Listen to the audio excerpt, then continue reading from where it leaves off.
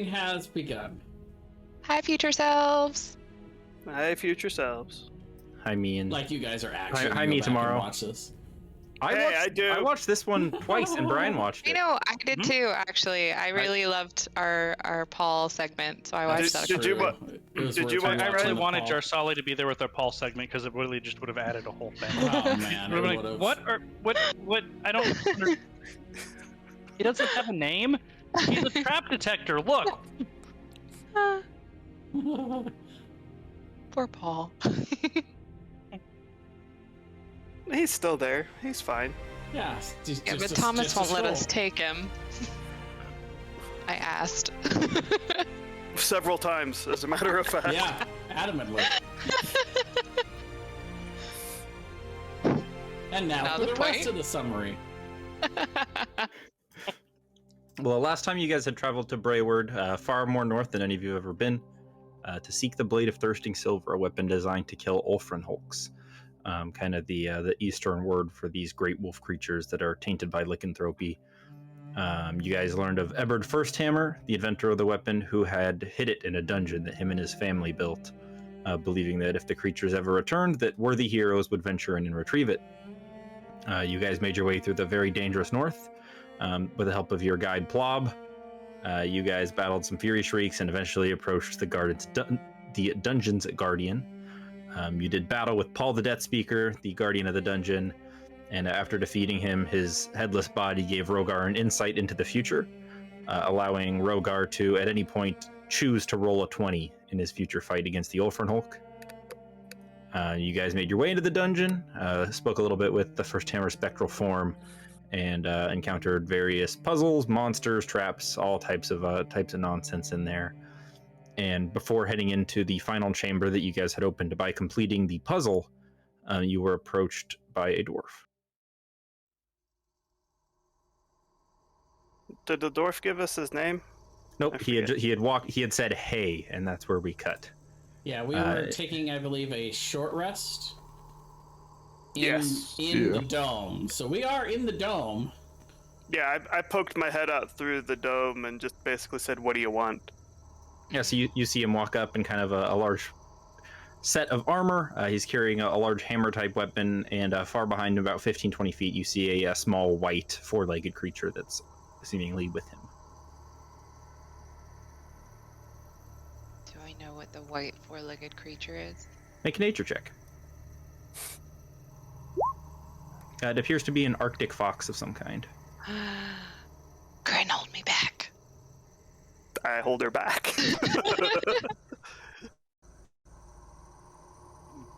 Hey, Monk, you're right. They're up here. They're not dead. You win the bet. I knew it was you, Brian. They're hiding in a bubble. Probably licking their wounds like a kitty cat. Hi. Hello. I'm gonna tell Rogar, you should go show him what a kitty cat licking its wounds is like in here. I just ignore everyone and stay sitting there. Oh, okay. Well. Rogar's grumpy this morning. Were we able to complete a short rest? Or were we doing a long rest? I forget now. Yeah, you guys, I think, just finished a long rest. I thought we nope, were. It was a short rest. No, we had already done a long rest. That's right. Yep, you guys had just completed your short rest. Oh, we finished it? Okay. I will give Monk a piece of dried meat because he won the bet. The fox graciously accepts the meat and kind of prances around happily eating it. Boots will stand up and be like, "This is Scarf. What is the name of your creature?" That's Monk. Hi, Monk. Monk's too busy eating his meat to notice you. So, what are you doing here, friend? Well, I just assumed you'd all be dead. I was gonna get all your stuff, and now I really don't know what to do with myself.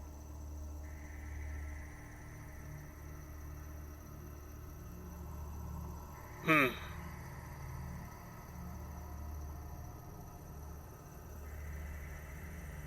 mean, you could always leave. I could. I don't really have any reason to stay. You're clearly not dead. I mean, I'm happy for you and all. No, I don't need to roll an insight check to know that that's bullshit. I mean, happy might be a strong word. What even is happy when you think about it? Boots is trying to sneak out so that she could make friends with the fox. Make a stealth check. Okay, Wait, Kern's holding you back. Never mind. I'm gonna try to get out of it. Sneakily. Make an athletics check against Kern. No.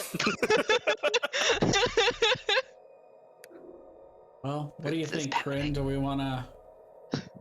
How do you want to handle this? I don't know. We don't really know the guy. We don't know what he's after, other than ostensibly our stuff. Is the so the bubble is 10 feet radius, and it goes up 10 feet. Is it blocking this Yes. Yeah. effectively? Yeah. Okay, so he would not be able to get by it. Unless he like climbed it. Yeah, I don't know. I guess, yeah. So we should just kill him, right? I mean, Brian's new character. We just decide to kill him. I know Boots won't kill anybody who's friends with the fox anyway. That's probably true. that's, yeah. Damn that logic.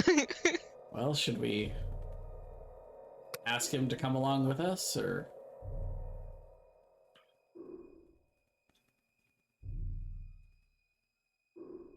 I feel like I'd want to know more about his motivations first. And I'll poke my head out the dome again. We'll look over to And Rogar, say- and it's like, I thought he was pretty clear. I'm drinking out of a heavy stein that has a very detailed engraving of a dwarven face on the side. So what? Do you just loot bodies? Is that your thing, or? I'm the janitor. Mostly they don't get past the skull guy up there. I was surprised. Paul? Oh, you mean Paul?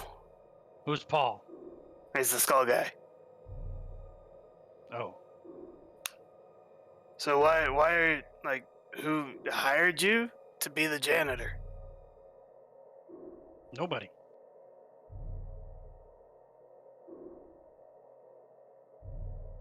How many people have made it past Paul? Nobody. Oh, so you just go in Usually there I just and- go visit Paul and take the stuff and leave. He doesn't care. He doesn't need it. Oh, I guess that's true. He would only have attacked you if you were trying to enter the sanctum.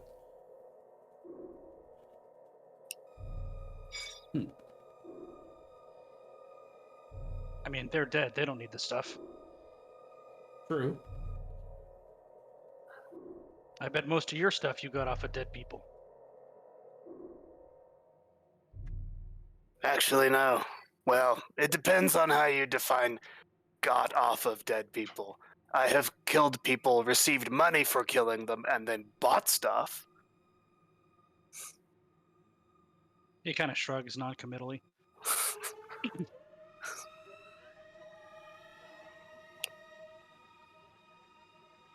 What kind of armaments does he have, Thomas?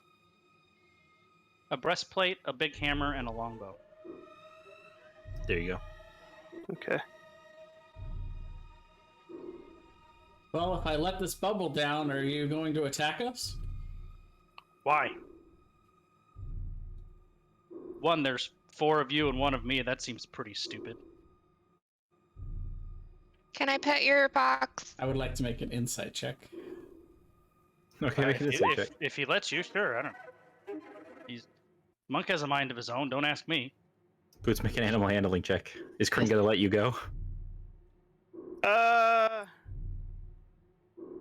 Yeah, I will. Do I read Alright. any interest in him having nefarious plans against us? With an Brian. 18 insight check. Brian, what do you think? No. Okay. I will let down the bubble. Boots, you walk up and the fox lets you pet it, but it kind of like energetically like bounces around, like wanting to play with you. And you hear Scarf whimpering from the dome. I invite Scarf to come play. Scarf doesn't seem to want to be near the fox. I play with the fox. Scarf seems devastated. Oh, I'll pet Scarf on the head and say, Don't worry, she'll be back to you, buddy.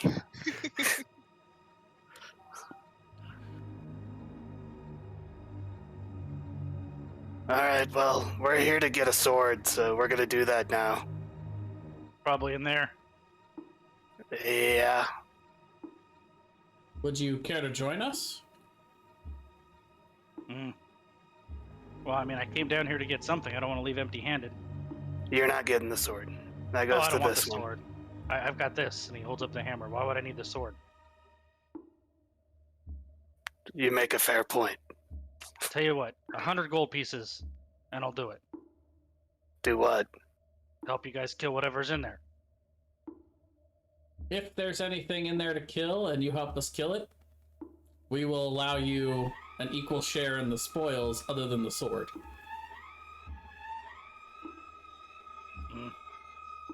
Unless it's less than 100 gold pieces, then I want 100 gold pieces. 75. Hold on. He starts to fish around in his bag. 100, and I'll throw in this. And he holds up a talking skull. Hey. Paul? You gonna do to Paul? He Deal. kidnapped me. I'll What? use mage And then hand I'll to put- reach I'll put him out back to in the Paul. bag. Oh. Okay. I'll give you 100 gold for Paul. Boots will just start pulling out her money. Well, it's a throw-in. I gotta help you guys kill something first. Oh, right. Boots will put her money back. Boots, it's okay. If he dies to this thing, we can get Paul and keep all of our gold. Are we killing him? No, but if he died, never mind. I'm just gonna start walking. You might have done something real bad right now, Decorin. I guess start walking away. Kren's gonna kneel down. Kren's gonna kneel down to Boots and say, Not if we kill him, but if in the fight he dies, Mm-hmm. then we're gonna take his stuff. That would include Paul. She don't get it. He's gonna walk up to Boots and say, "Lady, is the dog's yours?" Yeah. Does he fight or does he stay safe? Both. Is he I'm going gonna- to fight now or going to stay safe? Both. He's gonna stay safe. Thank you. I was very confused. He's She gonna has- pull out she some ha- jerky and hand it to Scarf and kind of give him a little pet. Scarf starts nuzzling up against this dwarf whose name you don't know, while staring very intently at Boots. I thought he told us his name. Did you? I think you did in the video, actually. It's Radbear Oh. Obelhoff. Radbear. Yeah, People just call me Bear. Bear. there it is. Bar. When we start killing things, stay with the dog. The wolf looks sadly at Boots and kind of seems to understand. Boots is just giving him scritches. All right. Well, the gold isn't gonna make himself. Let's off we go. Wow, that's a big cat. I'm just Yeah. walking down the hallway at this point. Yeah, he hits things pretty hard. I imagine he does. All right, you guys make your way. Oh, not like that.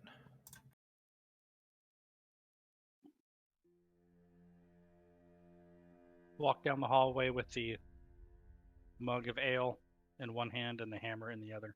Yep, you guys go ahead and make your way down.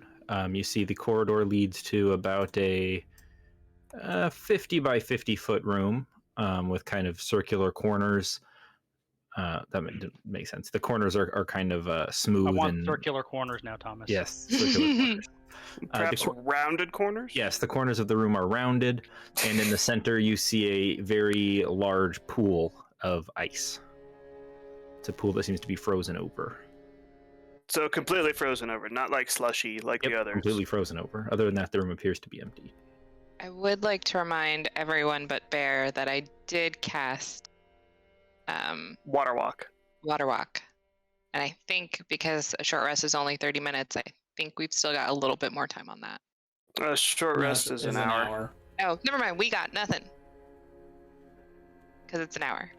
Yeah. I want to look around the room for a sword. Sure, make an investigation check. 2. I will begin ritually casting Detect Magic. Detect magic doesn't work here, remember? Well, oh, right. Never mind. I will not do that. Detect magic, locate object, and identify. Right. Were those the 3 times? Yep. And Okay. scrying. Oh, and scrying. Which we can remember that if we ever need a place to hide out, where people might scry on us. I like that. I like it. So this Assuming is all the magic doesn't disappear when we claim the sword. True. And this is a really long way to go to hide out. Nah, yeah, unless we have a mage that can teleport us. Depending on who you're hiding from, too. Like, Yeah. if we're trying to hide from someone who will absolutely annihilate us, then I'm not afraid to to travel a ways. Yeah. Well, yeah. That's fair. Also, just as soon as we get to level 13, I can just poof, us right here. Looking around, you don't see any magical swords, although you do see about 15 feet down at the bottom of this icy pool, you see a set of double doors. Hmm. That's unfortunate. I'm gonna take my glaive and just not hit it, but with the bottom of it, just stab it into the ice. Oh, I'm gonna try to stop him from doing that. Hold on.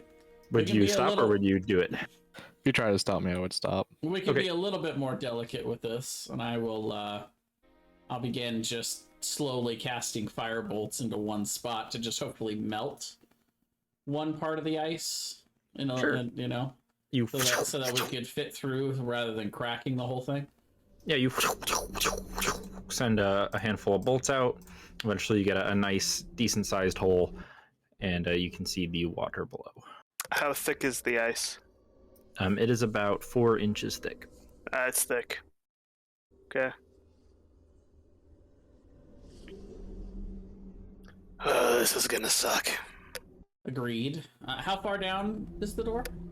The door is 15 feet down, and then it's about 10 feet high. So the whole pool goes 25 feet down. About 15 feet down is the start of the door, and then the rest of the door goes down to the bottom. That makes sense. Mage hand, and I would like to attempt to open the door. Door seems pretty heavy.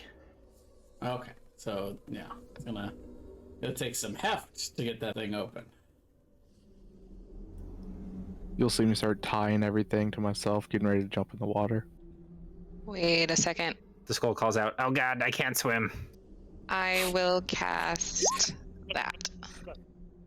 It is very long, but Control water. Oh! Oh, excellent.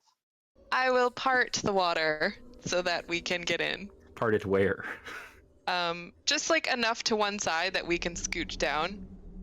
Well, You have to break more ice to do that. It's gotta go somewhere. the entire hole is filled. Oh, Until then the spell ends, you can control any freestanding water inside an area you choose that is a cube up to 100 feet. So Correct. So we have to make the hole bigger so the water has somewhere to go. It can't just Yeah. part to nowhere.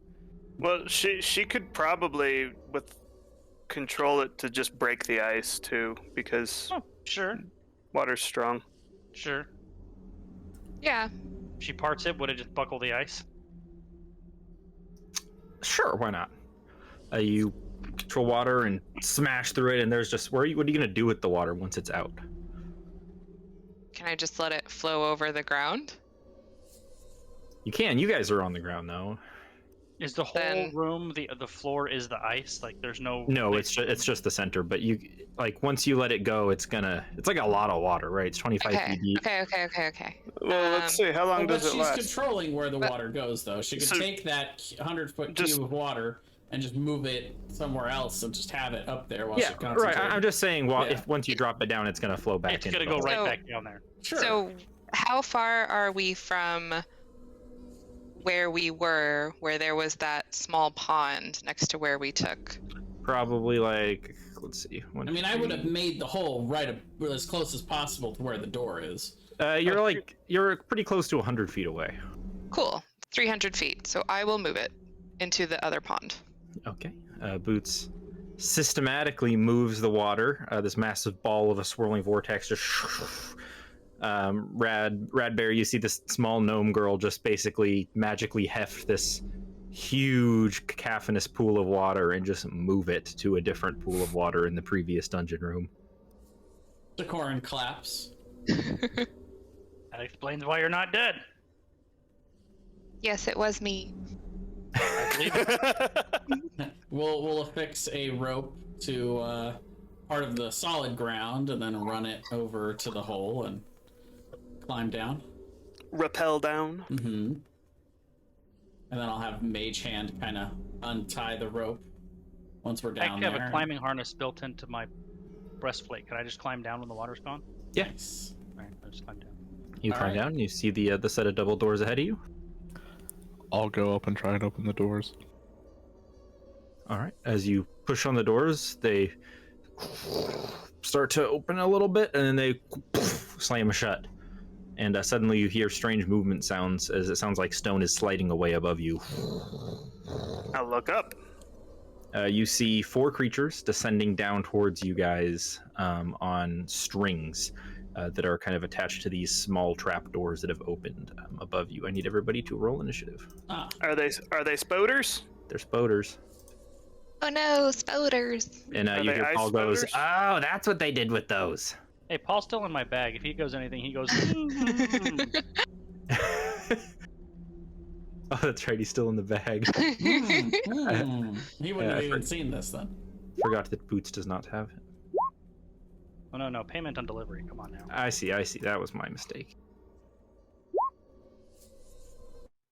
Hey, look at that. The big initiative. I'm gonna go to. I'm gonna kind of as I get the hammer off. I'm gonna look at Quinn and say, "This is weird. I'm not used to being the small one." And then like, kind of looking at Rogar. Everyone's the small one next to him. Don't worry about it. I believe it. Radbear is actually fairly large for a dwarf, so How tall is he? I don't know if I actually gave him a height, but that picture makes him look massive. So I would, what is like the equivalent of 6'5" for a dwarf? Like he's just Probably like 5'6". right. So, and So 5 feet for a dwarf is considered tall. So he's probably like, I don't know, 5'5", 5'5", yeah. and He's like he's taller than Boots, and like square by shaped a good bit. Yeah, he's a box. Shaped like a big old potato. with a massive beer belly. It might even protrude out from under the breastplate a little bit. Immediately as the creatures start, well, where would Monk the Fox have been? He was ordered to stay safe with Scarf. You guys are all I don't in the think they hole. would have. I don't think they would have climbed down. Probably not. Yeah. We'll say they just take a step out of the room, and you guys were all in the hole, right? Yes. Yeah. I was.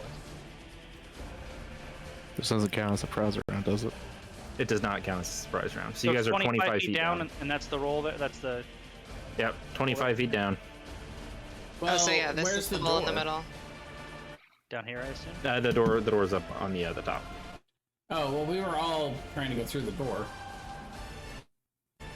You said it's at the top of the hole. Gotcha. Sure, I should have said north, not the top. Gotcha. Oh, so this area right here is down in the hole where we're Yes, at? correct. Oh, Why did we go in the hole in the first place? to open the door. Oh, okay. I get it now. Yeah. I realized. I thought for a second he was saying the hole was at the top. I was like, then why did we go down? I meant to say the hole is north of you guys. That's okay. I just got confused. So do I feel like if I casted a cone of cold upward, that would cover the entire area here? What's the distance of cone of cold? What's like the diameter on it or whatever? Let's see. It is a 60-foot cone. Oh, definitely. Okay, well, I'm gonna tell everybody to let them come down here, and yeah, I'm gonna hold cone of cold until these things. I assume they will unanimously come up and poke their heads in, and then I'm gonna immediately release cone of cold as soon as they do that. It's like, watch your heads. Well, I'm gonna hold my hands up and wait.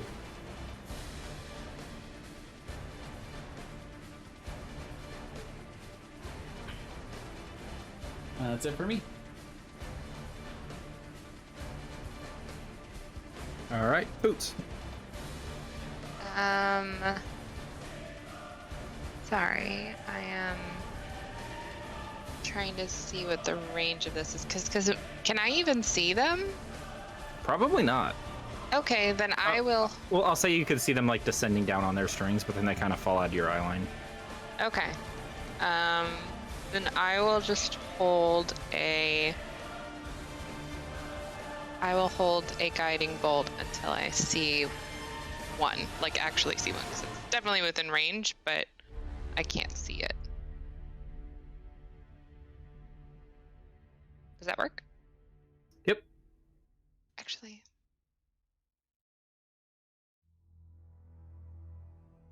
Yeah, that's what I'll do. All right.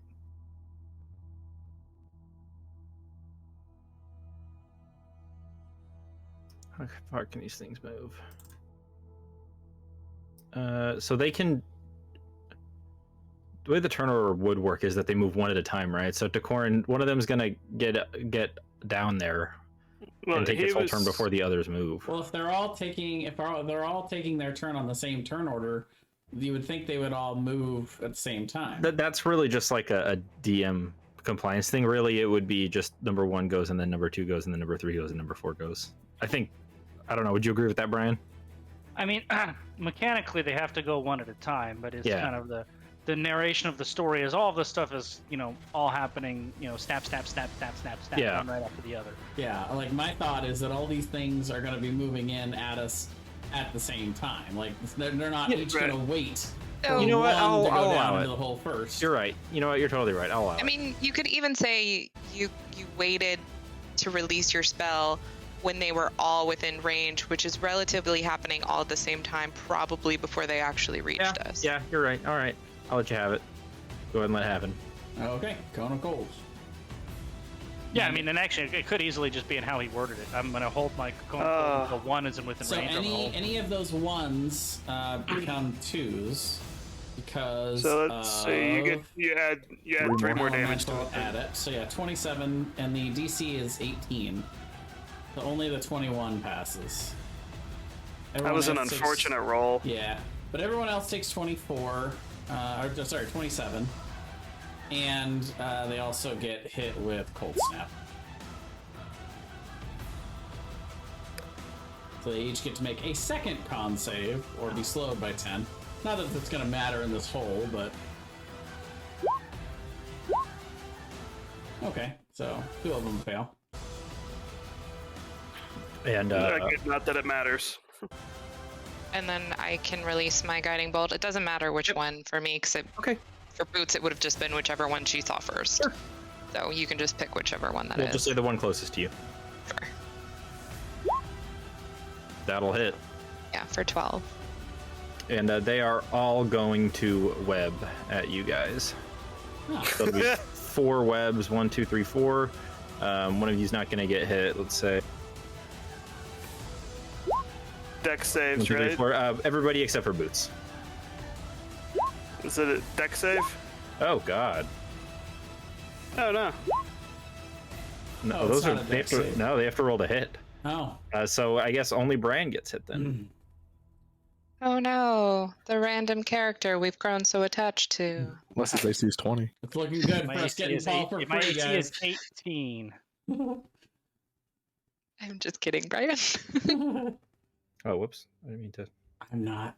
No. Okay, there we go. I like Dressali.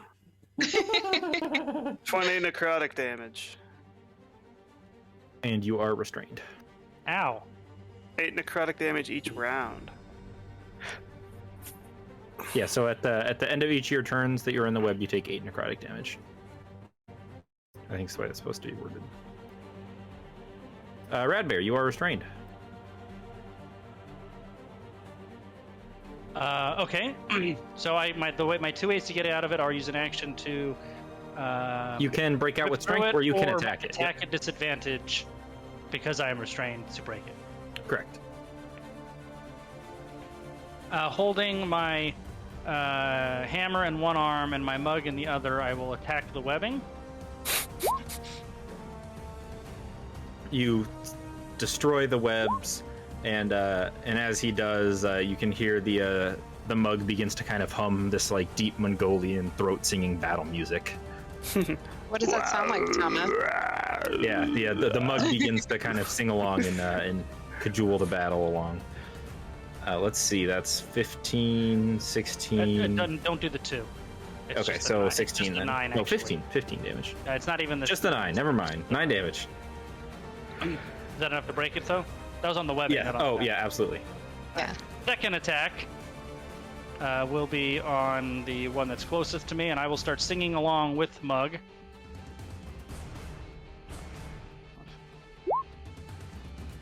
Whew. It's only the 12. And then I will use Board Breaker to turn around and attack the other one next to Boots. Okay.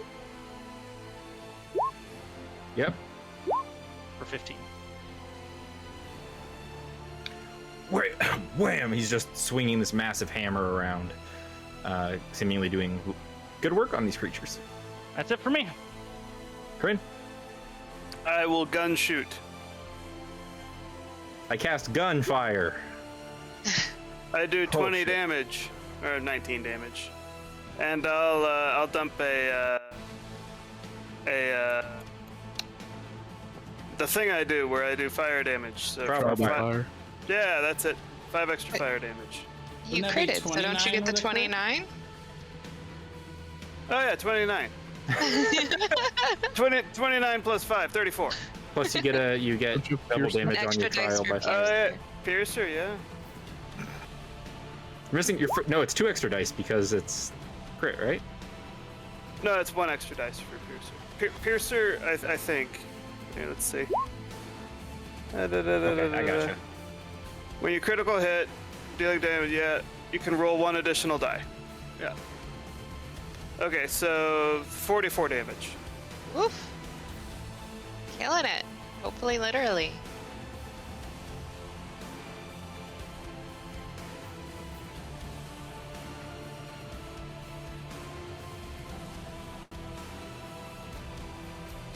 How hurt does it look?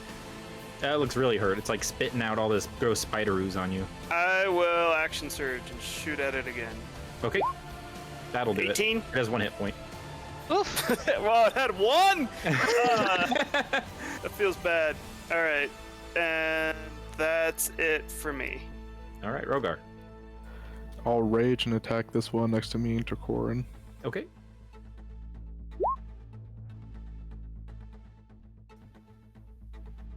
$25.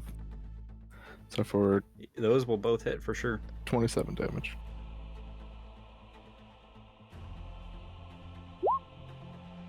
That's it.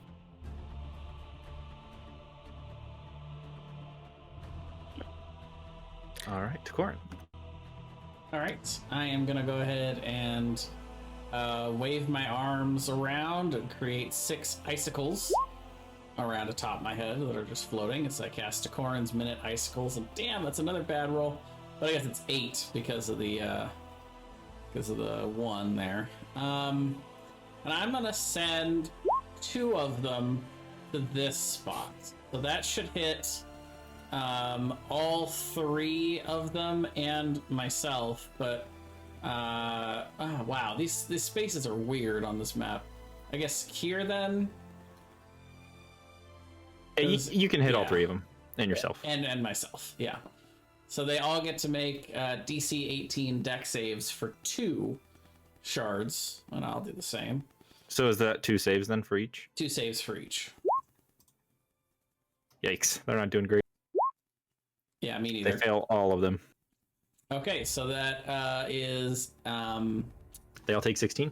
the 16, right? And I take half of that because I am le resistant to cold. Le resistant. And that's it for me. Boots. She will cast. I got distracted, so I was not looking at my spells. I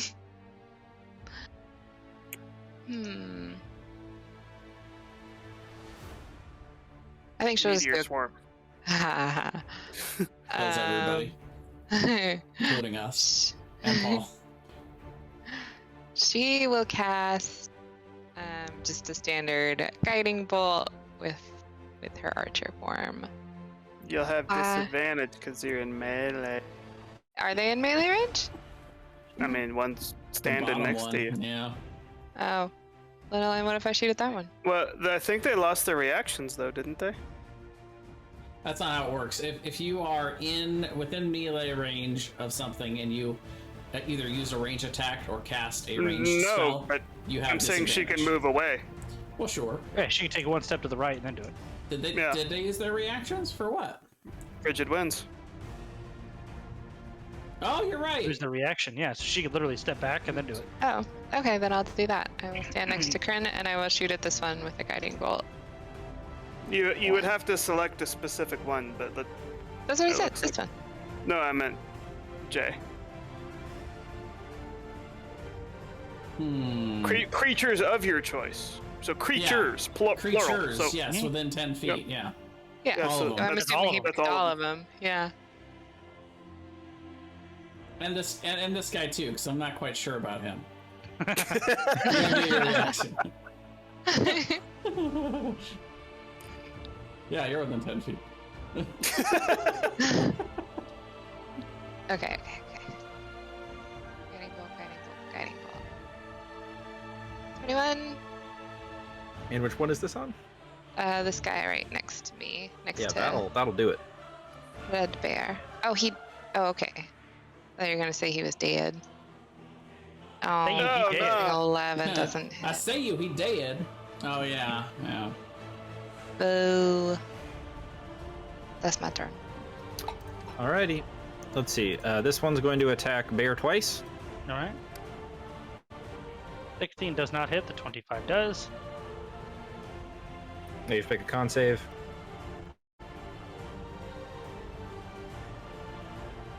Yep, no problem. So you take half of the 5, so 3, so 15 damage. And this one will attack Rogar, the one that's like right on top of him.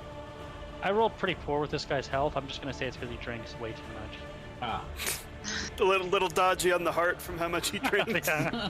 A little And- too much beer belly. I think those both miss you, Rogar, 15, 14. Yeah. And this other one here then will cast Vampiric Touch on Jay. Well, it's not a cast, it's an innate ability, but... Oh, it's not a spell? Nope.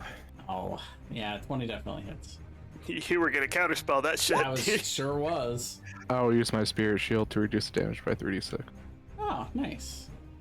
Oh, if you reduce it completely, does it even heal? Wait, that was 2d6. Oh my god. So Alright, this is It my does fault. 0 Totally damage and it negate. heals for 0. Red Bear. Awesome. Mug in one hand, singing a throaty tune. He will attack the one right next to him. 18. I am so sorry, but all I can picture for Rad Bear now is like the beast holding like Cogsworth or something. It's honestly not too far off. Yeah, it's the only image in my head now. And I will move here. And I will attack him again. 14. 14's not going to do it. And then I will use Foe Breaker or Horde Breaker to attack the one above me. 29 Yep, that'll do it. for 13. That's it for me. I'll save Good. them. Are you getting power metal lyrics somewhere, Brian? No, I actually just like googled Norwegian battle hymns. That's some like Dragon Force shit right there, Where do you think they probably got it from? right? All right, I'm gonna shoot the one that's in the bottom left corner. Okay. Rifle. Bam. Ooh, That's not gonna hit. Nope. That's it for me. I only get one shot around. All right, Rogar. 1 and a 2. I'm gonna attack this one on the left first Oh, yeah, that'll do it. for 11, then I'll hit this other one. That'll do it also. And that'll be it. Corin. Fireball. Right. Let's see. Corin, are those hit points right for you? Do you really only have 26 hit points? Yeah, I currently am 26 out of 34. Yeah. Oh my god. Did you get hit by something earlier? He hit himself I with hit his myself, icicles. yeah. Oh yeah, that's right.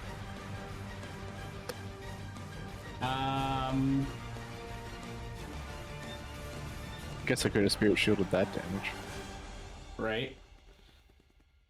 I am gonna go ahead and cast magic missile at 2nd level on this one that's closest to me.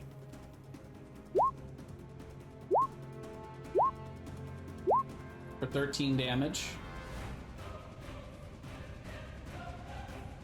And I am going to now that people are starting to move in, I'm not gonna continue to throw these at the ground, but I will hit it over here so I can hit this guy at least with my icicles. Okay, I don't know why I keep using this playlist. There's way too much opera vocals in that playlist. I hate it. There's so much of every song is like that. I said this last session and I used the same one. I regret it. So it's another 16 damage for a couple of saves. Okay. Some of us are cultured and appreciate opera, Thomas. Yeah, but it's too much opera. And that's it. So for is me. that they need 4 saves? No, the two of it was just this guy. I Oh, didn't okay. hit all of them because I didn't want to hit Gotcha, myself or anyone else. All right, Boots. Okay, doke. I am guess going could to have hit use the 2 left guys, but oh well. produce flame on this body. That buddy. 20. Oh, Yeah, that'll hit. Okay, so 14. And then a good old archer form for 22. For a total of 24. He did. Okay, that's my turn. I say he dead. This is the one that Vamp touched to Corin, so it's gonna attack him again. All right. It does have disadvantage due to my ancestral protectors, since You're I hit right. it first last turn. 20. Yes, that Really, hits. he should be called Rogar the Protector, not Rogar the Destroyer, honestly. He's kind of both. Yeah, True. he He's protects con us, save. destroys everything else. It's Shiva from Hindu mythology. What is the... So the damage since you got hit is half from my ancestral protectors, and then -9 after that. So Wow. 26 reduced to 4. Wow. Wait, does it have the necrotic or just the physical damage? All. Oh wow. Wow. So let's see. I was 26 Well, half. basically Okran went we're from saying being you unconscious have to being just fine. Yeah, you have to kill Rogar before to kill Corin. before you kill Takoran. That's yeah. You want to kill me? You gotta go through him. You gotta go to the destroyer. That's why I Alright, fair. stand next to the destroyer all the time. I will attack the last one standing. 19 and 14. 19 hits. 13 bludgeoning damage. Corin? I'm gonna try to gun him. In frustration that he's sorry, not go dead ahead, yet, I'm please. going to throw my mug at him. What are you doing, Boots? Oh, I was going to use my Cosmic Omen Yeah, sure, so go he could for it. roll a d6 to add to that second throw.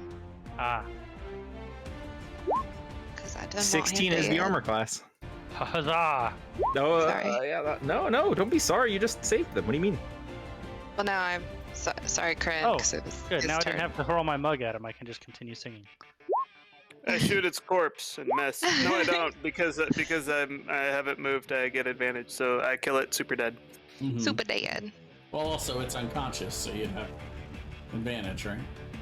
If you did throw your mug, would you pull out Paul and have him continue singing the song in place of your mug? Absolutely not. Nobody can replace mug. Hmm. Mug. My mug is named Mug.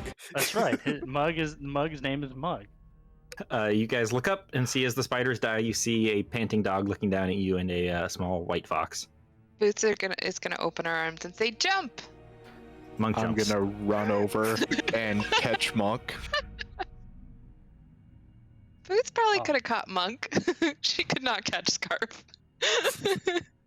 Well, thanks. Monk should know better than that. You see Scarf like, well, if he's gonna do it.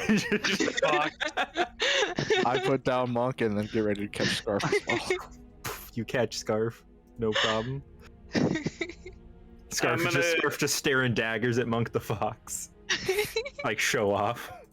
I'm gonna try to open the door, I guess, again. I'll come back up here and help Corinne, or watch him first. 4 more spiders drop down. Oh my god. Let me check one thing really quick.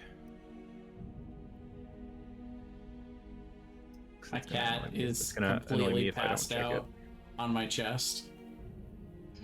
He's so cute. I don't know where mine went. He might have died. I'll actually help Corinne open the door. I'll watch him. Oh, he stole my spot on the couch, that bastard. Are you on the couch? Me? No.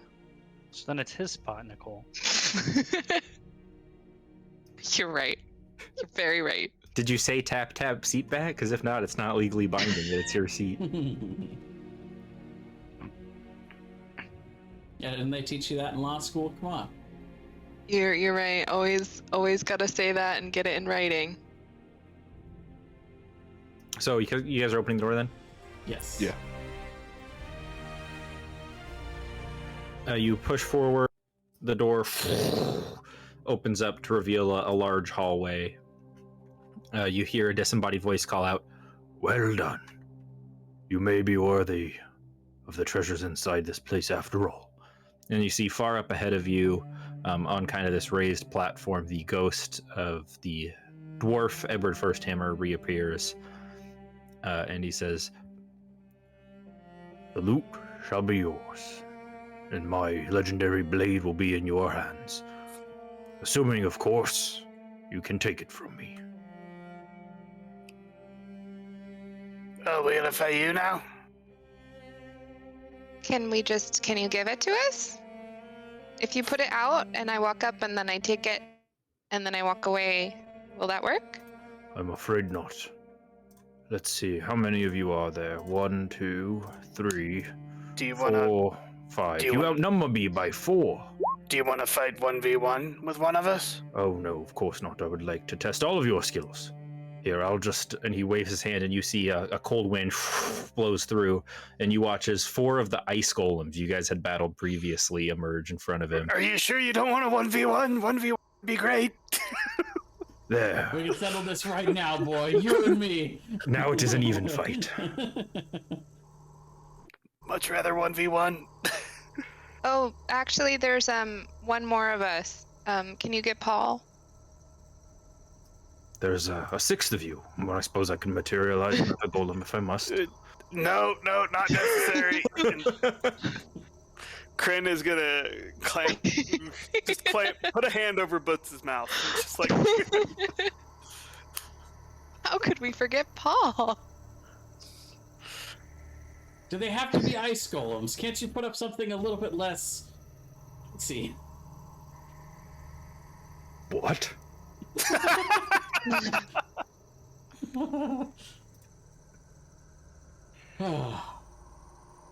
And you watch as he pulls out what appears to be a small sword handle. It's this beautiful, ornate silver, almost like liquid metal kind of warbling translucent blade handle, and as he grabs it, the handle expands and transforms, and he calls out "Greatsword," and it turns into a large two-handed greatsword as the metal kind of liquefies and stretches before re-solidifying in the form he chose. It's a T2000. Exactly, it's a T2000 legendary weapon. That is a TI-83. That's a calculator. Damn. It's a TI-89. I'm sure they are way past TI-83s now. No, they still make TI-83s. The number that goes with it just determines like how really good it is at like graphing and stuff like that. The TI-89 was the one that had like the most features. It hasn't been 10 minutes since our fight with the spiders, right? No, it's probably been less than that. Okay, I've still got a couple icicles floating around above my head. The specter just kind of hefts the greatsword over his immaterial shoulder and just says, "Well, whenever you're ready, shall we begin?" So this guy looks like a ghost. He's undead for sure. Yep, he's for sure a ghost, and he says, "I must ask though, what purpose do you have for seeking out the Blade of Silver? Have the Great Wolves returned and need slaying?" No, but we have. Well, I'm actually gonna look over to Rhaegar and see if he's okay with us sharing this with him. I'll nod my head yes. Towards Ebbard. First hammer. Well, There's a beast that we are looking to slay called an Ulfrenhulk. Jay, you would know Ulfrenhulk is an Eastern word for a great wolf. Oh. It's a specific type of great wolf that's been like infected with advanced lycanthropy. So yes, then. It's a bit of a distance from here, but yes. Well, I wish you well. They are quite dangerous creatures. Well, if you can make it through my dungeon, I think you may be worthy to face them. Okay. I guess we're gonna try to kill you now. You hear mumbling coming out of Ovalhop's bag. Quiet. You sure like, wow, this is deja vu.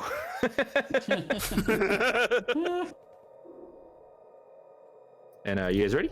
Yep. Yeah. Yep. I'm gonna back up actually to here. Oh. Yeah, Boots is gonna.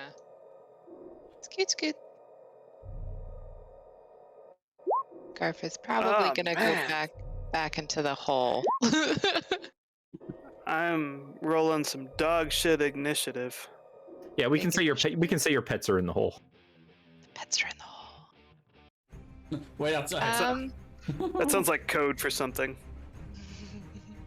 The pet is in the hole. I will actually use one of my cosmic omens for you, Kryn, For what? for your initiative. Oh no, don't worry about it. I have 4 of them.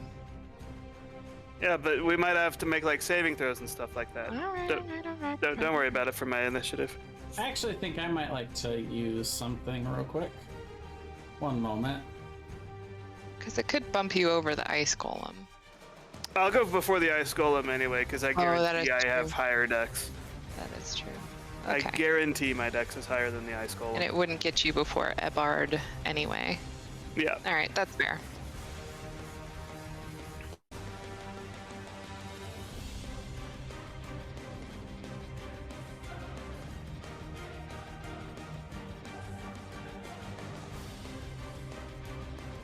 Yeah, opera music.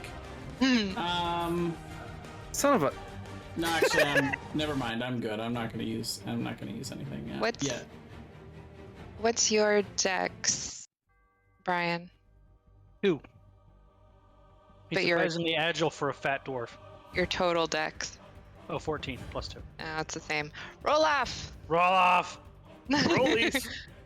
Also, I guess we didn't really talk about it, Decorin, but the second ability on the watch is basically just meant as like I'm about to go down and I need one more turn.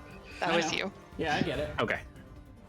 It pairs interestingly well with the concept of ice block.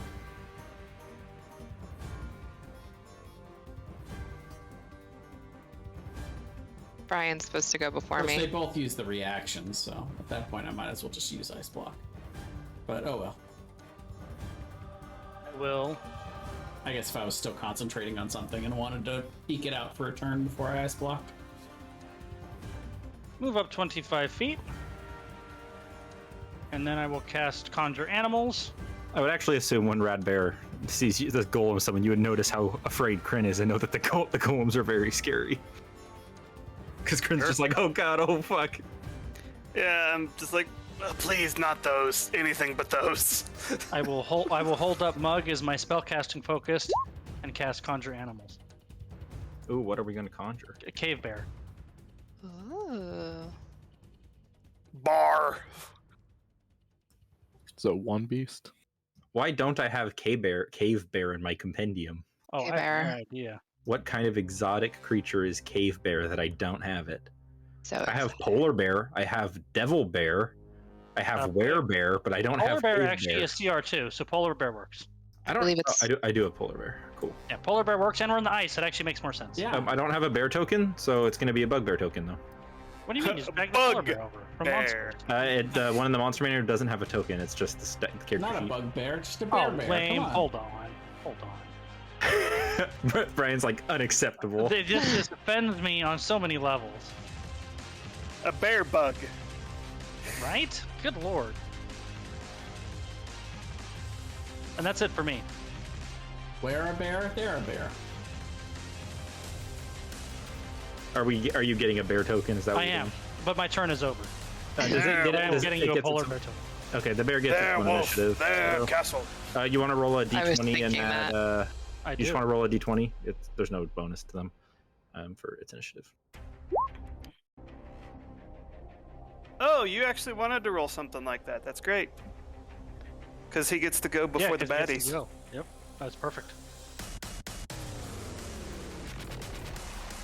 Wow. Okay. Calm down. We're going techno for this fight. Yeah. I miss Hydrobots so much, Brian. Every day I wake up. I Well, just doesn't the miss other Hydrobot. one work? It does, but it's just not as good. It cuts Oh, out a yeah, lot. sure. Boots. Oh gosh. Do I want to do that? Yeah. No, I'm trying to decide between two different spells. Because one has Dude. higher damage, but one has a dex save.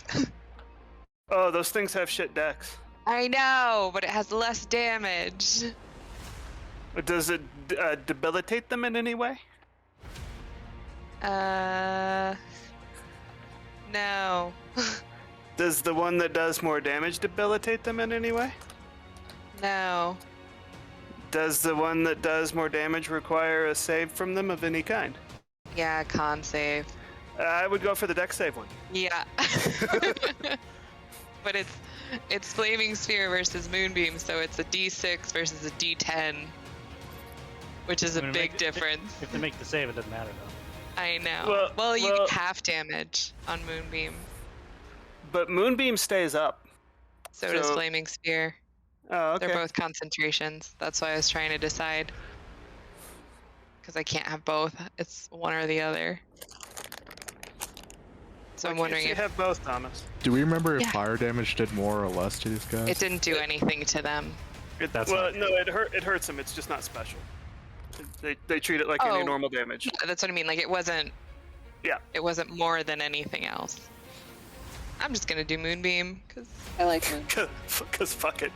Okay. Because I'm gonna do it at 5th level. So Oh shit. Whoa. yeah, Big Moonbeam. yeah. 30 damage, wow. Yeah. What are those things called from Gears of And then War? I'm Hammer of dropping it on Dawn. this guy. Brian, your thing's not working. Mine, The that's thing's my not fault. working. It's not working, Brian. I did my part and made I a don't token. sound like that. It's not working. That's my Thomas impression. No, really. I don't know, it looks pretty dicey, honestly. I like how he's not like that's not accurate. He's just like, no, that's not your Thomas impression. Oh, I meant to say I'm also putting up Have you my tried, 4 lunar stars. Have you tried rebooting Roll20? If it's No, being whatever, Brian. It's not working. You failed me. Not working. I did it myself. Oh, there it's you go. here That now. works just fine. That's fine as long as it's not a bugbear token. Come on, Thomas. And it's a large. We kit. have standards here. How many hit points does a polar bear have? Quick. It has 42 hit points. Unless you want me to roll it. Yes, Brian. I want you to roll it. No. Yeah, Brian, I want you to roll it. Okay, in that case, it has Don't 53 hit sound like that. It has 53 hit points. It has 11 more hit points. Oh my god. Nice. You rolled big on that. Yeah, you did. A lot of 8s. Why does Nicole's impression of me just sound like Legally Blonde? I don't know. You are You know, polar blonde. bear's Where did large, you want the bear at, Brian? right here. Well, actually, you'd have to jump down, right? Right in Yep. front of me. All right. And where's this moonbeam at? Oh, I dropped it on this guy, so he needs to make a con save. Okay. DC 16. Ah, he failed it. Huzzah! He takes 30 radiant damage. Oh god. Just this guy, though. I mean, if I can get all of them, that would be great. No. Next turn, you can move up to 60 feet, so you can just have it go through all of them. I don't think It's- that's how that works. Well, it says you can move up to 60 feet in any direction. I don't know if that means you can turn it or not. No, I don't- can, don't- but I don't think I don't it's think everyone it moves You set up the through. tokens wrong, didn't you, Thomas? No. No, Whenever- I didn't do that. I don't- I love you too. I tell you exactly what he that's- did. He put them with the HP as the green instead of leaving it blank. Brian, you don't know what I did. It's a DM mystery. No one knows. It's beyond your understanding. My goals are beyond your understanding. All right. Is that it for you, Nicole? You gonna move it And all? then, well, no, and then as my bonus action, I brought up my 4 lunar stars, Okay. my Cool. staff. Before the enemies start going, I just want to say how much I really liked Boots as a character, and I'm so sad she's gonna die tonight. 'cause- We all are. She will be missed, but she kind of had it coming. I Let's just be want to honest. wish you both good luck. I'm counting on you. Hey, the polar bear is large. He can't move there. Is the polar bear large? Yeah. It absolutely is. All right. Well, then he will move up to the polar bear with That's a. right. You attack my polar bear. You know not what? me. No. You know what, Brian? He's a specter. Fine, Can't he he will- just fine, go he will right do through that. the polar bear? No, he can't. He's gonna attack your polar bear. All right. He's probably going to murder it, but that's one round he's not murdering me. Both of those are definitely going to hit. Woo! All right, polar bear lives. So far.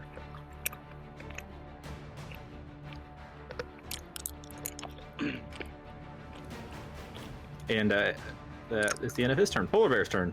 I assume polar bear will probably not be able to hurt him with his non-magical attack. Well, Shouldn't it yeah, be he's- me first? Oh, you know what? You know what? You're right. It probably should be you first. Here, I'll give you access to the character sheet, Brian. No, I had it up here. I was just going to type in. Oh, okay. No. Go ahead.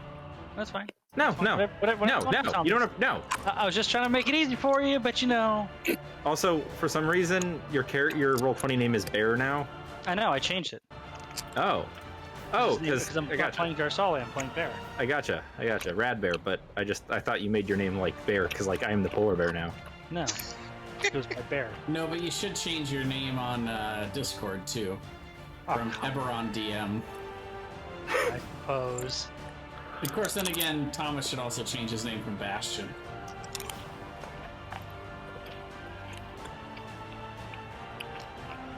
Anyway. Isn't bear spelled like this? No, it's actually B-E-R. Bar. Yeah. Aaron, what are you eating? Is it Hawaiian chips? I can hear Aaron Oh my smacking God. around. I can hear Aaron smacking around Nice. over there. Skittles. Ah, Well, we can tell. Are you gonna make the bear attacks, Brian? Well, Rogar's first. Oh, god damn it! Right. the cat goes before the bear. I'll love D&D. rage and come up here and attack the Edward. 20 and a 28 both hit. God, I'm rolling crap damage tonight. 21. I will then take a couple steps back right here. Okay, he will use a legendary action That poor bear. to take another attack at the bear. At disadvantage because my ancestral protectors came up since I hit him. Oh man, that might not hit then.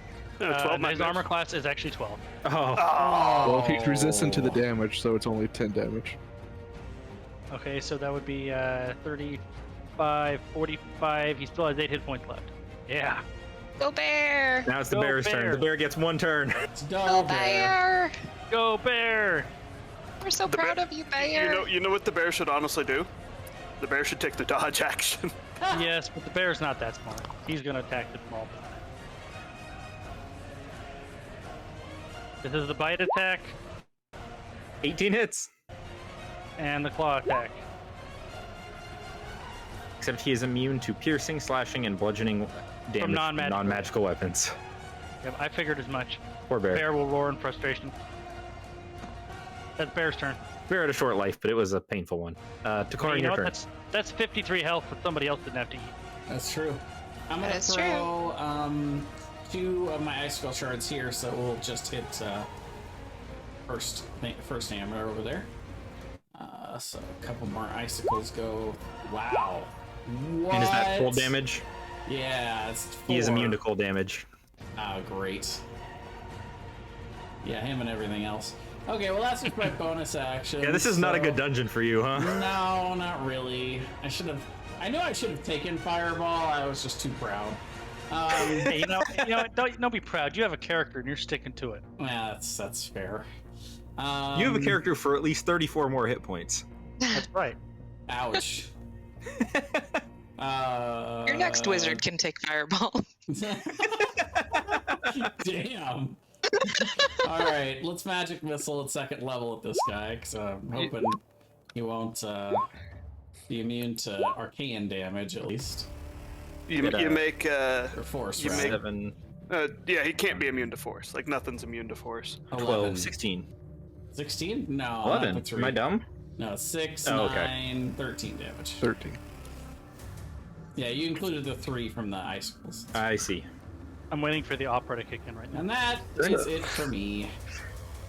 So Takoran's next character is Retorkin, and it's his brother, His and he's fire wizard. fire only. And His then older we go brother. to the- And then we we'll to go into a volcano. we'll go to a fire dungeon, and everything's his- immune to fire. Son of a bitch! His much older brother. That's right. Who has But a even less negative 2 con? Hard to Did you imagine say- such a mythical creature. Did you say you have Elemental Adept, Jay? I do. Post it real quick. I want to see something on it. It ignores resistance, but not immunity. Okay. I know what you're thinking. Thank you, though. Yeah. Okay, and I've got a thing. Is it this? No. It's that. So, knowing this, the thing that I just posted, Thomas. Mhm. Oh, it ignores immunities. Okay, cool. It says immunities too. So yeah, I don't have a line of sight on him because of the bear, so I'm gonna shoot at one of the ice golems for now. Yeah, I'm that'll assuming hit. that hits. Yep. You know, something I noticed watching the session last week, and actually how everybody is positioned right now is a perfect example of this. Without Jarsali in the front with Rogar, the whole dynamic of the way that the party took encounters changed completely. It was like Rogar a little bit on an island, and then Yeah. everyone else and out in the back. Yep. Hiding Yeah. in the back. Well, Yeah. there was the fight against the Wyron type things where I face tanked one of them. Yeah, you But- took out scimitars. I didn't even know you had those. Yeah, I do. But he needs to make a con save. Although to be fair, I don't think you would have stayed face tanking them if he wasn't held the whole time. Fails. It's probably true. Yeah. It's another 30, or do you need to re-roll it? Oh my Dude, I'm god. pretty sure it's the same damage as before. Is it the same damage as before? No, it's different. damage. Reroll it. Ugh. Well, no, it's So the same. No, wait, awful. it's the same turn, so it would be the same damage. Next technically right. turn, she rerolls the damage. Oh, okay. Then I will take that because that damage is awful. Also, if this ice golem right here did move in a straight line, it would have passed right through the moonbeam. Just saying.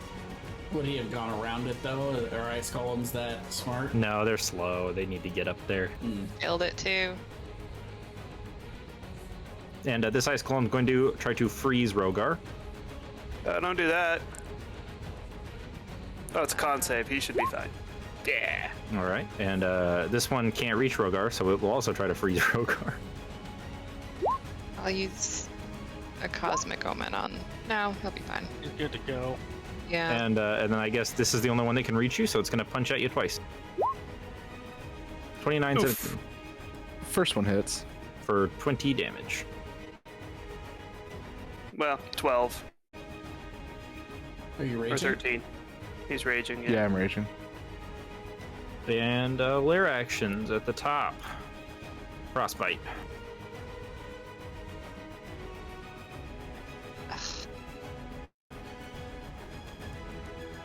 In case you were hoping planning I on would- healing the scapegoat bear, don't. Everett will legendary action to try to finish off the bear here. He's trying to free up the hallway for his boys. There he is. Hold on. You did good, Bear. You did good. You stopped You the can- golems from moving through him, so You did. Does have disadvantage and it halves the damage. It doesn't matter. Doesn't matter. Well, I can Bear Yeah, is he just AC AC only 12 had and he had 8 8 health left. No. He only had 8 hit points and his AC's 12. Well, I was gonna spirit shield it. Oh, well that might make a difference. well, spiritual. Well, Okay. it's- 10, so Wow. he takes 1 point of damage. Bear's still He's going. got 7 health Going left. strong, Bear. That's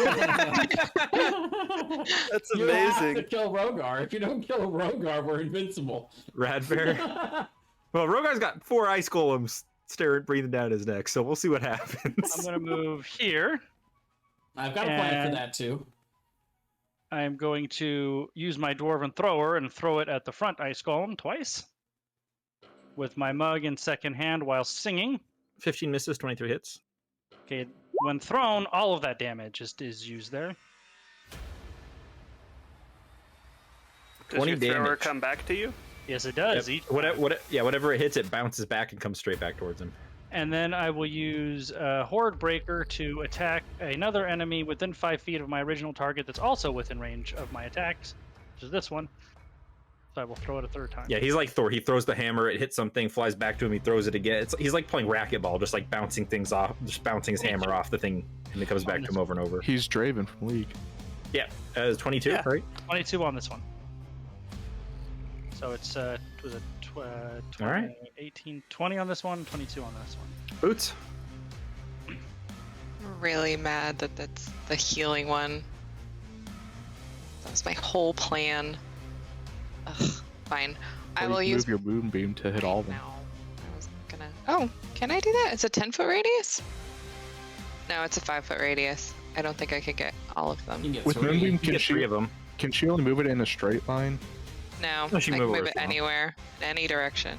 Then can't you just go something like It's a question of whether or not Like it moves that. like on our Yeah, she beam, it's or not. It doesn't really teleports. move. It just like resummons. Like she Yeah, it can't like move it teleports. into something and then move it into something else. I don't think, it anyways. says you can use action to move the beam up to 60 feet. Right, in so any the direction. question is it a constant beam or does it like disappear and then reshoot down from the sky? I don't think you can just move it through stuff. That sounds very broken. Because like you could hit 60 feet means you could hit like every creature you could on just, the map, like- essentially. And you could You just like destroy go in a armies. circle. Like, yeah. you could just you could just hit everything all the time. I've always used it where you can like just move it on top of Yeah. someone again. Yeah, there'd be and no then- reason to ever leave it anywhere. Like every turn would just be moving Moonbeam. Basically, the original beam goes away and a new beam comes down. Which should Yeah. Because if you couldn't do that, you could literally just sweep it back and forth over the same person like 3 or 4 times. Yeah. Right. Yeah. Well, it only hits But once per turn. I mean, I don't. Well, no, because if I put it here, that'll be within 5, so I can get these These 3. 3. Yeah, You the can top get- 2 you can fail. get either Yeah, I can 3. get- Yeah, so I'll do it on these 3. I'll put it like right here. Okay. Oh, the top 2 fail. And then I still have to re-roll damage for this one then. Yep, go ahead and Because roll it's a new damage. turn. Boop, boop, boop. And it is still 5th level. Okay, that's so 30. much. Right back to 30. Nice. Yeah. That's, But that's yeah, better that's than actually the- exactly the same roll you had before. Was it? Mhm. Huh. 11 and 19. And then because I still have my bonus action, I will use my archer form. I think they're in range now. Yeah, they're totally in range. No, earlier it was 21 and 9. Oh, okay. I will use it on this guy right here. Which guy? Oh shit! This guy. The guy next 31. to Rogar. Yeah. Edward will use his last legendary action of the round. 26 to hit the Still bear. at disadvantage. And So it misses. He gets frustrated. He looks at Rogar. You motherfucker. Can he move between them though?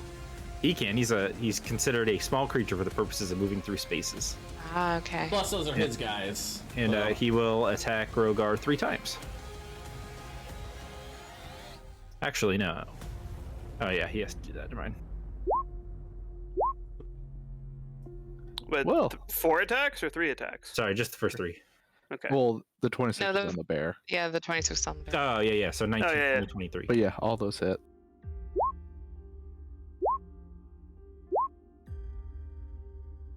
He does big damage. 49. Wow, he does big damage. even Rogar will start to feel that after a round or two. Rogar, you're up.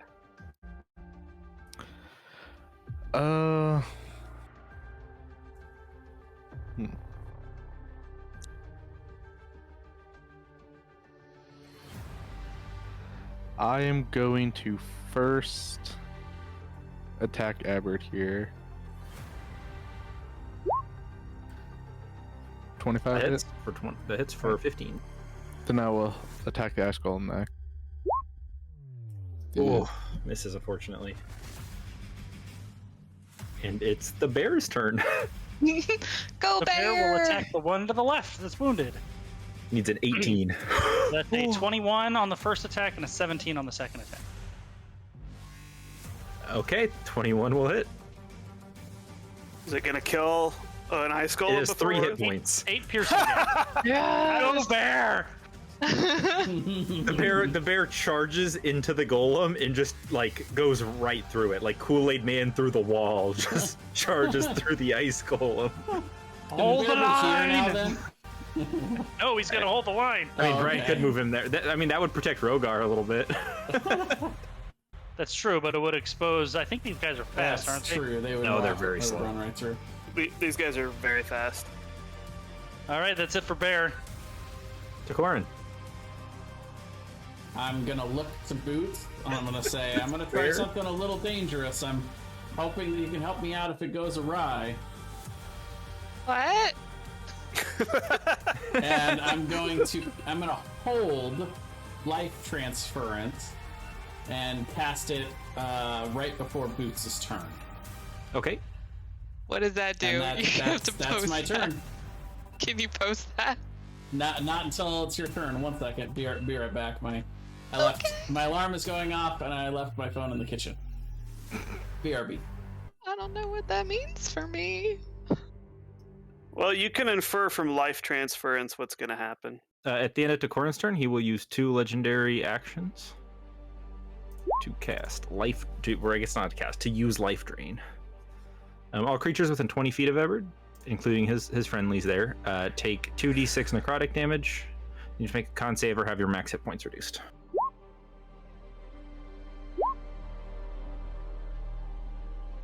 Oh, that's me too. He rolled 2 Hello. ones. Oh No, I rolled 2. I rolled 2d6 slash, so it's just 2. I rolled 2. okay. Bear's dead. This purple mist just explodes out of him, and when it vanishes, there's just a bear skeleton there. So I take how much? 11. Nope, you Nine. take the full damage no matter what. You just don't get your max hit points reduced. Ah, okay, fair enough.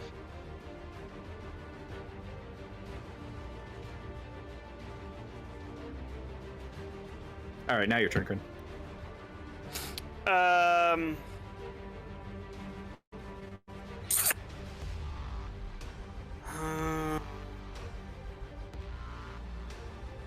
I think I need to continue to focus on the golems to try to keep Rogar from getting surrounded as best I can. So I'm gonna shoot that golem on the right, closest to me.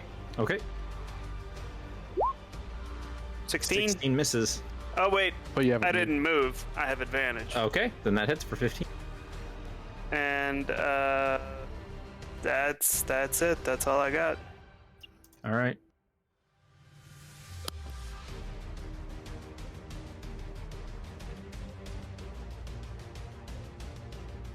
So, 2 Ice Golem attacks at Brian. All right. 26 and an 18. 26 hits, 18 would normally hit, except for. Hold on, where is it on here? Parry. Nope. Cool. And I'm Wow. going to Spirit Shield cool. that first attack. All right, so that's going to be 21 damage reduced to 9 on Rad Bear. All right, and then I'm going to also, as a reaction, cast Absorb Elements Okay, cool. for 1. All right, so let's see. No, so the damage is halved, and when you attack now, you do Yeah, you get that one much less, damage. Yep. All right, so what's the damage I'm taking here? 4. It'll tab round up, so 5.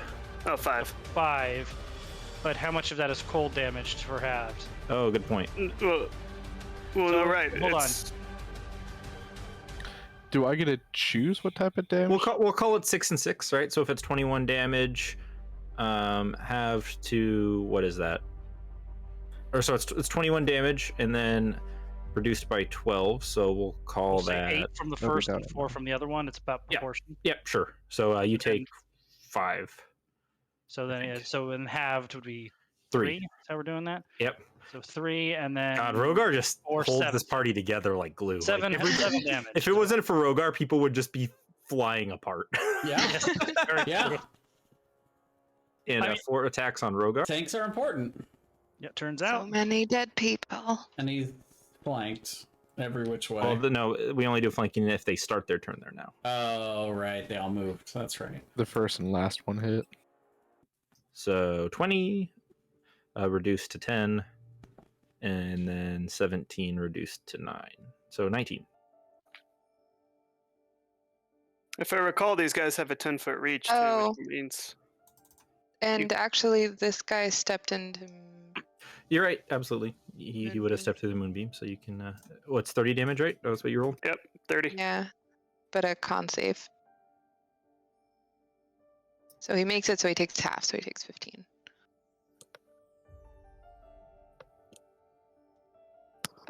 Cool. Next layer action on the list.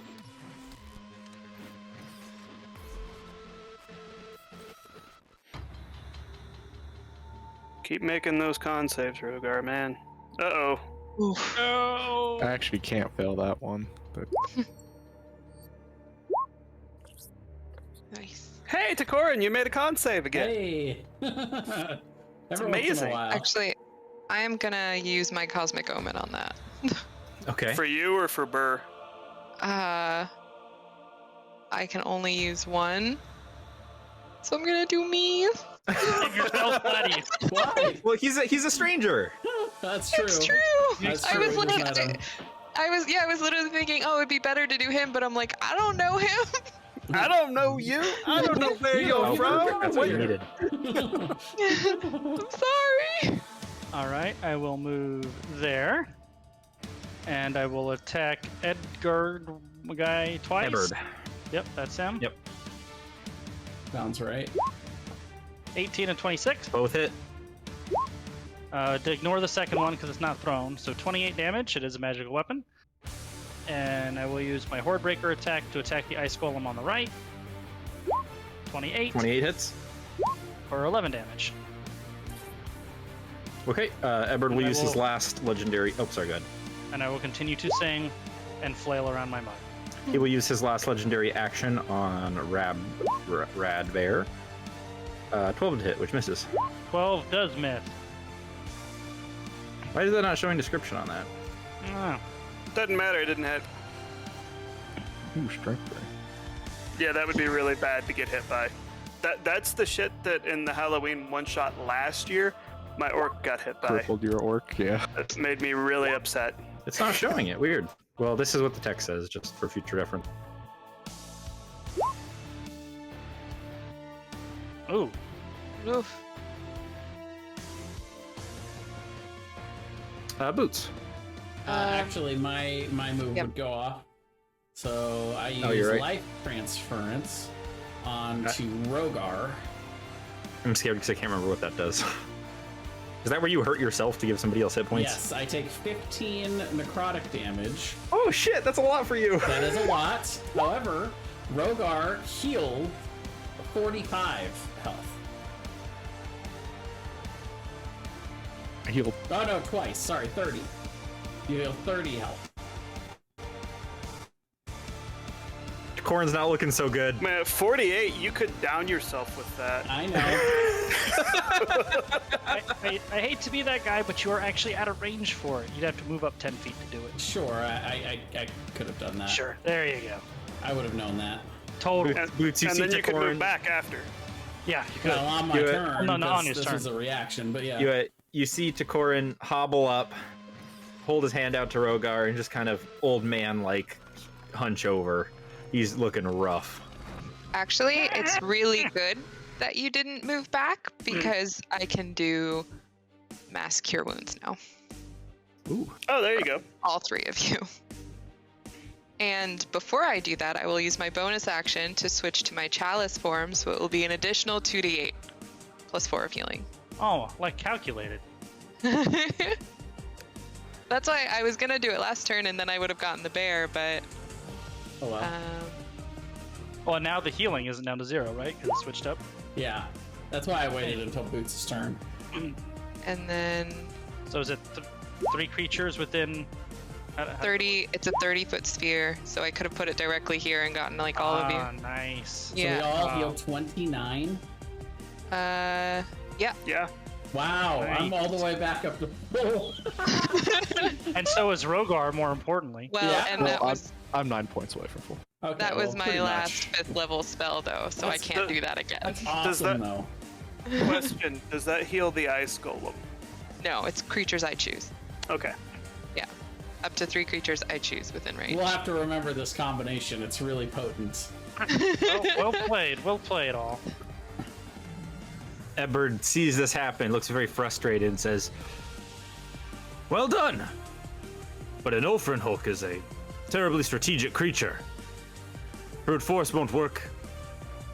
And he's going to Dimension Door. Oh, I will counterspell. Ooh. You used your reaction. Oh, it's you did. true. Damn. I will say, I imagine his monologue, he had to stay it at an obnoxiously high rate to get over the singing, right? Yep. Bad And guy monologue, he's like, God! And he Dimension Doors into the back line. Oh, glorious. hi, buddy. Seemingly targeting Boots for her. Now he realizes healing properties. He's basically trying to train you guys how to fight an Ulfrin Hulk, letting you know that it's going to target your healer. For sure. I'm glad I hit him last time, so my ancestral protectors are on him, so all attacks are at disadvantage. Well, is that how long does that last to? Until Is it just the last creature you hit? the beginning of my turn. Well, it's your turn now. Oh, okay. He can't attack that turn because he's at. Oh, yeah, he layer actioned. Yeah. Yep. No, Well, no, then that he- was- that was he a le- casted that was his- Dimension Door. That was his turn. Right, It was an action, so he right, can't right, attack. Like, he'll layer action at the end of Rogar's turn, basically. Yep. And Rogar's kind of pinned in there. I could take out my longbow and shoot at him. At disadvantage because you're in melee. Yeah, And it's non-magical. It's okay. We can handle true this guy. spot. I also love that you used that longbow last session, too. That was awesome. Yeah. Yeah. Way better than pulling out a short bow and looking like you're going to break that toy in half. Clink. It's like one of those kids' plastic bow and arrows, you That's know? right. Well, then I will attack this ice golem right below me.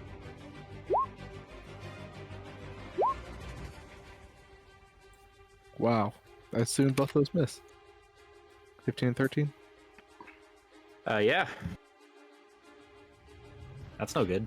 How close is he? Okay. That's the end of my turn.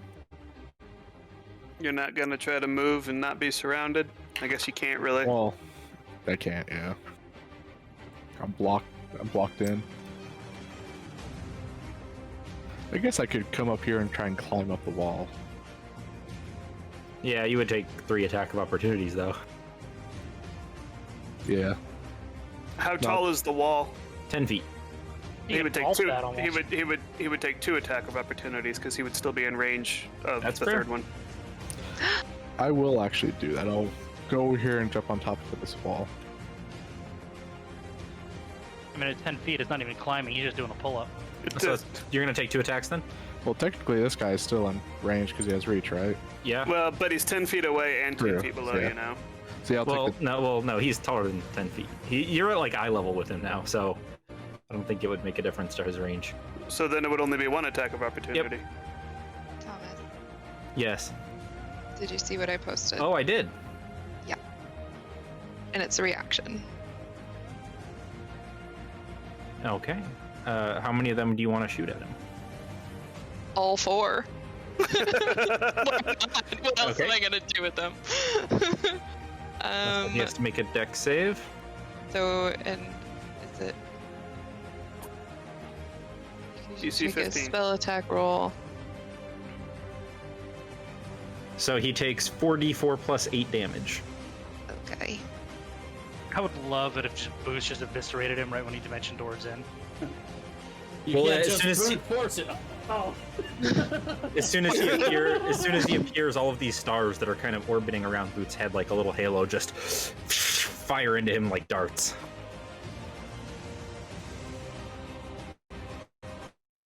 Okay. Sorry, keep going. Fine. It's a 20 to hit Rogar. Yeah, I already took the damage off. Okay, cool. Bear. Bear's dead. He's dead. Oh, R.I.P. Sad. Bear. You did Decorin. well. Is he? So he's not using any. oh, you know what? No, legendary he will legendary action to attack Boots. Nope. Oh! actions? He got hit in the face by the stars and was just like, It's like, oh god! All right. I will go ahead and cast a 3rd level magic missile at him. Oh, he's right next to me here, so 5 darts.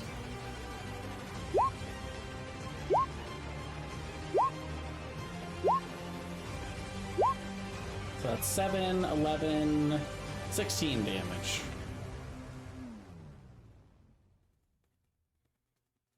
Okay.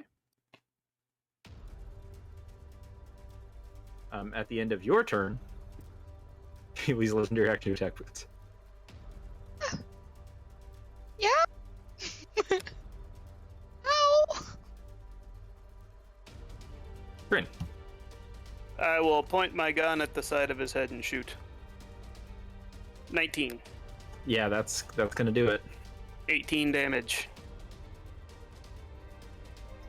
Okay. And second attack. And I'll trial by fire him, so Oh, okay. make that 23. Okay. That's it for me. Oh no. He will use legendary action to attack Boots. How many of those does he have a turn? 3 a turn. 3, I assume. 14 doesn't hit. Okay. That con save was for the moonbeam. Oh, okay, that's right. And at the start of the golem's turn, they take moonbeam damage, right? Or the one that's still in it does?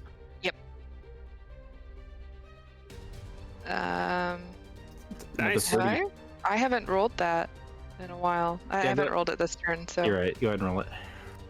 that's why I was like, I don't think it takes the. Ew. For 18. So he's going to take 18 damage. And, how are they going to do this? How do we want to do this? Burr's just gonna get surrounded and beat to death. These two are going to punch Rogar. This one's going to attack Bear. Oh, okay. So these first two will be at Bear. 27, 29. Well, yeah, both of those will hit. Okay, and you are still vulnerable to cold damage at this point. I will use a reaction to cast Absorb Elements to make me just regular Okay. vulnerability to them, I guess. Okay, so that's And I will 21 use Vulnerable my and resistance, right? to half it.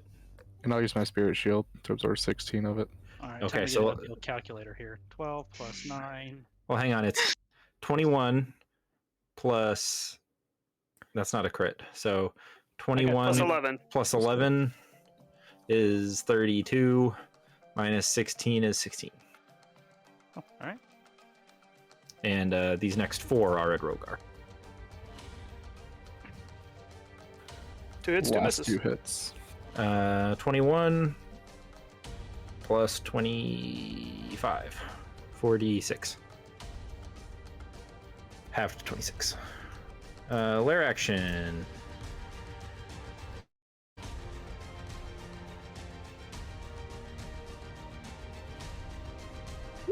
Yeah.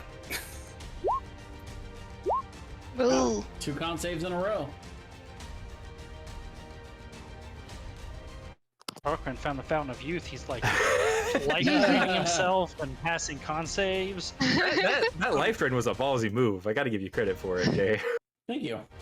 He knows where the bread was buttered. You gotta keep the offensive lineup. That's right. Radber.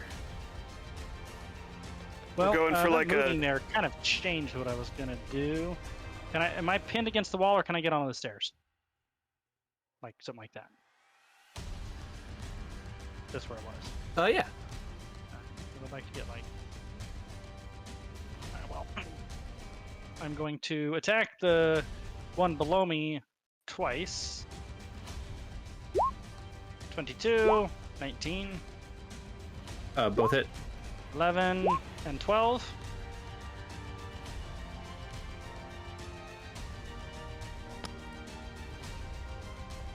Still kicking? Bastard. Hang on. Which one? This is on the bottom one, right? The bottom one, yep. 11 and Okay. 12. Okay. Yeah, he's still kicking. And then I will use my Horde Breaker attack to attack the top one. 26 for 12 damage. I'll move there.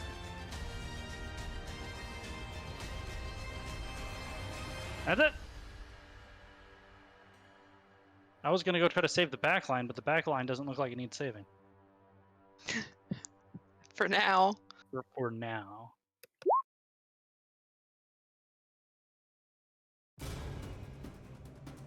Okay. Boots. Okay, so as a bonus action, I am going to switch to my dragon form, which hopefully will be a good idea.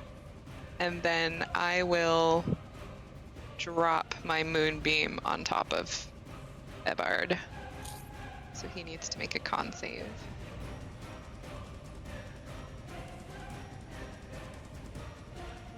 And this is technically a new turn, so I would have to roll again anyway. Wow, that is so bad for Failed. him. He has a plus 10. 24? 24 radiant. He's looking real hurt.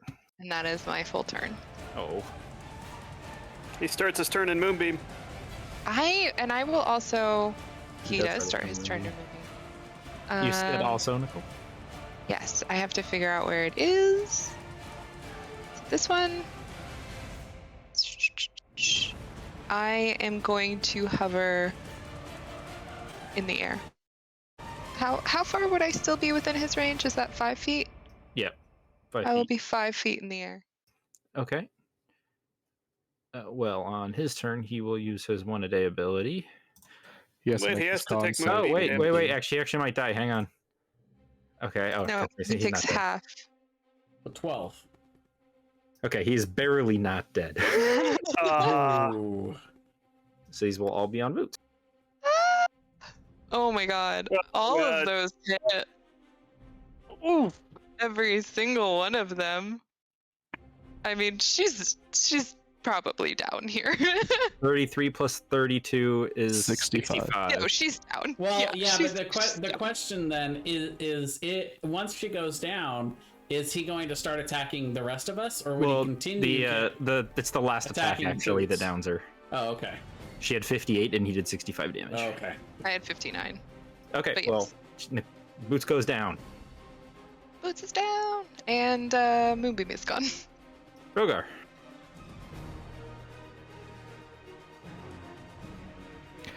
Is drinking a potion an action? Yes, it is. No, it's a bonus action. It's an action to give it to somebody else. A healing potion.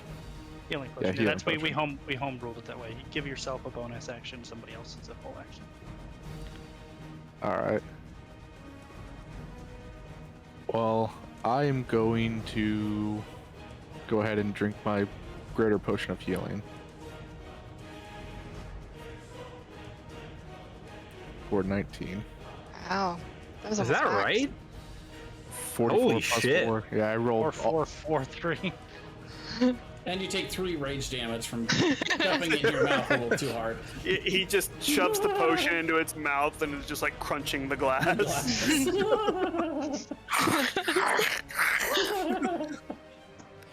Let's see. I will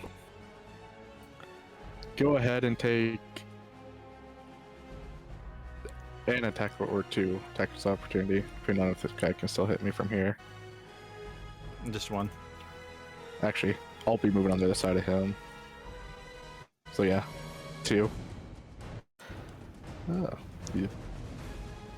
First One one misses. And then you're just gonna see Rogar suck in a lot of air, let out a massive roar, and I'll use the roar Rogar. Hmm.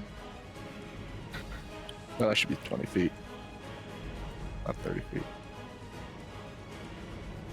Then I'll have to make a DC Wisdom save. I don't remember what it is.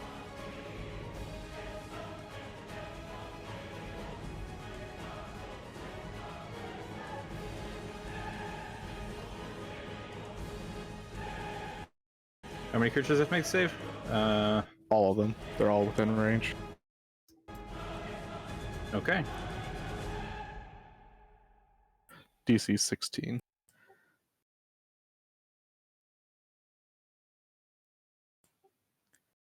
He And- will use his first.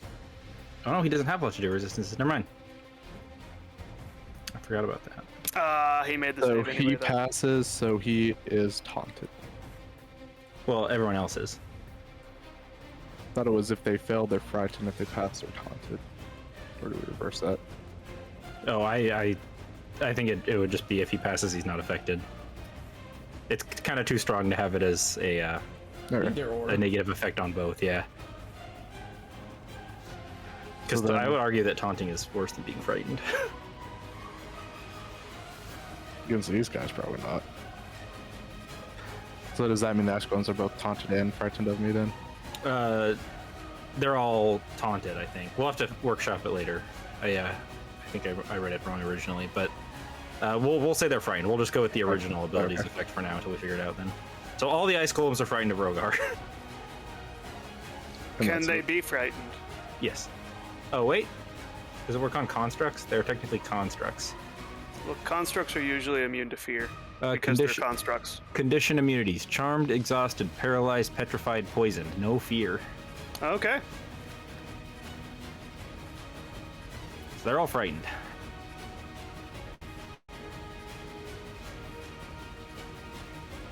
That's it. That's the turn order. There it is. How long does that last? Till the start of my next turn. Is he Okay. gonna do the thing, or is it really my turn? Oh, can he do the thing? How many? Oh, he went. He did. Yeah. He will life drain everybody. So that's a failed death save for Boots. And it hits Rogar as well. Yeah. Up, I lose however many hit points. 8. My hit point max is down by 8. Looks like I passed. No, you failed. It's DC 16. Thomas says, no, Oh. you failed. No, sorry. I read Rogar's, not mine. I will use my Spirit Shield to block the damage from Decorin. Oh, nice. Okay. Oh, well, I feel like 13 damage. I feel Okay, like well, it only did Quinn's- 8. I feel like Kryn's probably going to take care of this guy. Or Boots. Well, but I can take care of Boots. Because I'm going to do one more life transference. 13. So you So get she heals. 26 Boots. Okay. Then I am alive. I hope I kill him for you.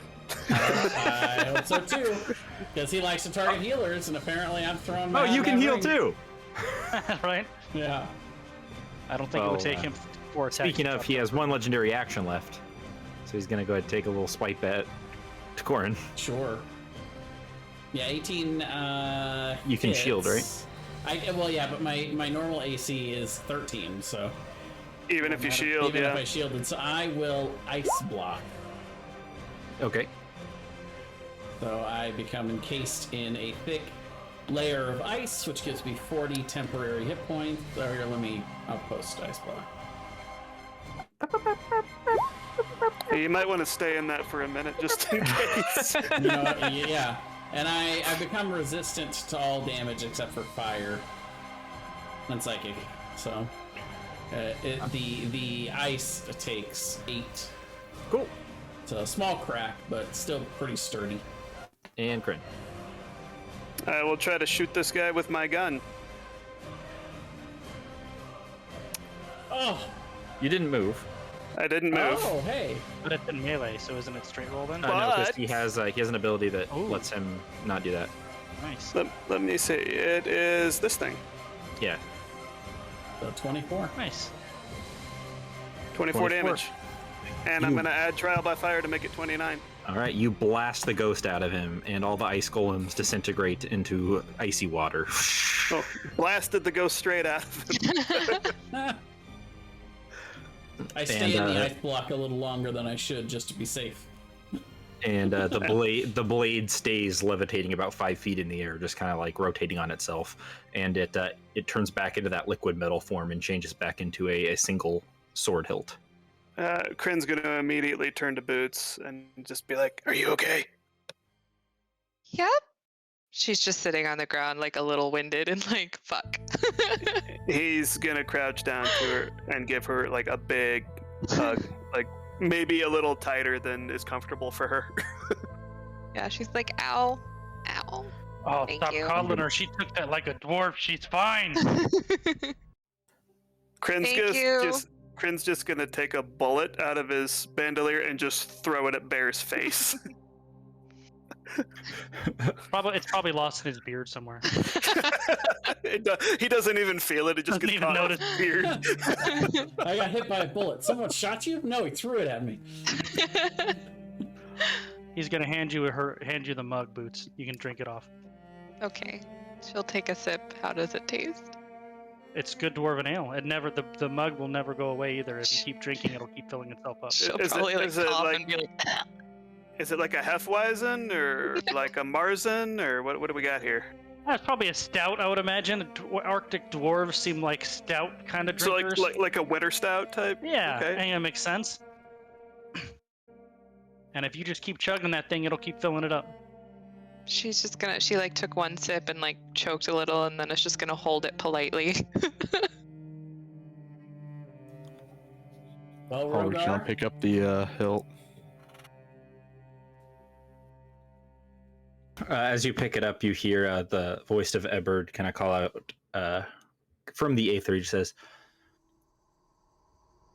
something seemingly not as incorporeal as before. It just sounds like a normal dwarven voice rather than like a spectral kind of gait. He just says, "I hope that you're a worthy champion to be wielding my family's blade.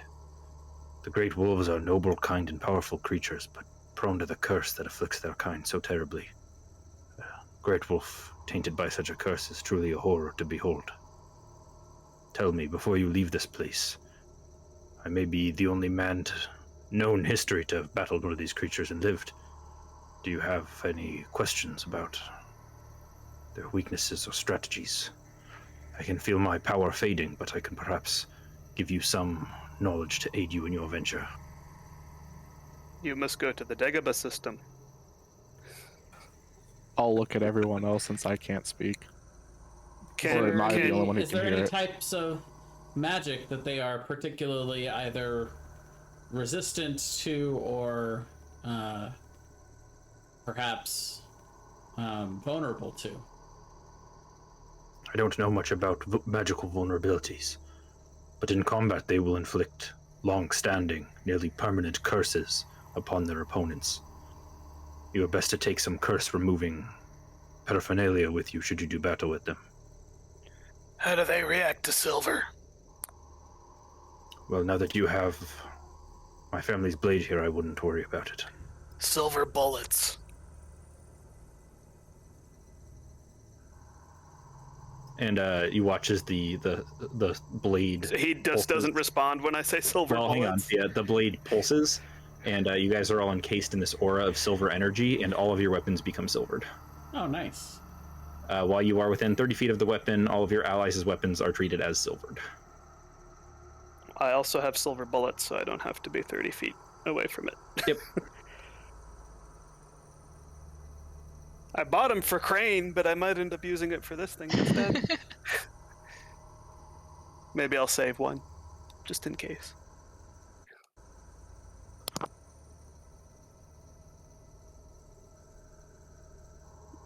So, question, Thomas. Is it vulnerable to silver, or is it just normal damage from silver? You don't know, but they don't seem to like silver. Oh, well, I'll use them. Is this an open hallway over here? No. Oh, you guys can't see the wall. There's a wall there. Oh, If I look around, is there anything else in this room? There is not. Okay, well, I'll take out 100 gold and hand it to Bear. I'll pull out the skull and toss it to him. Deal's a deal.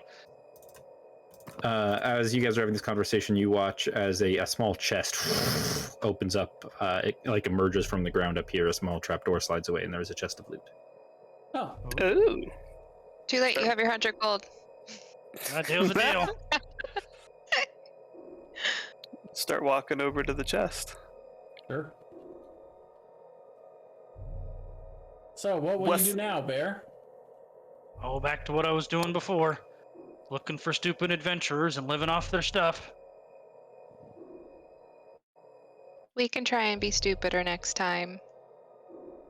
Oh, I don't think you guys will have that. But if you're ever back north, look me up. I'll make you a proper north meal. Ooh, what's that? Well, it kind of involves whatever you happen to find or able to kill locally, and you make that into some kind of stew because everything out here tastes terrible. Well, I am excited to try it. Do you by chance live in the... I can't remember the city now off the top of my head, but I will say the name of the city because Decorin knows what city we were just in. Braidward. Braidward is definitely where your character, Brian. Yes. Okay, well, I'm actually about to teleport us back to Brayward if you would like to accompany us. All right, let me get the fox. Oh God, we forgot the. We leave Scarf here. No! By the way, this chest. How big is it? It's pretty big. It's less of a chest and more of like a loot pile, we'll say. Oh, darn it. I was hoping it would be a chest, because I need a chest. Oh well. Yeah, it's not a chest, it's a loot pile. That's okay. I'll figure out the chest thing later. I actually titled it loot pile, I just misspoke. Okay. What's in said loot What's pile? in the loot pile?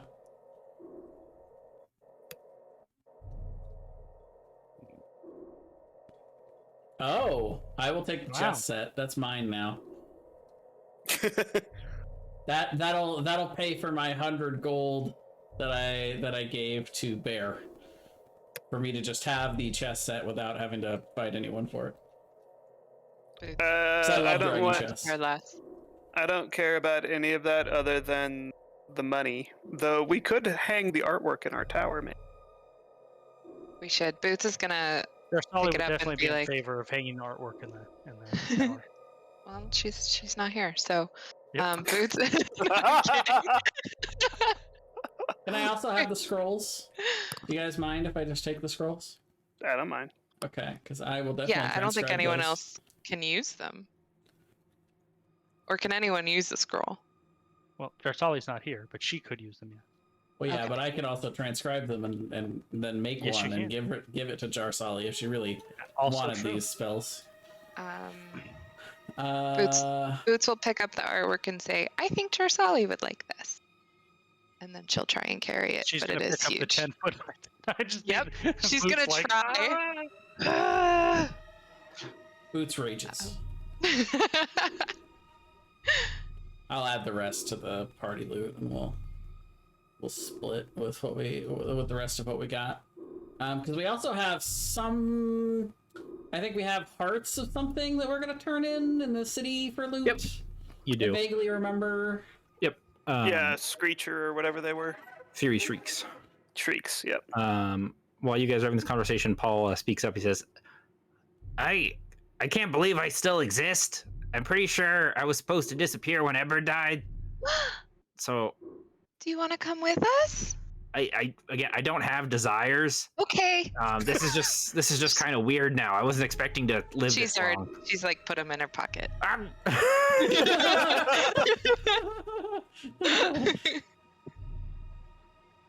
Sally is gonna love Paul. Maybe. If Schnicket were in this campaign, he'd try to create a device that would allow Paul to like fly around. Oh my god. Oh my god, I'm just imagining now that we'll just have like Paul as like our doorman at the tower. Oh god, he Kind of could like be. a lurch or a what thing situation where it's just like a head. Okay, We so I'm absolutely should. assuming somebody is putting the artwork into their. Should I put it into the party inventory? Yeah, I'll put it in the party inventory. Sure. Oh, That's fine. Boots will pull Paul back out and be like, "Do you mind that I don't have the rest of your bones?" I don't have things that I want. I don't mind anything. So, but like, if I was gonna like maybe make I'm you really not a person. I'm Okay, Paul, I'm trying to talk. If I was gonna try and make you like a body, but not like a real body, but like something that you could use, does it matter if it's like not your bones? Is that like a thing for you? I don't know. I thought I would be dead by now. Okay, thanks. And then she puts it back down in the bag. All right. I'm drawing the teleportation sigil on the ground. Take us back to the city.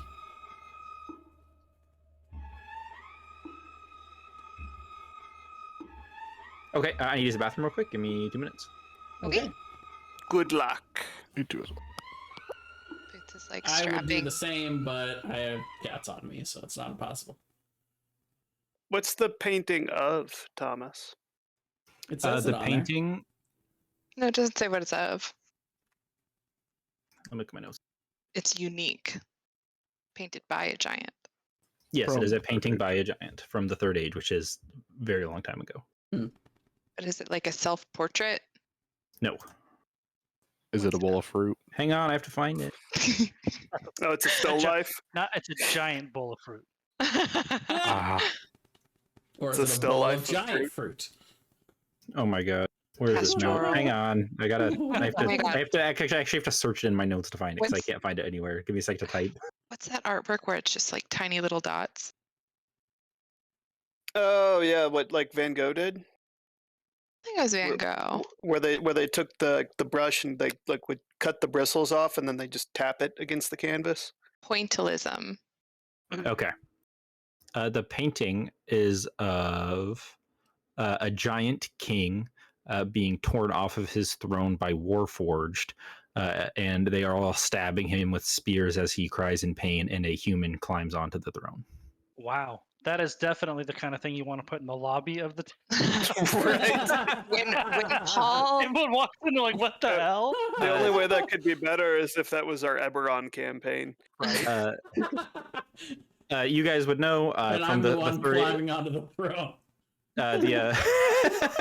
the third age was when the giants ruled over humanity, and the Warforged helped the humans overthrow the giant tyrants. Well, then it might be appropriate, I suppose, if you put it in an empire and it's the like base of one of the members of the council or whatever. It's suitable. Yeah, it's basically like a It's just picture of boring. like people like murdering Hitler is essentially what it is. Giant Hitler. I'm just So- loving. Go ahead. Where are the Warforged located in the world today? Are there Warforged? There are Warforged. They all moved to the Cardinal Nexus, which is the it's like the center point of the world. Oh, So we're probably all aware of Warforged, but have probably never seen one. Yeah, essentially, the Warforged just appeared in the War of the Third Age. So the humans, everyone was being like, giants ruled everything, and then one day the Warforged just showed up, and they're like, "We're here to overthrow the giants." They couldn't get any other information about them. They overthrew the giants with the help of the Warforged, and the Warforged moved to the Cardinal Nexus and the Ring of Ancients, and are basically like just living in their own societies, and no one knows why. And they don't seem to know why either. They just like, they don't remember where they came from. They're just like, we're here and we know that we have to overthrow the giants. They are the caught. humans are like, okay, we'll take the help, no problem. Yeah, that's essentially what happened. The Warforged just like appeared one day and they don't know why or where they're from, and nobody else does either. So they're just kind of like, well, now what do we do? The Cotton Eye Joes. To Brayward, then we're teleporting. Yep. Are we How do keeping they the painting or are we selling it? We're gonna keep. Oh, we're keeping it Oh, okay. because we're gonna hang it in the lobby, or Oh. the front entrance. Of the And when tower. Paul guides people into the tower, they get to see that. You guys go ahead and re-teleport into the church that you'd been in before. You would know this church, Brian. It's the Church of Thorvaldir. He's kind of the god of dwarven leadership. Like leadership, bravery, courage, things like that. He's kind of warlike, but not in like an aggressive way, more in like an honor and duty way. You guys appear in the church at the teleportation circle.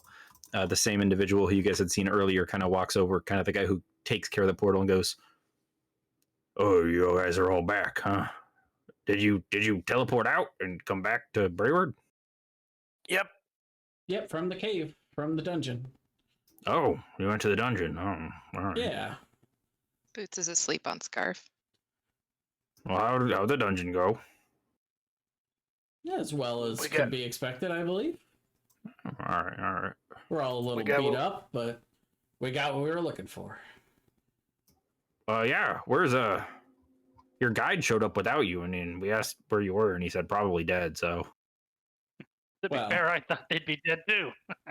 But this little one can take a hit. She is unconscious. oh, okay. Well, do you guys want to like stay the night, or are you going home, or what? I'll look to Decorin. we'll stay the night. All right, whatever. Give me a gold piece each. I will give him 4 gold pieces. All right, he kind of mumbles to himself and walks off. Thank you. Should we go see if we can get these hearts sold? They might have a lifespan. Agreed. Is Paul still Alive. Yeah, he's still alive. He's in Boots' bag. Nice. Okay.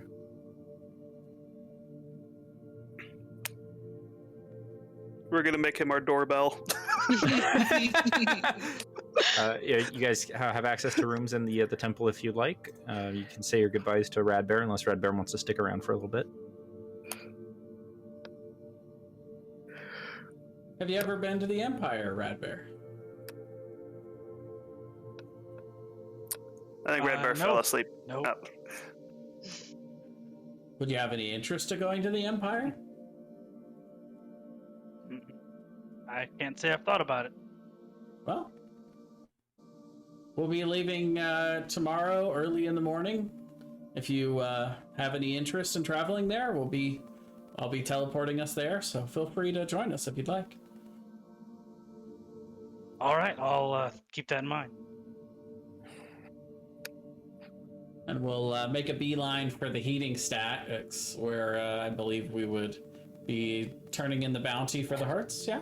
Cool. So you guys get 350 gold for the hearts. However you want to split that.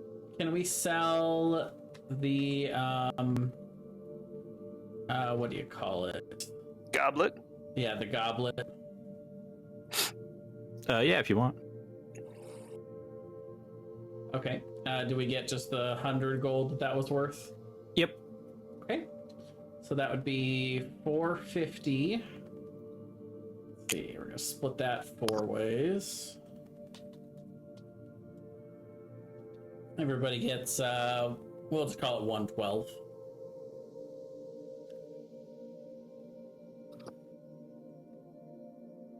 And you're keeping the chest set, right, Corn? Yep. All right. Are you guys okay if I delete the loot pile handout, or do you still need it? Nope, we're good.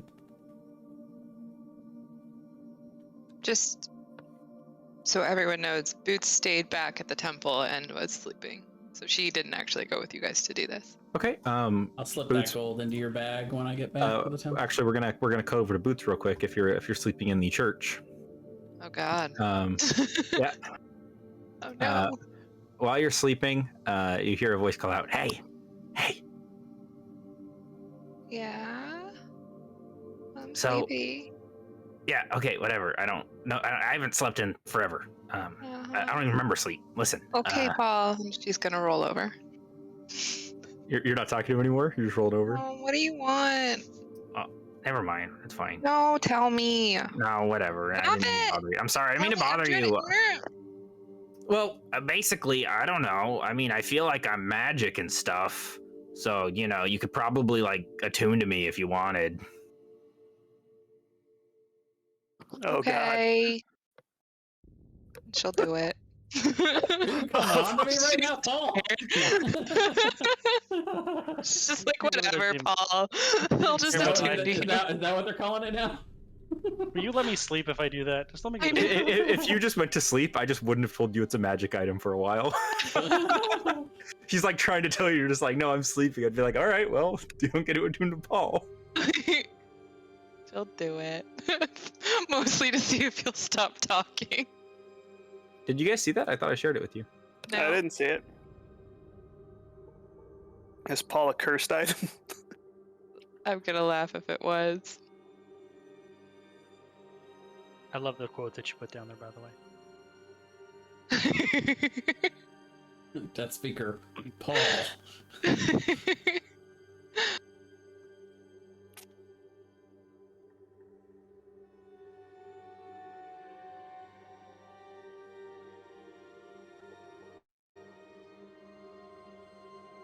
Don't actually know if this is great. Well, I think it's okay for Boots.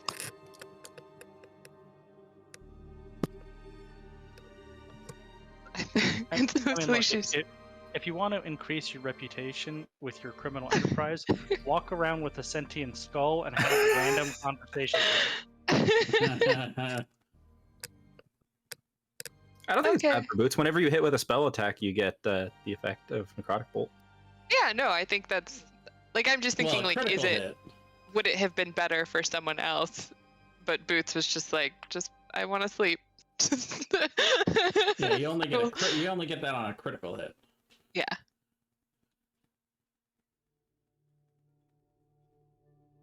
Cool. Yeah. Yeah. And the rest of you then go finish your shopping I spree. love the quote. Yeah. I think the real question is Boots gonna, Great. one, remember that she did this? Because she's like mid-sleep. And two, if she'll tell anyone else that she did this if she remembers. I think it'd be pretty funny if she just does a spell, it turns out to be a crit, and everyone looks at her like, what the fuck was that extra bolt? Where'd that come from? Excuse me. I'm just imagining that, like, they leave and she forgets the skull. And then it just reappears and they're like, what the fuck, man? How'd that get here? Paul, why aren't you watching the door? So you guys rest up, have a merry recuperation day, from all the copious amounts of abuse your bodies have taken.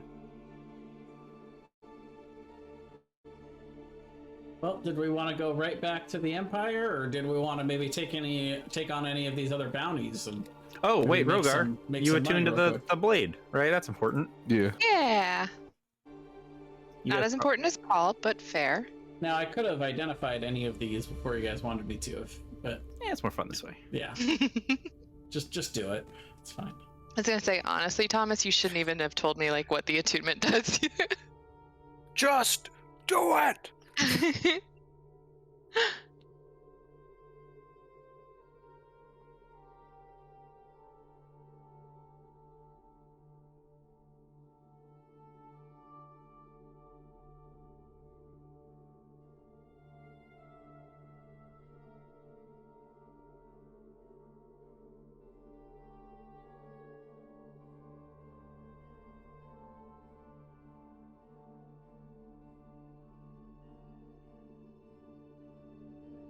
Cool. That is really cool.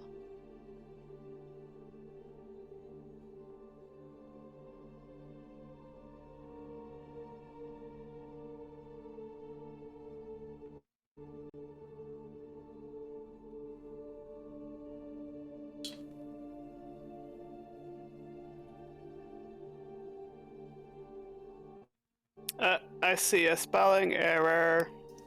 Where? Curse breaker, 2 charges. Case the spell, remove curses. Yeah, you put it in a case. Isn't that obvious? Yeah, you just case the spell and it removes the curse. Obs. Cool. Speaking of which, I could, when we get back to the Empire, I could look for a, see if I could find a scroll of remove curse. Oh, you can make it a halberd, Rogar. Yeah. Are you gonna make it a halberd, Rogar? Maybe I haven't decided yet. Okay. So do we want to try any of these bounties that they have here, or should we just go back to the Empire? I'm good to just dip, All right. but up to you guys. What were the other bounties? I'm just curious. I forgot. Oh, They you wanted us- guys, you guys also had the. Oh no, you didn't, because you didn't harvest it when it was alive. Never mind. Yeah. It wanted like pincers from a rust screecher. or Howler. whatever. Rust howler, and you gotta harvest the pieces while it's alive. Mandibles. Yeah. Having weird flashbacks of these creatures. Yeah, but there were more. There were more of them. But the question is whether or not we want to do any more of those here or not. By the way, did we level up after the long rest? Yeah, you guys level up. Hey. Yeah, boy. My I mean, attack gets way better. I'm good with not doing anything else unless someone wants to. Like I'm good with either. I just couldn't remember what the other bounties were. Oh no, do I want to roll? Do I want to roll? First of all, I get 1d4 charge. Oh yeah, there goes the wand of icicles right back up full. Okay, All I right. got average.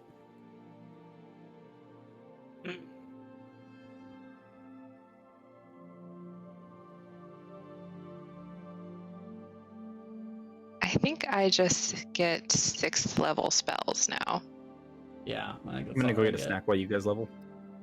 which is good. Right? Are we level Excellent. 12? Next up, we're to level 11. No.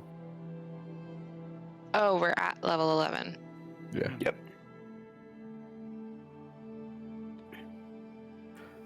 I'm not sure if I'll be able to use the Predator's Bane that often. It would have to be a beefy boy for you to use that part of it. Yeah. Since I have 144 health right now. What are you using?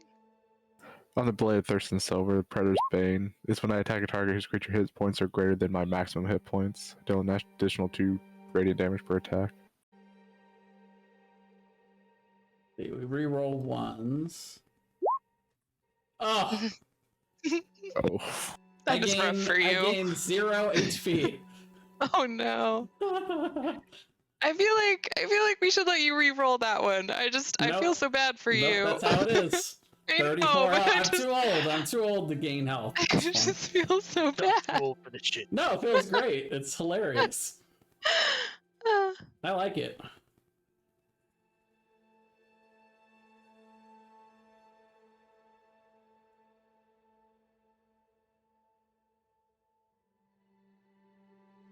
My gun does 4d10 damage now. Nice.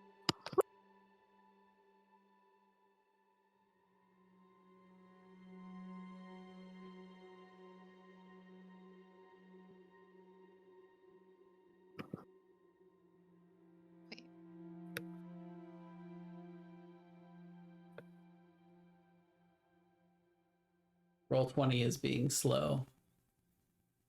Yeah, I noticed that too. Partially my fault though, because I just loaded up the spells page and there's a lot of spells on here.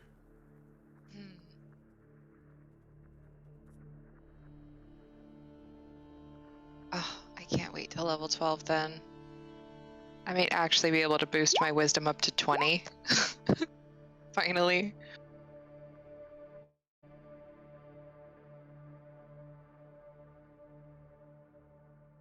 That's when my dex is gonna go up to 20, and my charisma. Or it won't go up to 20, it'll go up to 16. But No, I've just been slowly trying to pull my wisdom up to 20. It should be at 20 by now, but it's not. It started out real low.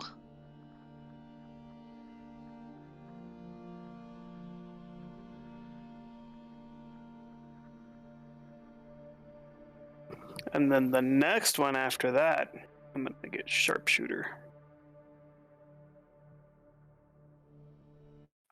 Which is what level for me as a fighter? Because I think fighters get more ASIs than anyone else. I think rangers get a ton, if I remember correctly. I get one at 12 and 14. So I get ASIs at 4, 6, 8, 12, 14, Oh, you guys can't see that. Hang on. 16, and 19. What? So when I I gotta post this. When I create magic items, I create them in GM notes. I don't know if Brian is probably the one who's gonna understand this. But like I type all the info in GM notes and I just move it over when it's time to show it. Mhm. And I missed part of Paul's thing. No. Paul. There we go. Missed Death Speak. Oh my gosh. That's a big deal, but also would be devastating if Boots ended up accidentally killing Paul.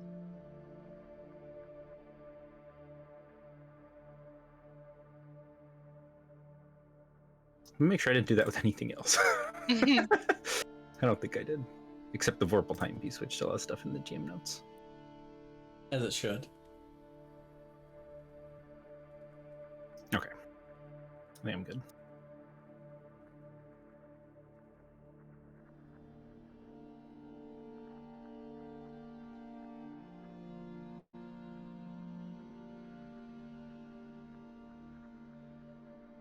Was everybody back? Oh, Wait, Thomas. Wait, I'm the only one who left.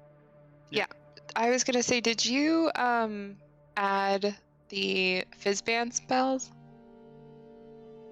Oh, hang on. I'll do that real quick. Okay.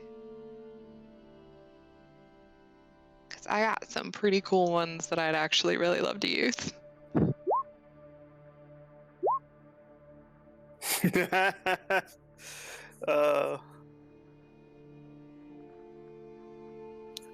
That would be awesome, a 60 damage crit.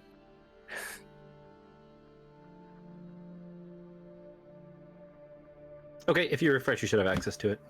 Okay. Thank you, Thomas. I feel like wizards would probably get some cool ones from that too, but I don't know.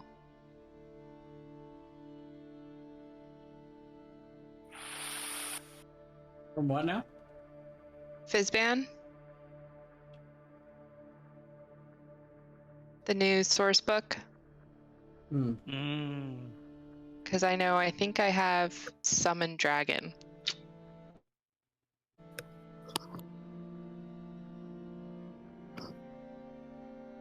How is it spelled? Fisban? Fizban. I believe. Fizban. Treasury of Dragons.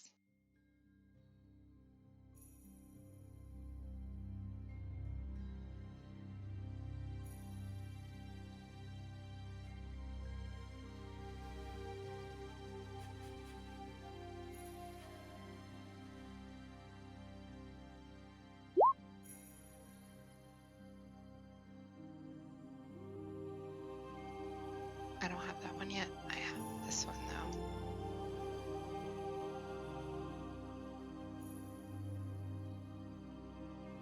Do you have access to it now? Yes, I do. Excellent. Yeah, 5th level conjuration, summon draconic spirit. I was a little disappointed with some of the ancient, the new class of dragon. Like they made a class above ancient dragon. Uh-huh. I was a little disappointed. They're just not like special, you know. I haven't looked that much into it, I'll be honest. Like they're still cool. They're just not different. Like, you know, they're just like, oh, they're bigger and stronger.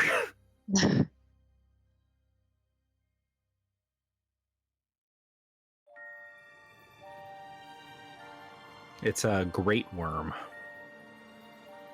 Great worm.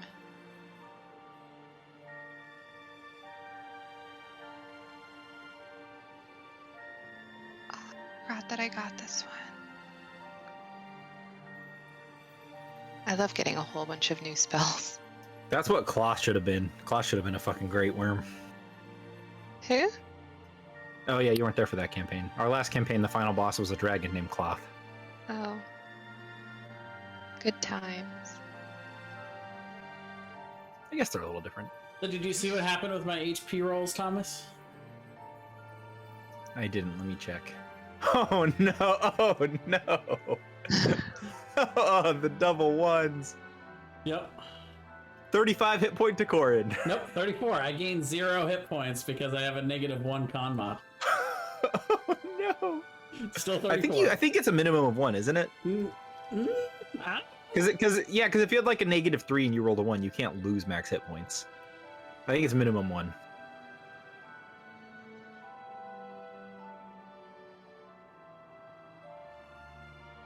Okay, if you say so. I won't argue. Well, think about it, right? Like, let's say you have a -2 to your modifier, and you always roll a 1. Eventually, you'll just have 0 hit points. Yeah, you would die. Like, you'll die from leveling up? That doesn't make sense. From having low constitution. Yeah. From old age. From old age, yeah. That's the Corin.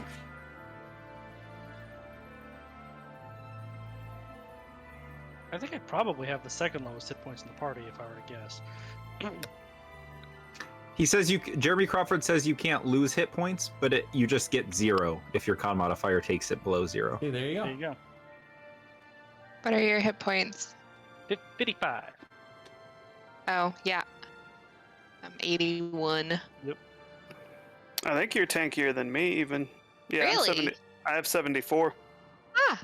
Which is ironic that I'm the one on the front line, because it says all the dick for you to avoid getting hit in the first place. Boots Rogar, is what just so form, beefy. what And form are you again. going to have the Blade of Thirsty Silver take? I'm gonna have it take the form of a halberd. Okay. If you decide that you don't like it being a halberd anymore, you can change it in a year. Yep. Ah, crap. I know what Boots is gonna do when they get home.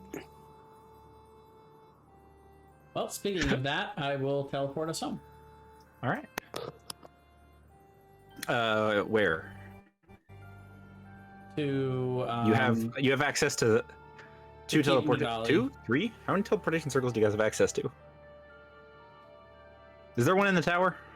No. No. No. Or- Okay, so it's just there's one in the castle and one in Keep Not It. yet. You guys vamp into Keep Nadali.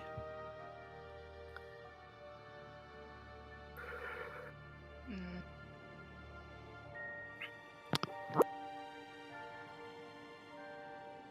Damn.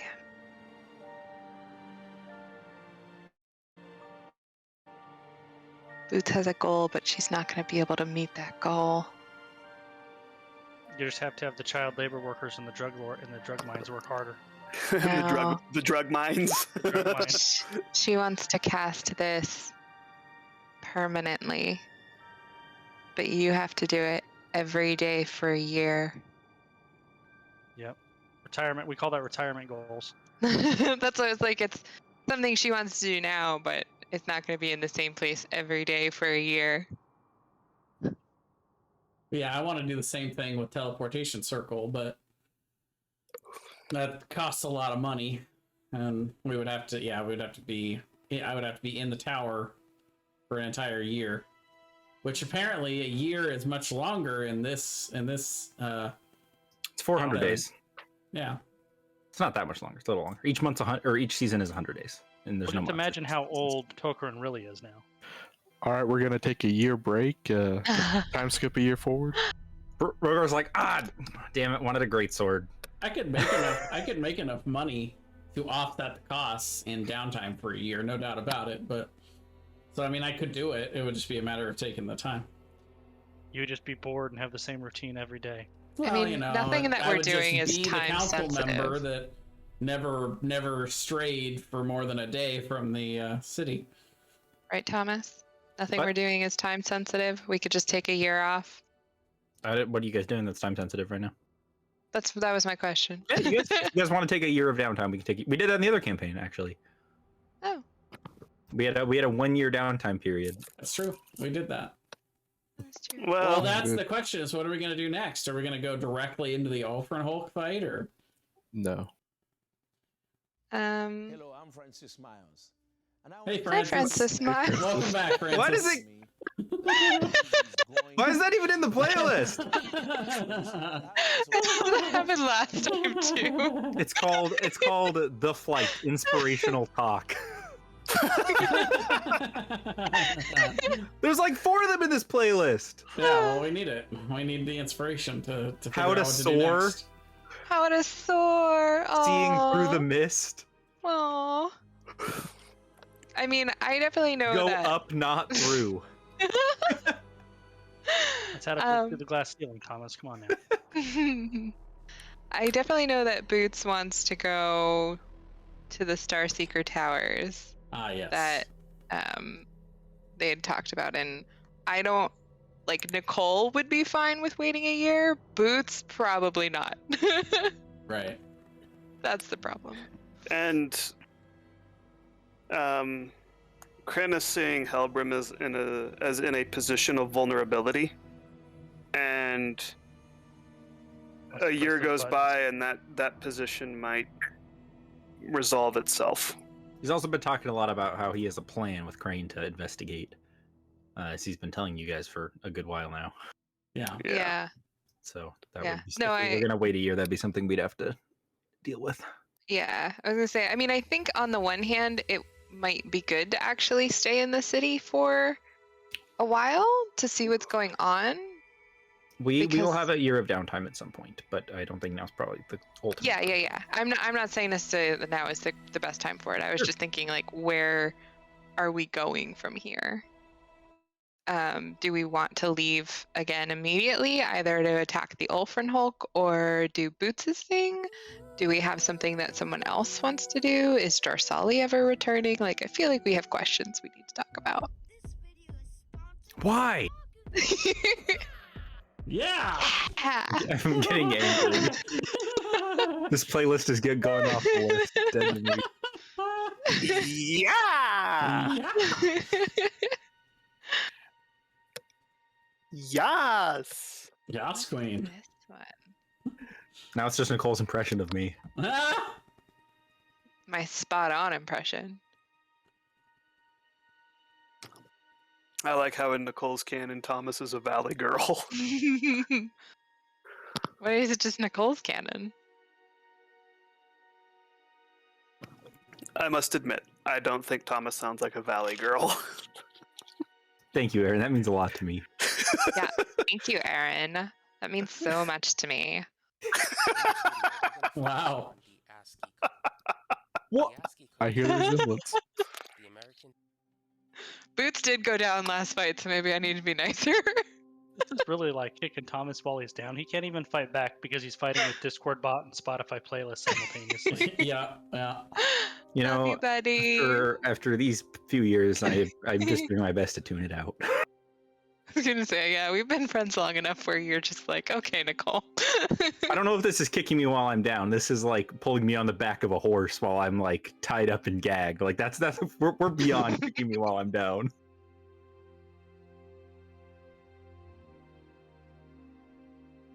At least I'm on a horse. Well, I will immediately get back to doing my council thing. By the way, did we ever establish a salary for my new council position? Does it have one? Yeah, it has one. Hang on. 10,000 gold a week. No, that's not it. No, that's not it. Fine, 1,000.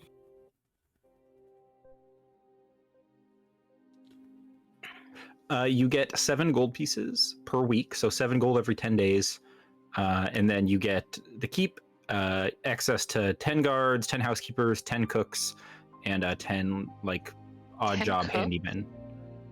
Yeah. How many cooks? How many people? Do you know how many big feasts Goldbat had all the time? Have you seen the kitchen in the keep? Yeah. I Hey, suppose basically, the that's 7 fair. gold is a slush fund, right? The rest of Look pretty at much everything. look how big food, this kitchen board. is. I know. Just There's a minecart full of potatoes. like a cart full of potatoes. Good So point. you all your living expenses are taken care of, and then you get a little gold on top of that.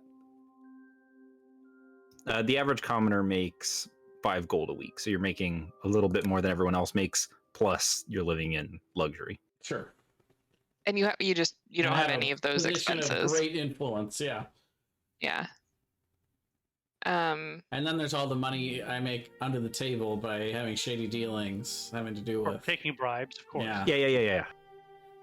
Selling dangerous magical weapons to the Thieves Guild. Sure. Yeah. How much does Boots make in her criminal enterprise? I thought you didn't want to do that anymore. Yeah, I know, but she was before. You have to figure that out in your Where's my downtime. back pay? You said that Boots never really gave anybody orders or anything, so no one was paying you. She didn't, but now I'm bummed. I missed out on money. You were. It was a volunteer criminal empire. Everyone always worst thought kind. someone else was giving you the money. I don't know if Boots made that decision public to the group, but she decided that she's going Oh, to leave her life yeah. of crime behind. Good. Nicole is bummed, but Boots is It's about time. never noticed, honestly. Okay, so what are we doing next? Well, so I think the question is if Jarsali is back when we get back.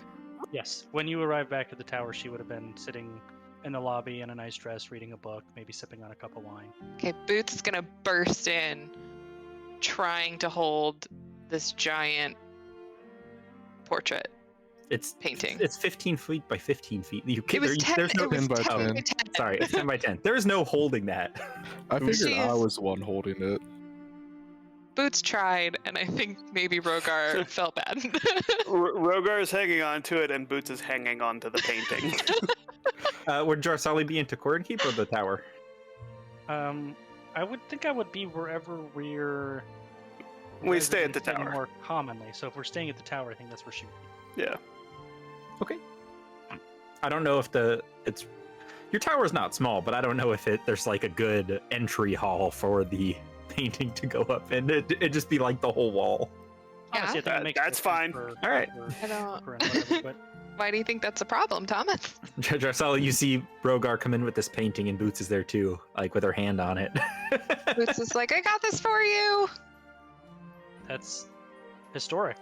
We have returned. So you have. How was your Jarsali, trip? make a history check. I might have proficiency in that. I do. This Hey! is a Hey! rare and ancient one of a kind painting. that probably should be in a museum somewhere, but Boots has it. That's quite a find you have there, Boots. It belongs in a museum. Right. Thank you. I saw it and thought of you. Oh. Am I that violent? It's like, oh, why? No, because see, there's a person climbing onto a throne, and I was like, that is something that Jarsali would do. Cut to Jarsali saying, "Am I that violent?" to her slitting all those unconscious guys' throats in the alleyway. So I was like, Nicole is thinking, yes, you are, but Boots is like, no, she's wonderful.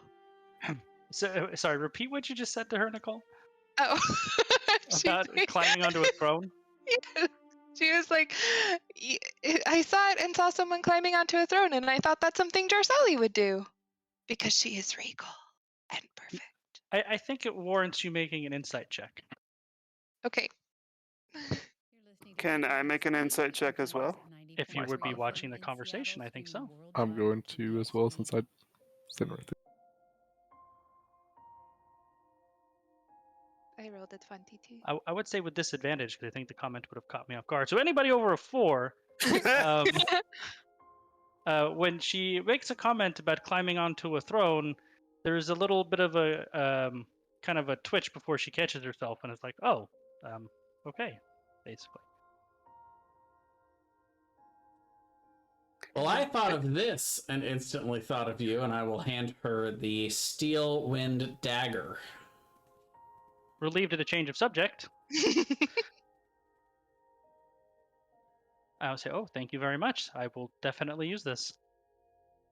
You're very welcome. If Rogar will allow, Boots will be trying to get him to hang it straight. Can we hang it, or does it just sit on the ground? It fits barely. Like, you have to reach up to like the top corner of where the ceiling meets the wall on each side to like fit it in there. So, but it's not being hung, it's just being placed against the wall. Then it wouldn't just stand up on its. It's not like framed. It's just like a painting. Oh, we gotta get it framed. Ooh, that's gonna be expensive. We'll work on it. How was your trip, Jarsali? That's to be determined. We'll see how successful my trip was. Did we get to know what you were doing yet? If it becomes relevant or I get permission to share it with you, absolutely. Fair enough. Kryn does not like that answer. Jarsali, you see a small skull that's like hanging off of Boots's belt. It's just like, hello, This is Paul. I'm Fredrin Salamance. What? No, you're Paul. Wait, Paul, you this is remembered your name? Jarsali. Yeah, I've always remembered my name. I told you guys my name. You just didn't listen, but it's No, fine. he didn't tell us his name. No, he didn't remember. The other guy the did. guy in the basement Yeah. told us. That's what the guy in the Oh. basement told us. Yep. The, He remembers it. Eddard. He just doesn't go by it usually. Okay, well. I have the Mr. specific notes. Mr. Salamance, why is there a skull on your belt, Boots? They decapitated me and then kidnapped me, His name is Paul. but I'm fine with it. I really couldn't be bothered with it if I wanted to. I feel Paul's nothing. Paul's my Oh, friend now. Well, that's good to know, and I don't think he's really capable of being your friend, Boots. It's true. I don't understand the concept of friendship. What? We're not friends? But I did that thing last night. That came out weird.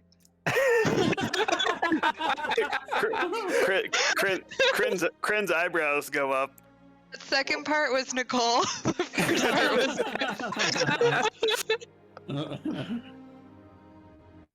What? Jarsali is It's going to... okay, it's okay, Boots. People often mistake that thing for friendship. what thing did you do?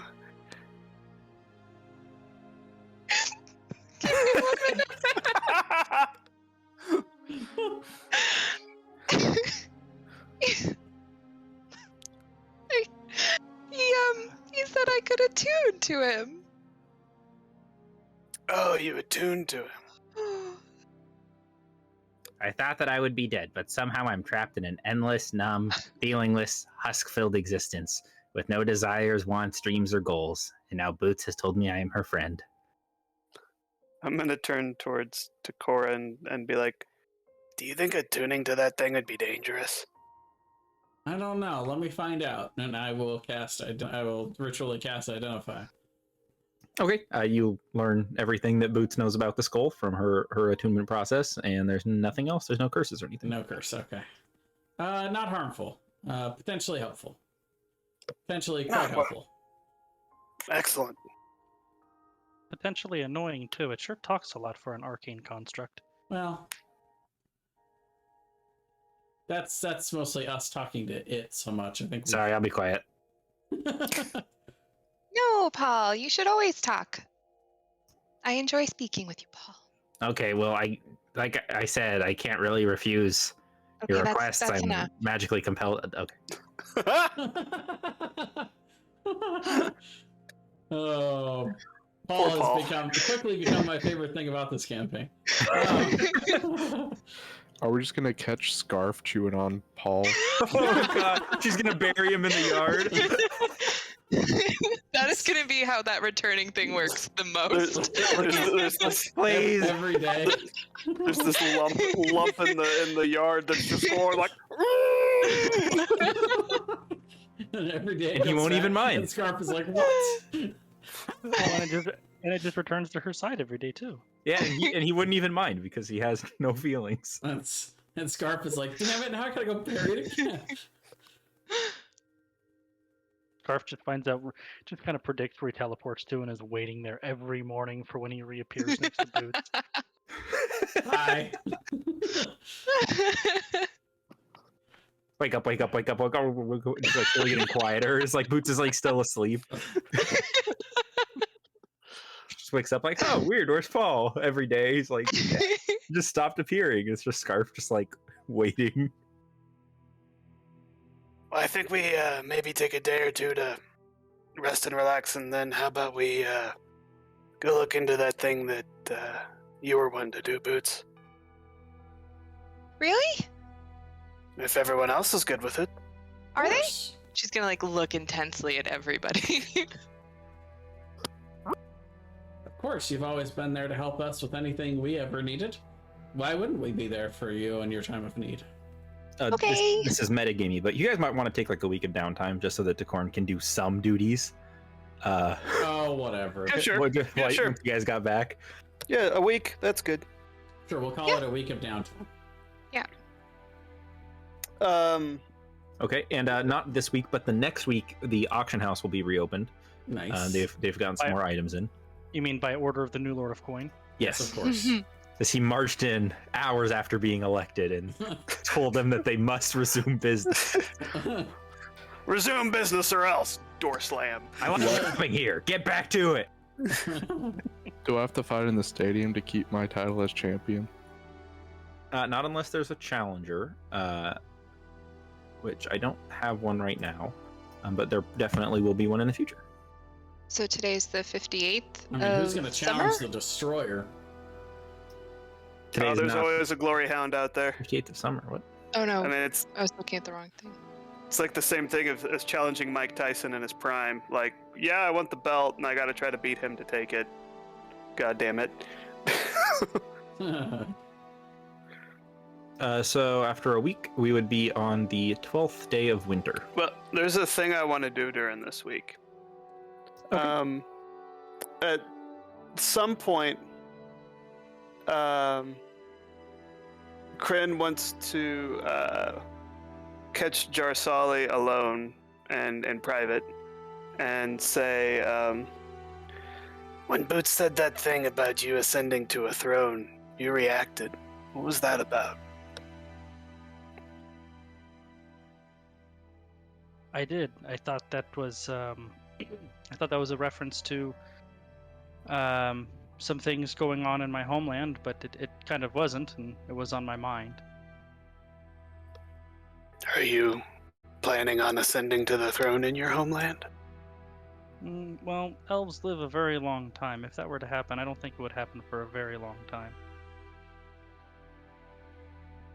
I went to insight check you. 18. Well, elves do live for a very long time. Yeah, but she's also saying that she doesn't think this would happen for a very long time. That is accurate. That is a true statement. Okay. So what's going on in your homeland?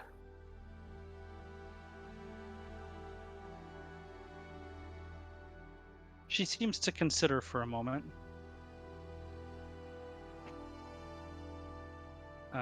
She'll, assuming we're in her room or either the hallway or wherever, she'll like gesture to sit down so they're not just like randomly standing there.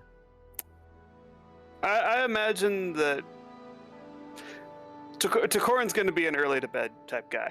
I mean, he just is. He's old. So Early to bed, early to rise. I imagine it would probably just be like in kind of that study area that we have late in the night, maybe. Because Kryn's a night owl, and I'm guessing Jorsali is too. Probably. Elves don't need a lot of sleep.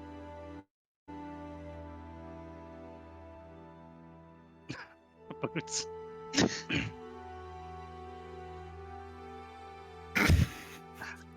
She says, well, firstly, I think I owe you a little bit of an explanation. I am not from the Empire. I believe I have shown over the course of our time together that I consider us friends and you all priorities in my life. I would. You don't have to be so formal. Just. But other than you or my friends, I do have responsibilities. I am a diplomat for my homeland. In my home language, the word for diplomat and spy are the same thing. When you're assumed to do one, you're doing both. I don't use the word spy here because it has a negative connotation in common, but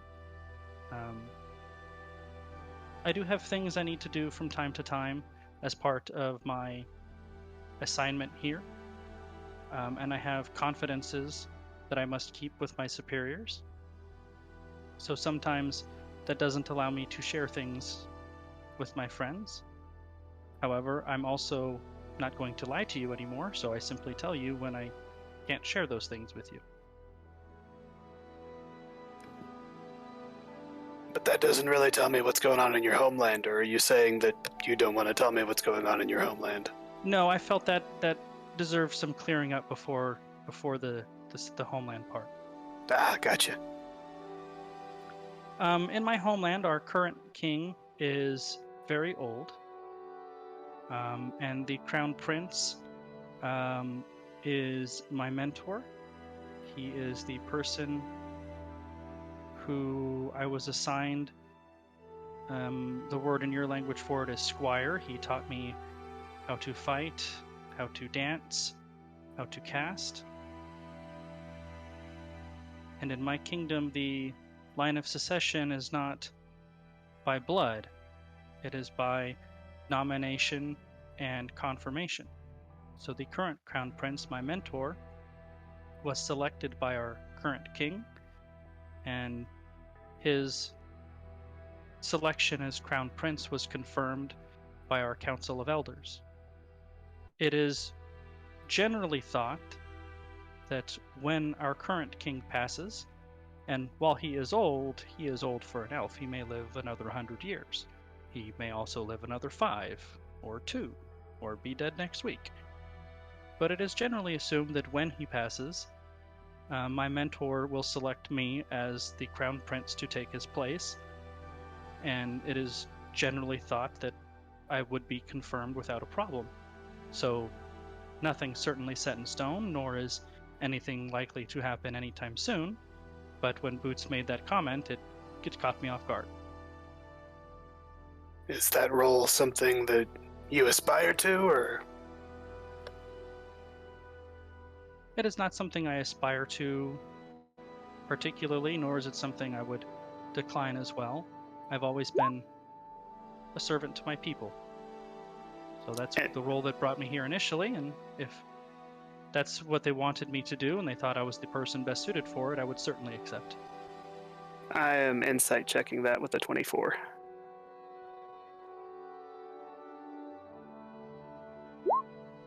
Seems legit.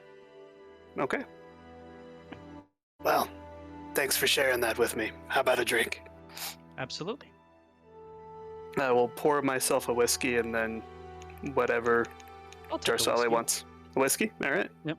She'll Then choke it down a little bit, not generally her drink.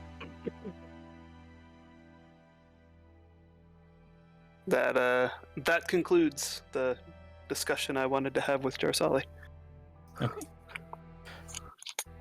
Would I have been able to go to Basis Stadium and fight to test out my new weapon? And maybe earn some money at the same time. Nobody has a chance. Rogar just got souped up even more. Like, at this point, it's like an honor to be beaten by you. It's like Jackass. Like, people are like, I'm gonna go fight the Destroyer, and then they run in and get their ass kicked in front of all their friends, and everybody loves it.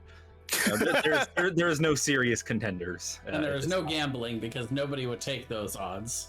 Yeah, it's more for the show. There's this one white knuckled guy who's bet against you, like his entire. Sometime. His kid's like a battle mage, and he bet like all of the money they were going to use to send him to the College of Battle Mages on Rogar. There's like a loan shark behind him, like rubbing his hands together. Oh God. Well, during the week, I would like to.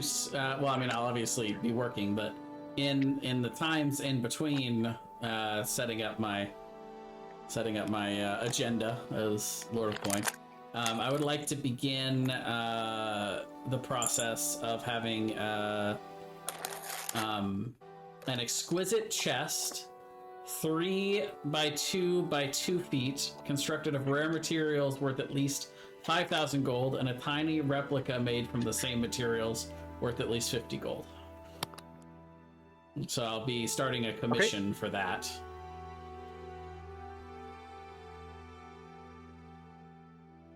And I would like to see if there's anything I can do to bring down the cost of making that a little bit, even if it extends the time. But Sure. Yeah, you can do that. what would the initial amount cost for me to get that started? How much was it? You want? It has to be a chest made from rare materials worth at least 5,000 gold. Yeah, so that'd be 5,000 gold. How much were you putting forward? You said you want to do something to try to speed it up? No. To if I can do anything to reduce the cost. Oh, okay. It would still have to be worth 5,000, but if I can use my influence at all or my connection to the guild. Sure. We'll say that they'll cut down 500 gold pieces if you agree to promote the guild ship over the next week of downtime that you guys are doing. Yeah, absolutely. Yeah, and to be clear, I don't have 5,000 gold, obviously, or even 4,500, but I would like to pay to have the process begun in making it. Could I put 2,000 down on the process of having something like that made? So I imagine it'll absolutely. take some time. It's pretty. Yeah, it'll take a little bit. Yeah, you can put 2,000 down, no problem. Okay. Just make sure you write in your notes that you put 2,000 down for it, so that I know. And there's 2,500 left. Okay. During the time I'm not in the arena, would I be able to start crafting a magic item? Yeah, I don't think you have the tools or skills required to craft a magic item. You could pay someone to start crafting you a magic item. I have the smith's tools I'm proficient with. Yeah, you have to have the ability to enchant weapons, though. Like you and I together could maybe do that, but yeah. Let's see. Yeah, a wizard can do the enchanting. Also, an artificer could. That's kind of what artificers. What rarity is the item? It's rare. So a rare item requires a level 6 caster to create, and it takes 200 days to forge, and it costs 5,000. 25 gold a day. Yeah, 25 gold a day. Unless you got an artificer, and then you do it in half the time for half the cost.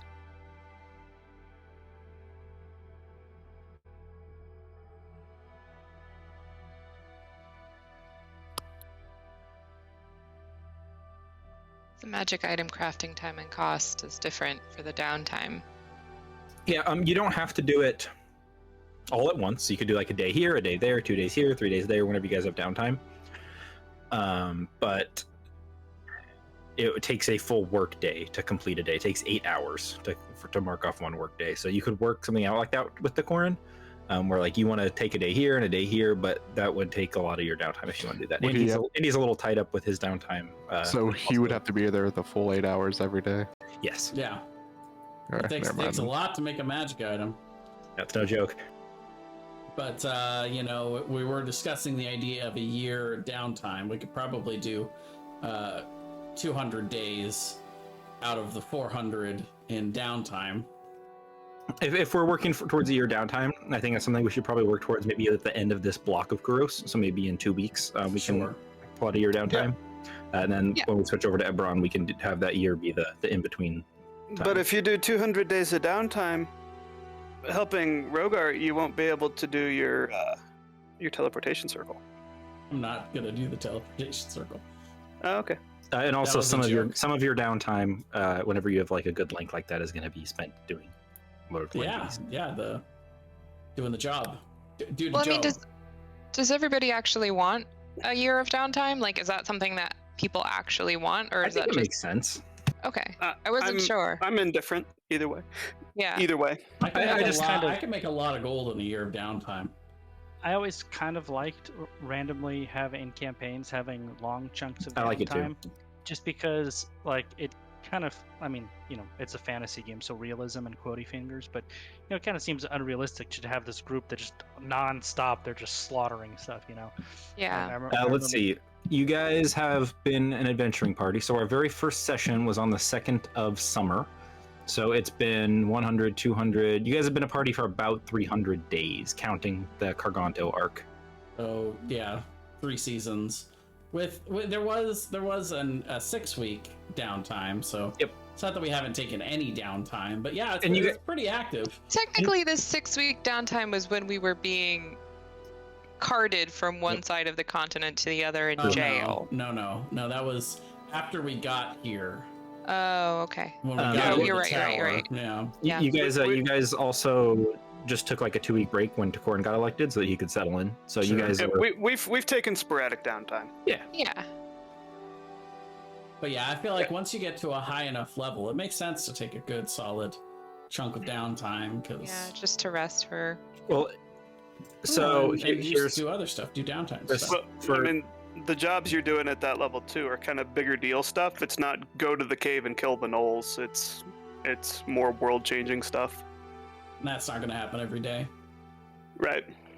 So just from like a metagame scheduling standpoint, if we're going to do a year break in like 2 sessions, that would give us time probably to either do, if you guys wanted to do one of the Star Towers, doing all 3 of them is a long venture. It's not really probably a one pass idea, because it would take you guys something like 80 days to do that, and you guys aren't really acclimated to spending 80 days in the jungle. I mean, you could in theory if you wanted to, but I don't know if that's what your characters would want to do. Other than that, next session I will have some other stuff that's probably going to come up that you could pursue if you wanted to, some questy stuff. So we can either wait till next session and do some stuff in the Empire that is going to be quests I think you guys will be pretty interested in, or we could spend like the next 2 weeks probably doing one of the Star Towers, or you guys could do something completely different. I'm good with whatever. I know Boots really wants to do the Star Tower though.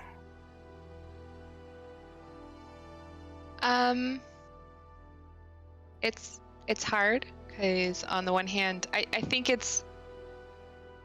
Boots definitely really wants to do the Star Tower, but I also don't think, like logically thinking this through, that if we did one Star Tower, she would be fine with saying, okay, let's take a year off and then we can do another one.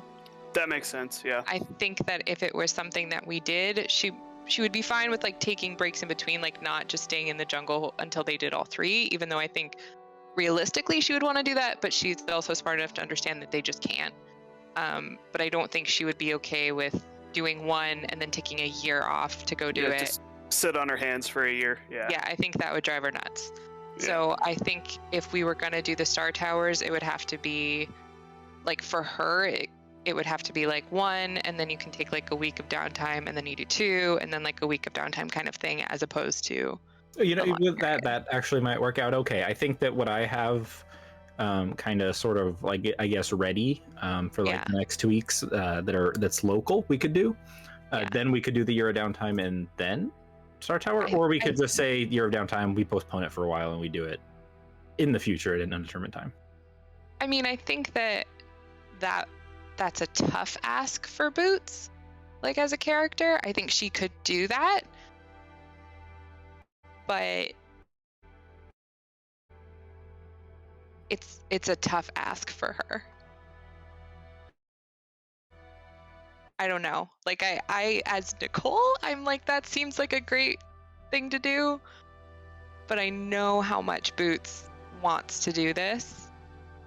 And saying, okay, let's just take a year, unless it's like, hey, let's take a year so that we can plan out how to do this, if that's what it is. Well, that could be totally. Kryn will help her plan it over the year. Okay. Gather I information. I can't stress enough. 80 if you're gonna do all 3 of them, that's gonna be like, it's gonna take a while. Like I not know. not just in-game time, like real life Yes. time. That it's gonna take like a lot of sessions to do all of them one after the other. And I fully understand that. Like I am so- saying, like me as Nicole fully understands that. And we can do that. That's totally cool. It would just taking a year to plan it out might not be the worst idea, and that might give you guys some time to figure out how you're gonna Yeah. do the job. And if that's how it is explained to Boots, that they need time to plan out how to do this, then she could take a year. But you couldn't just say to Boots, like, hey, I know you really want to do this, but we just want to take a year off. Yeah. She wouldn't be okay with that. If we were to just land and then go from tower to tower to tower, it would take almost 8 weeks.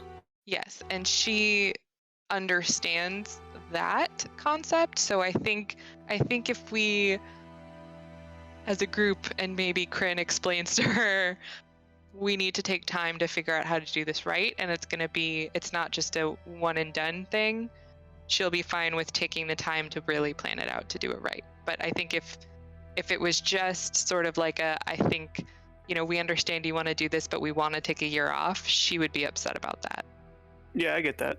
So I think if it's kind of explained to her, like, hey, this is a lot, so let's kind of take some time to plan it, she could do that year off, and we can do the next 2 sessions of just local stuff, and then the year, and then we can pretend sort of that she planned and, prepared for it. And then obviously we can also do the downtime in between, but I think that's probably the best solution for how that would work for me. Boots. Yeah. Does anyone have anything else that they were hoping to take care of in the next session or 2? Because otherwise, Assassinating Helbram. let's do it. I've got his keep ready to go, and just in case you guys decided you wanted to try to assassinate him at any point. I don't think we want to pick that fight right now. I think it would be very interesting, though, if we did spend part of the year just trying to drive him even more crazy. Like, subtly. Dorsali would be. Yeah. I mean, if Boots, totally. if someone Brian's like way ahead of you. Casting enemies abound by just talking to him. Man, I really wanted to roll the double 20s when I suggested that the investigator guy could be outbid by someone else again, just to watch him completely lose his shit. But you think, oh my god, you think someone could outbid him? Oh yeah, I mean, you never know. The guy's a mercenary. I don't know.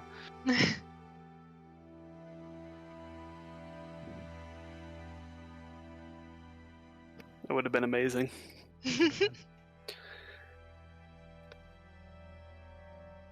I don't know. I think that is probably the best solution moving forward. I do also want to stress, and I've told Thomas this personally, that there is a winter festival coming up, and I want to play that out.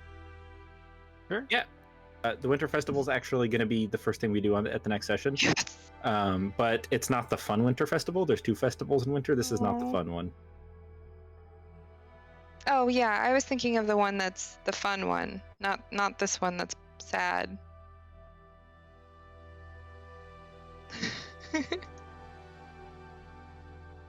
Right? Is it the winter festival on the 50th? That's the fun one? Yes, that's D&D Christmas. Okay, that's what I thought. And then you guys get to have Minerva's Day, which is just a day where there is no sunlight and total darkness fills the entire world. Nice. Boots is fine with that.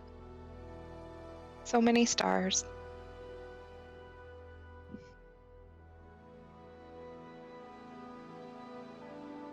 I would even think that would be Boots' favorite day of the year, to be honest. I wonder what her favorite day of the year would be. Spring festival, all the flowers.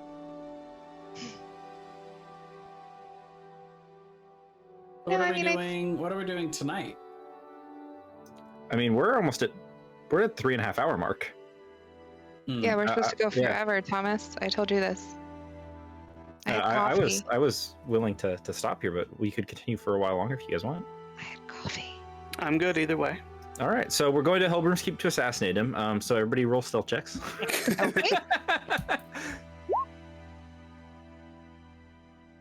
That was why I kind of jokingly not really jokingly, I suggested doing something in the frozen north, because I was like, what else are we going to have time for? That's true. But yeah. But then we would have had to have stuck with that other guy, Oh, you know. that bear dude. Not Jar Solid. Oh, Boots didn't get to let him die. Jesus. Well, that's so because. Go ahead. no, go ahead. I was just gonna say because everyone was saying like, I don't know, maybe we won't kill him, and then Corin said something along the lines of, well, we could just let him die, and then Boots was like, okay, I guess we're doing that.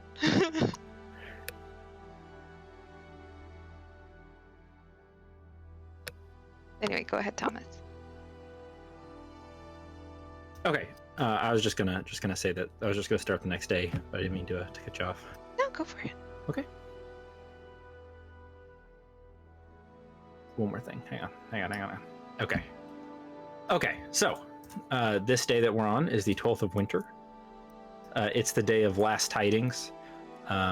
Essentially, long time ago, once the giants were overthrown and the humans were finding their way in society, they were hit with a massive plague. Not sure where it's come from. Some people think it was released by Skaven. Others think that the giants left it out as a kind of last revenge as their empire fell. But it wiped out about 40% of the entire living population. It was just a massive, horrible event. And so this is just like a day of remembrance for those who died. Everybody wears all black. This is mostly an empire thing. It's not like everywhere. It's mostly happened here.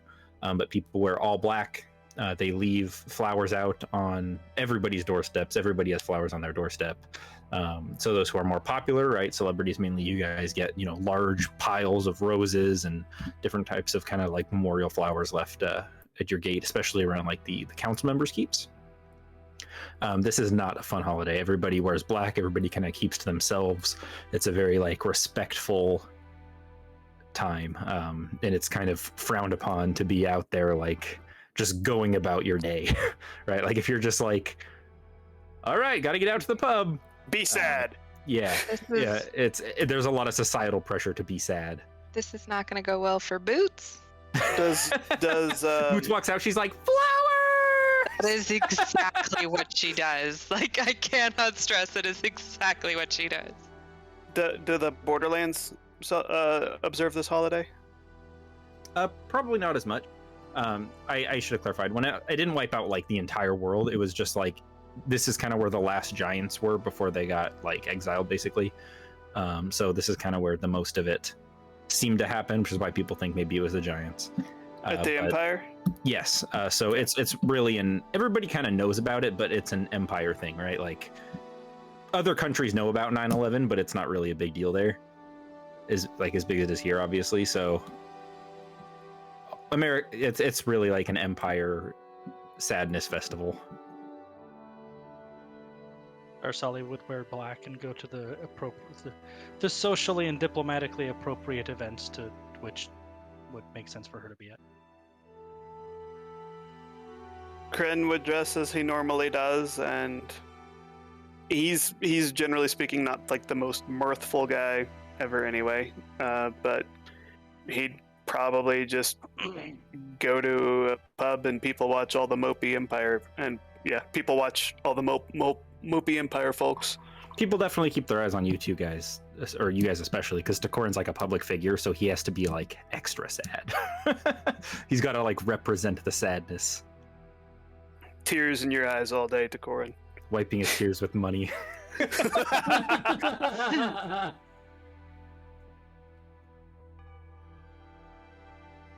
Boots is collecting all of the flowers.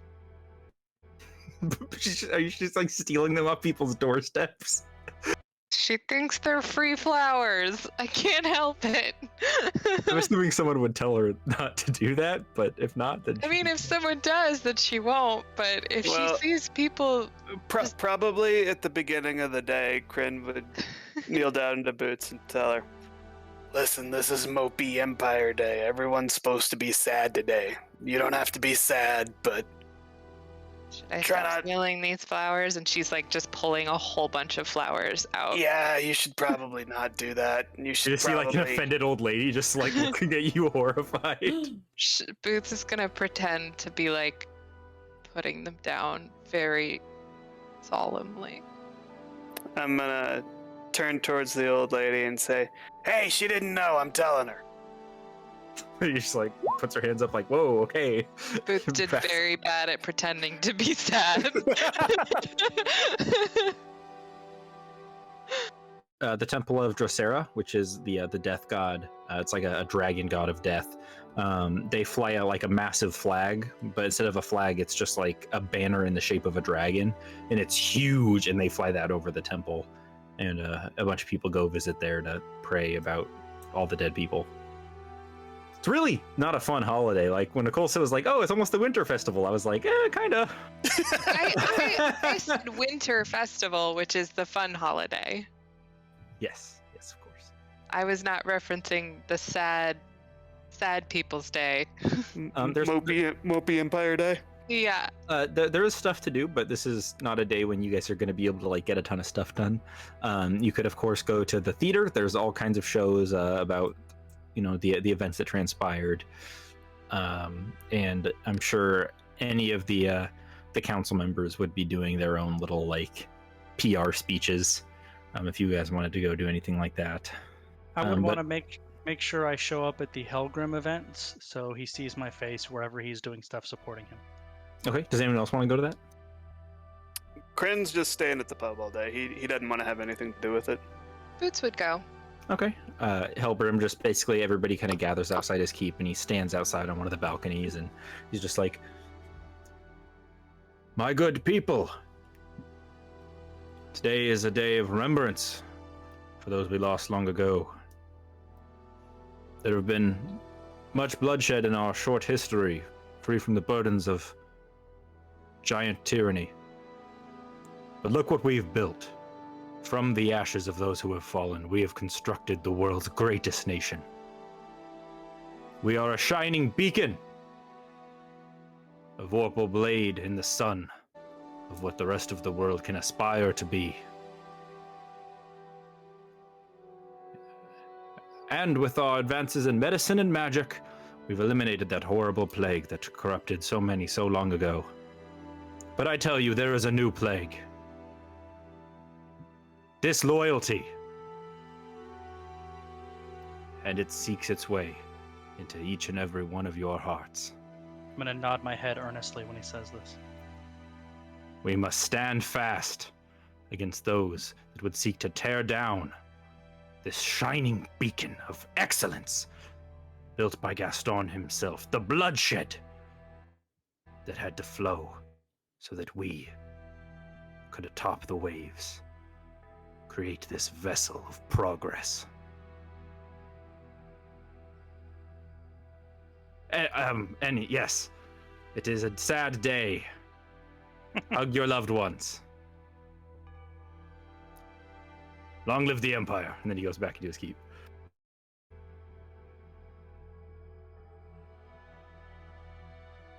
Boots is interrogating his guards.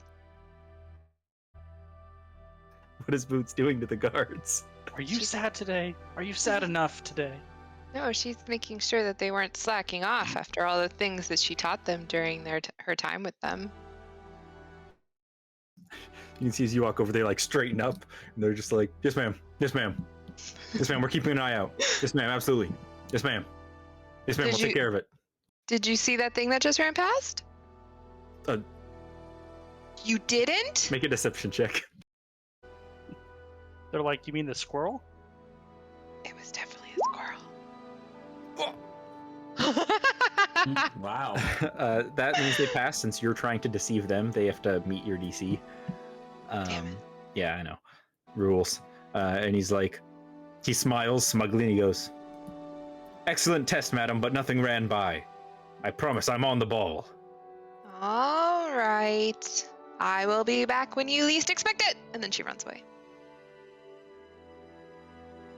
But sadly, runs. You see people who are like in like their mourning garb and stuff as Boots run by, and they're just like, "Did he say the plague of disloyalty?" And everyone's just like, "Well, that was weird."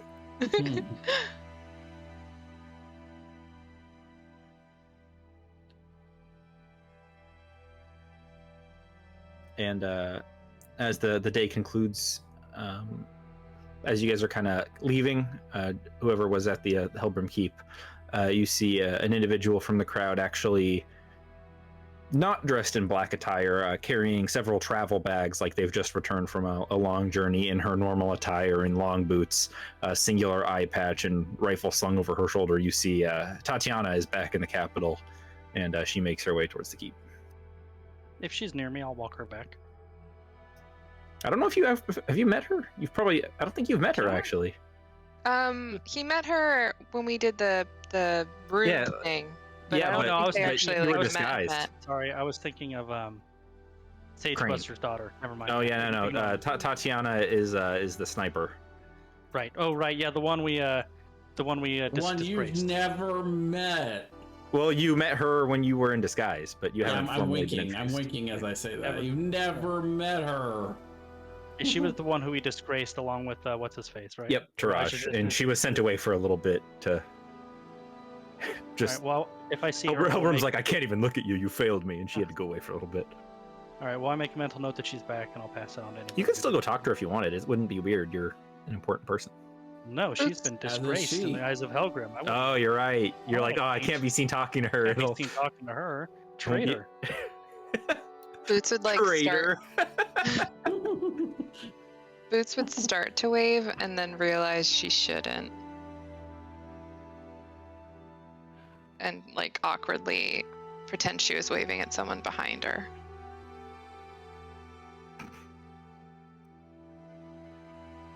Anyways, that day goes by. If there's nothing else you guys want to do.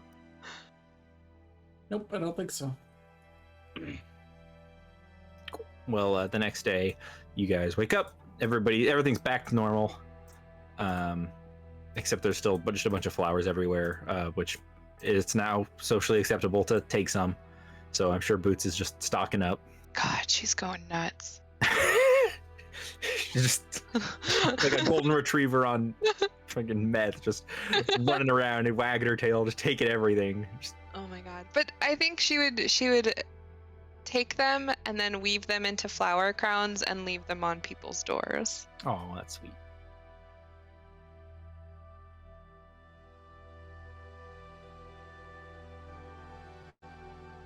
Okay. And I would share with everybody that Tatiana's back as well, if anybody Mhm. wasn't around. Where are we at now? Sorry. We went through the day of moping, When we're all back at the tower. and now it's the day after the day of moping. Oh, Tatiana's back, is she? It looks like she just arrived. She was hauling all her gear, looked a bit disheveled.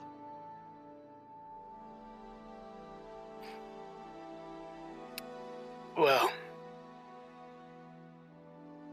I wonder what her role's gonna be now.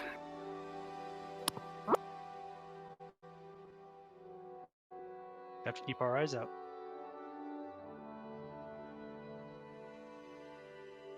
Well, actually, a little bit after that, you guys would have received a little bit, or not a little bit, sorry, you would have received notice that Hellbrim has invited you guys to come meet at his place whenever you guys are ready. Speaking of,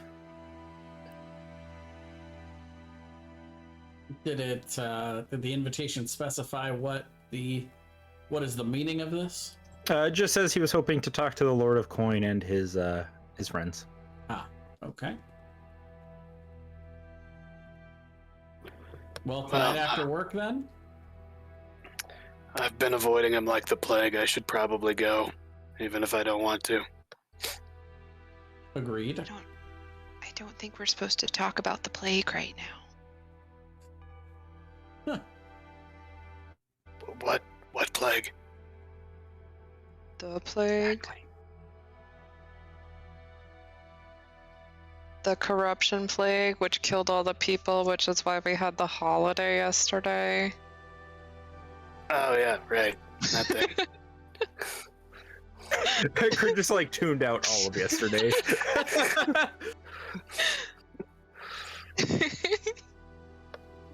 Yeah, so on a I've been avoiding him like the plague, and I don't think I should probably do that too much. Be suspicious for me to not be there. All right. Okay. I guess I'll put in another day of work and then we'll head on over there. Okay. You guys are welcomed in, led through the main hall into this conference room Hellbrim has set up.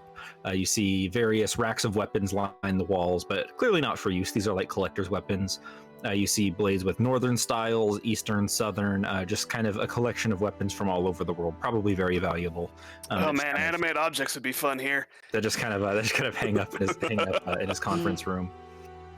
He's wearing his usual green suit. He plops down in a chair and says, "Oh, thank you all for coming." And you see a faint smile kind of trace the edges of his mouth, which is very out of character for him. Can I insight check it? Yeah.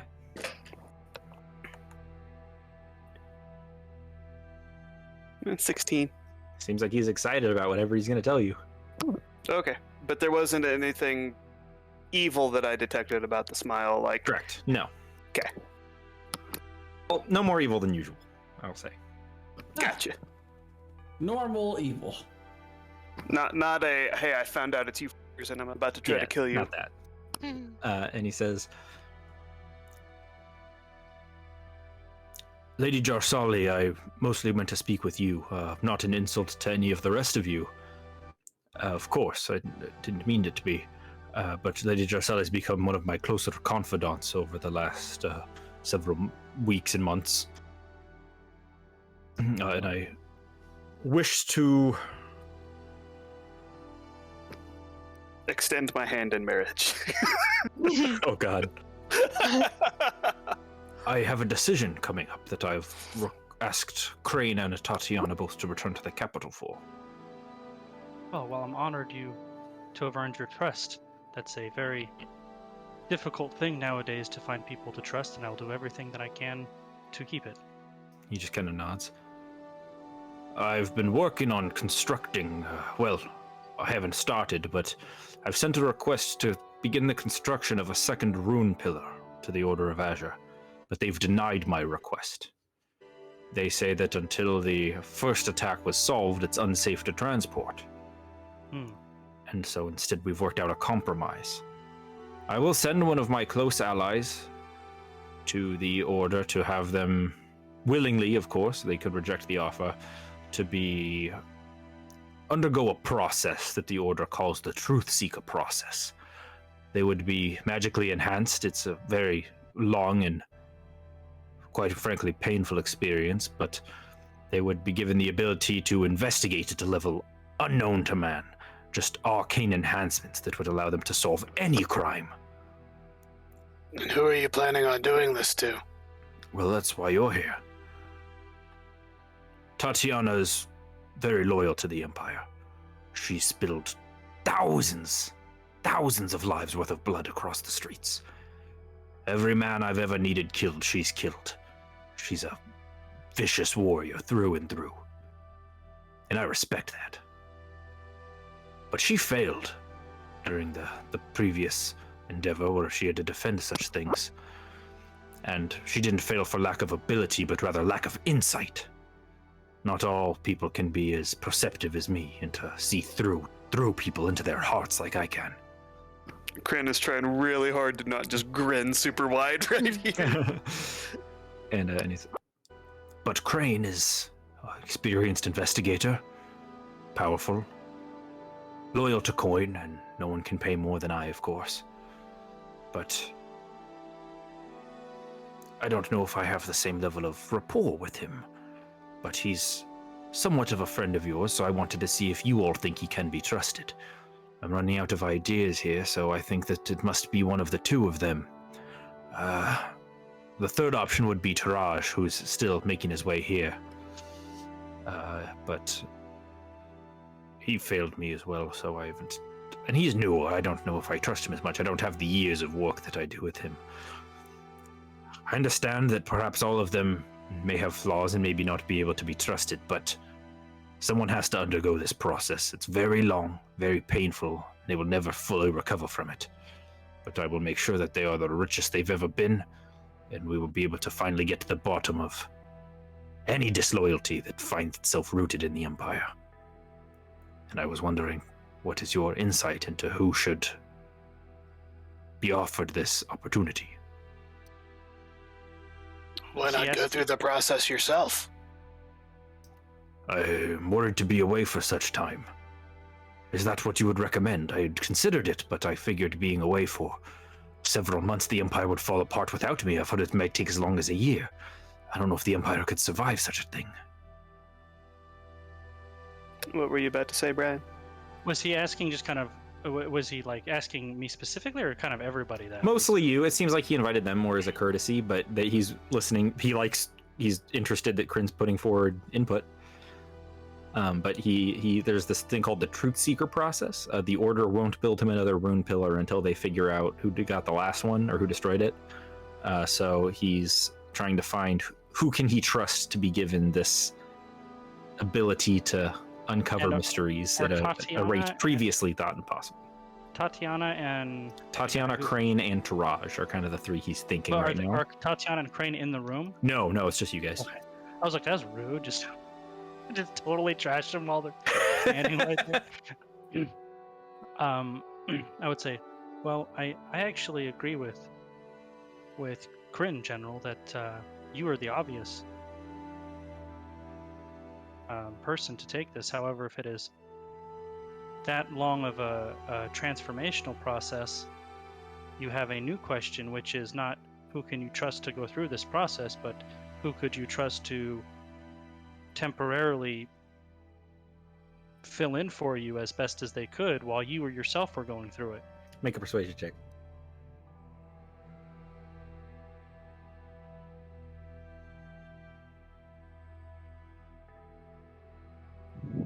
I don't know if I could be replaced.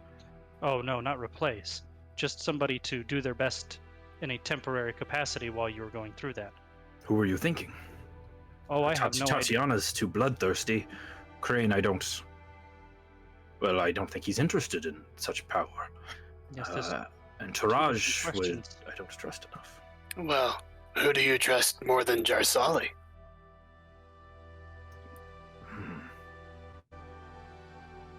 Well, a foreigner sitting on a council chair. No offense, my lady. And he's like physically like cringing at the thought. Well, remembering, of course, that it would be a temporary position.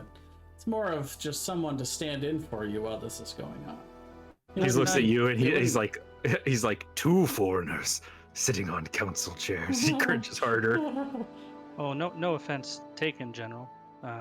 While I certainly think I would be capable of the task, it's really not a position I'm interested in. I would really only do it as a personal favor to you, and I would even have to get the go-ahead of my superiors at home to accept even a temporary position within the kingdom. I am here as a diplomat, of course. Make another persuasion check, and I'll give you advantage because Kryn helped you out a lot there. kind of nods, thinks it over. It would be good for our two nations, I suppose, to have such camaraderie. SRA is very far from the Empire, and I know nothing of your culture, nor of your people, nor of your customs. Perhaps it would be beneficial for us to become allied for the war to come. That was going to be the suggestion to my leadership at home. Perhaps we can jointly pitch to the Emperor sending an envoy there, somebody to represent the Empire and learn of my homeland, just as I have learned so much of you here. But that is neither here nor there. We should focus on the task at hand. I guess Additionally, I like your idea. I would be willing to send an envoy, and I would be willing, I suppose, to have you sit on my chair for as long as the process takes. But I would require some assurances from SRA, so perhaps we can postpone the discussion till I have answers from them. Of course. And in the interim, maybe an alternate plan. Who would you like to take the transformation if not you? Well, do you think I could trust Crane, Tatiana, or Taraj? Perhaps you'd have us interview them. An excellent idea. What were you going to say, Brian? Who better than a changeling who can spot deceptions? An interview is an excellent idea, but from what I know of them, just as we stand, I think Tarajish does not have the track record of trustworthiness nor a track record of success to really qualify him for such a high position. I would not consider him even a little bit. So then just between Crane and Tatiana, you think? Yes, I think they both have certain strengths and weaknesses. Tatiana's loyalty to her homeland cannot be questioned. My concern with her is, although I don't know her personally, my understanding is perhaps her skills are not as sharp in the areas that a position like this would require. I believe that Crane's skills in a position like this would probably be more geared towards him. And as long as you're confident that you could keep him rich in coin, which is where his true loyalty lies, that would really be my only concern with Crane. At the same point, that does mean he can be bought. Yes.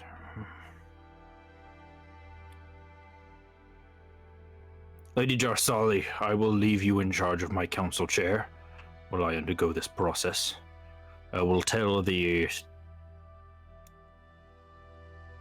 others that I am on a diplomatic mission. I will send an envoy to your home country of SRA. But I have one condition that I require of your nation before I'm willing to submit to such alleviation of power. And what might that be? I would need a sworn statement from the... You have a king, yes? Yes. Or are you more of a tribal system? Wow. We do have a king.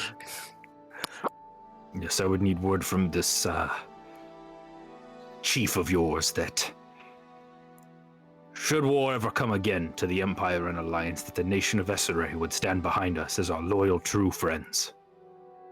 If this can be assured, and I can have some confirmation of this from your leader, Chieftain, you said it was? King General.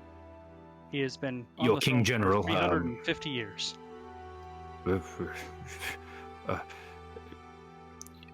Oh God! Oh, don't touch that! And he boots knocked over like this massive black great axe that falls over, and he's like, "Oh, yes, this was my father's axe. Please be very careful. It's very important to me, although a little unsophisticated for my taste." And he hangs it back up. Well, considering your weapon. What'd you say? Well, I was like, considering like he uses a Vorpal hammer, right? Like it's a Vorpal halberd. That he summons from the sky. Right. Yeah. What do you know? A great axe is a little basic for him. If Charlie stands in for him, does she get control over it? She would not get control over it, No. for sure. Would I? No. You just You're got a gonna- new weapon this session, Rogar. You're not getting another one. You're gonna have to take Yeah. his place to get that weapon. Yeah, dual wield those things. All right. The Vorpal Yeah, so halberd in one he- hand. What are you rolling initiative, Rogar? Taking that weapon now. General, if Yeah, you don't mind yeah. my asking, what does this process entail? How will it change you? Well, I would Yes, have... you're not in any danger, are you, General? Oh, a lesser man would be in danger, of course, but I am indestructible, so as it were. Of course, my only weakness is age. Something I afford to your people, Jarsali, are that while they may not be as they live a long time, and I've always envied that. Imagine if I had 300 years to establish my legacy rather than the 60, 70, 80 I've been afforded. It would be excellent. Boots will knock over something else. There's flowers in the garden outside. Boots will run it outside.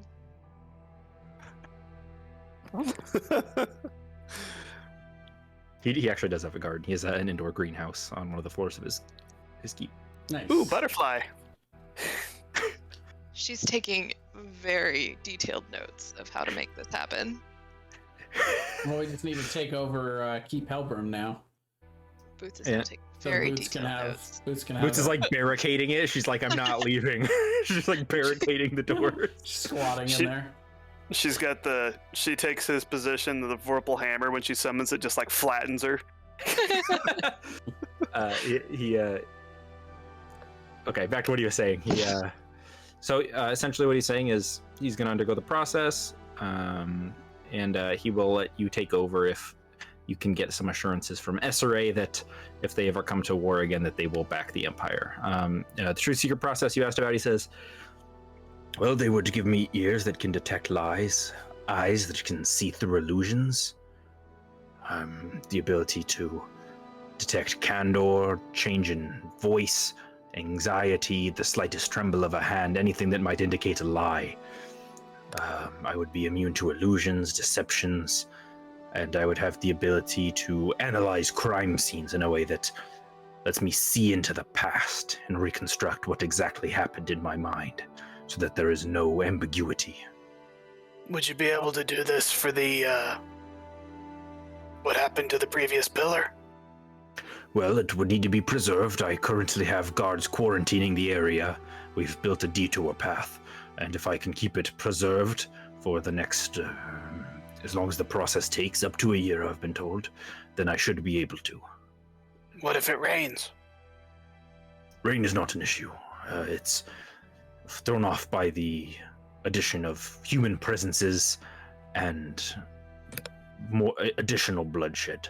As long as the only blood that's been shed is that happened at this event, I should be able to reconstruct it.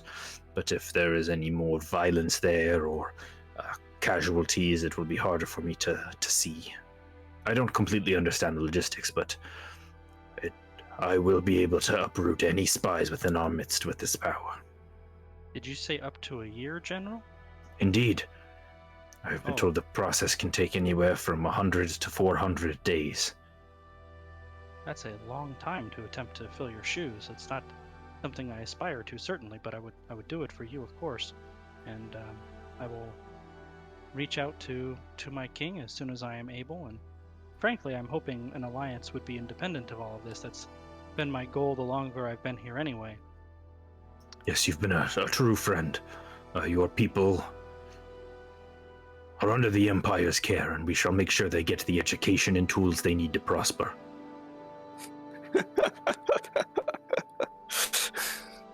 Classic.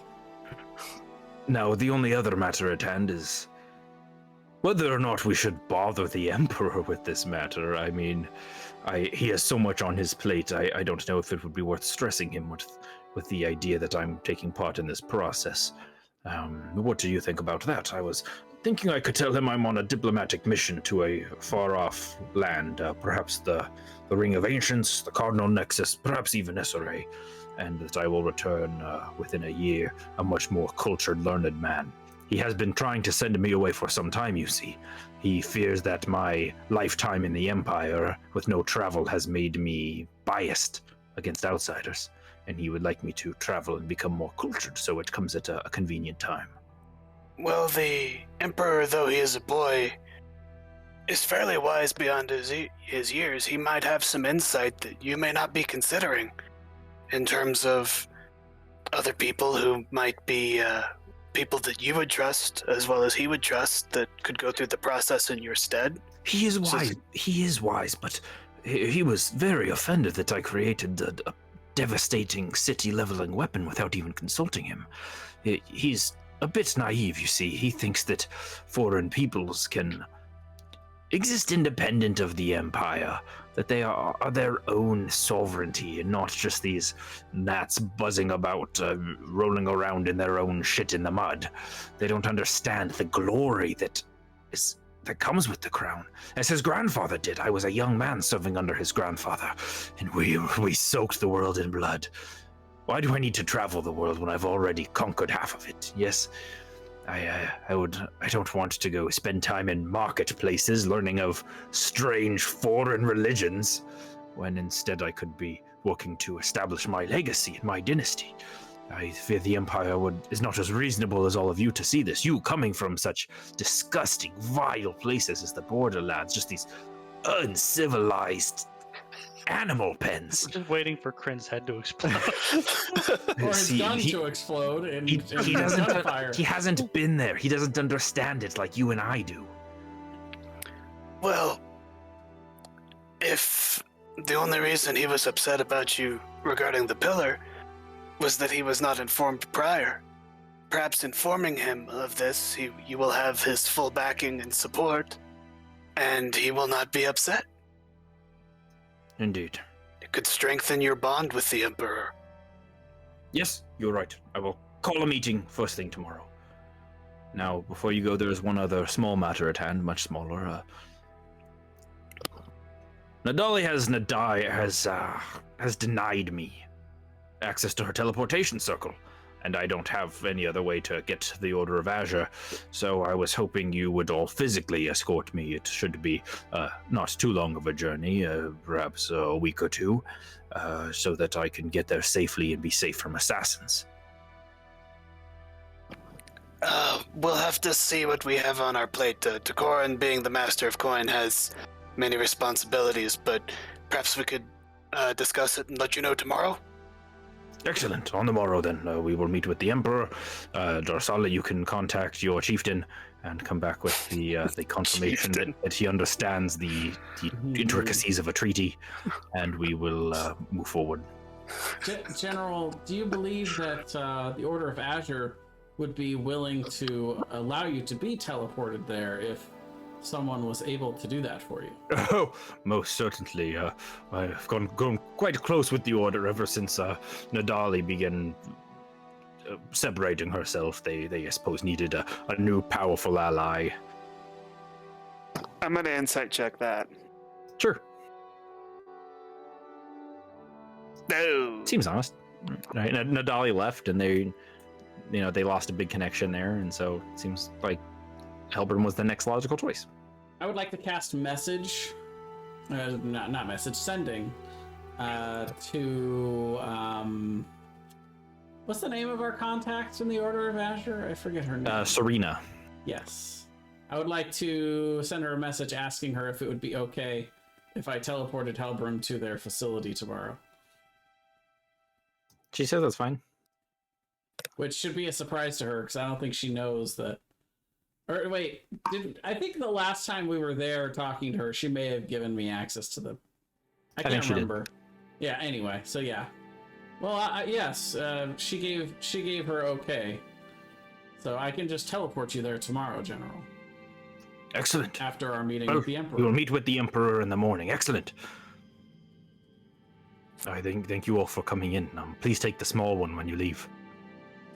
General, there is one non-official business I wanted to bring up with you. Yes, of course, my lady. So I'm gonna kind of walk up to him and maybe see if he'll let me take his arm in an informal, friendly way. And Hang on, make a persuasion check. I don't know how you'd feel about it.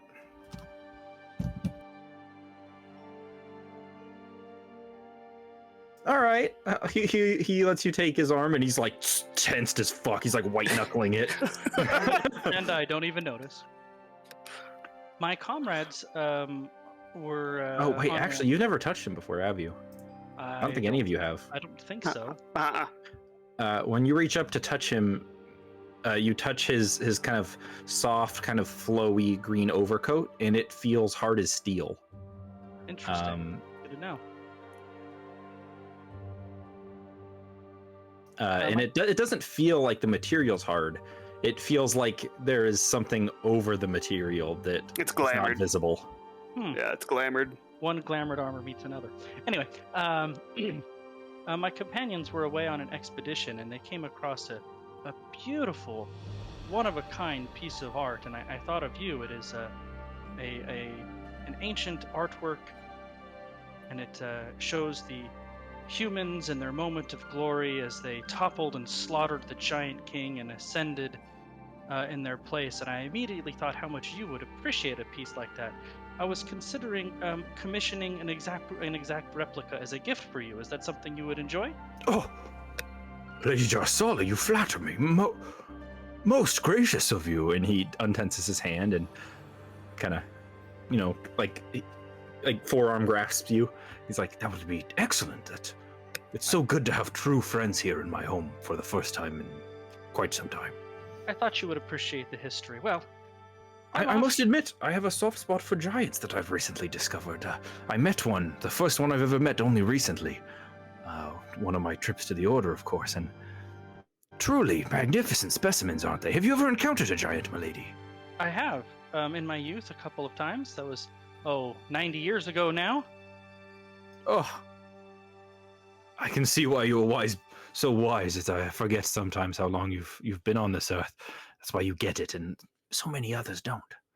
But perhaps yes, we can exchange giant stories over a drink sometime in the near future. Well, I'd imagine you'll meet the giant over at the Order. They're staying at the facility currently. Truly an excellent lady. Just so powerful. Just really a presence. It's good to have her on our side. This has been so wonderful, and back to the official business. I will reach out to my king this evening, of course, and I will update you as soon as I have a response. For a matter as an official, as an alliance, of course, he'll want a word from the emperor to seal something that official, of course. But I'll get the ball rolling, and I'll update you when there is something to update. I see. And what is your king's name? Just, I suppose. What a great question, Thomas. I don't think we've established that. Oh shit, have we not? I don't think so. Hold on. Insert name here in Hold post-production. I have some notes on King Ellenthil. How about that? Hold on. King Elf Boy. Bob. Bob. King Bob. Chieftain Bob. Plot twist. You it's get it. actually You Paul. get it, Kryn. He's like, yeah, you guys have been outside the Empire. You know how terrible it is. Interesting note, General. I've actually lived here most of my life, but moved here when I was about 20, 30 years old. Oh, that would mean I've been actually in the Empire for 370. How long have you been here? Oh, all my life. It is truly fortunate that we were able to take in such a young refugee from the outside. And look at you now, a young outsider risen to power in the glory that is the Empire. The Vorpal steed with the world perched on its back, forward into the future. Well, indeed, the wisdom of the people of the Empire to elect such a wise person to lead the coin, the finances of the Empire. I think you'll be quite impressed with Tokarin. I've had the chance to know him. He is a very intelligent and wise man. Well, thanks for coming in. I must go arrange for plans to be away. I would prefer you Well, you serve under my chair. I would prefer you stay in your own lodgings. My keep is personal to me, and I have things here that are just private, and I don't want to be snooped through. I'm sure you understand. Well, we have more than enough room. Thank you, though. And just while I'm gone, I'll be having the Rune Master stop by and provide some additional reinforcements to make sure that my keep does not have intruders upon it while I'm gone. Well, once we make it official, I'm sure you can take me on a tour of your offices, give me kind of a little bit of a once-over as to what's going on, so I'm not starting completely in the dark before you take your leave. Of course, of course. Just don't try to usurp me. Everyone else is, and they've all failed. Would you like us there for the meeting with the Emperor tomorrow? Well, I suppose that's up to you. If it goes badly and he's dissatisfied, you may not want to be associated. A fair point. I believe it would be beneficial for us to be there so that we're all on the same page. Very well, then. And he steps out of the office and he walks towards like a large open window, and as he does, he's like giving a speech as like the sunlight comes in from the curtains, just like way over dramatic. Puts his hands behind his back and kind of clasps them together as he's pacing, just says, Crin's already like walked out there at this point. Not sticking around for the speech. He's just like, without me, the Empire will shudder and wake, but it will stand. And when I return, the sun will rise. The rats in the shadows will be burnt away by the holy light of truth. Only then can we truly be the bastion the world needs to kneel down to. And the Emperor will see that. Beautiful days are coming, my friends. You're lucky to be on the winning side. Fair winds. And he goes away. Two things. Did anybody ever go get boots? Crin would have. Okay. He's on his way there now. Second thing, were there any like rare plants in there that Boots could have stolen?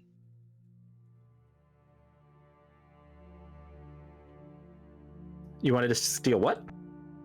Like I'm in his greenhouse. Were there any like particularly rare or good plants that she would want for her potion making? Okay. Also, don't know if you noticed that she rearranged all of his plants for him. So first thing you immediately notice, all of the plants in here are only plants that are native to the Empire. There are no plants that come from anywhere else. There are a few plants that kind of are obviously very beautiful and pretty and things like that. But there's one plant that you notice sticks out as particularly rare. It is a kind of spice plant that you would you'd cook it in like meats and things like that. And it is called jester root.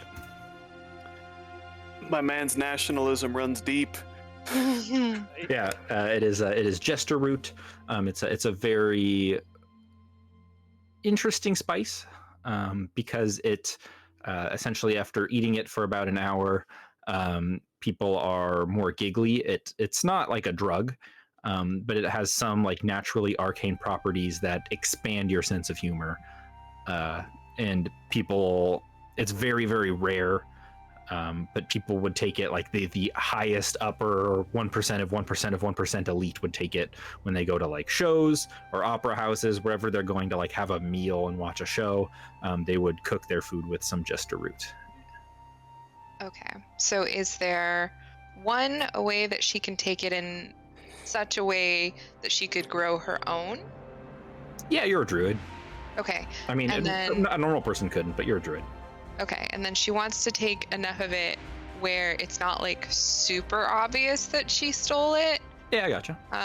But a good amount of it. And then she's also just going to completely rearrange every single plant. With a natural 20, you complete all of that. and it doesn't even look like the same room anymore. It's just everything's in a different place.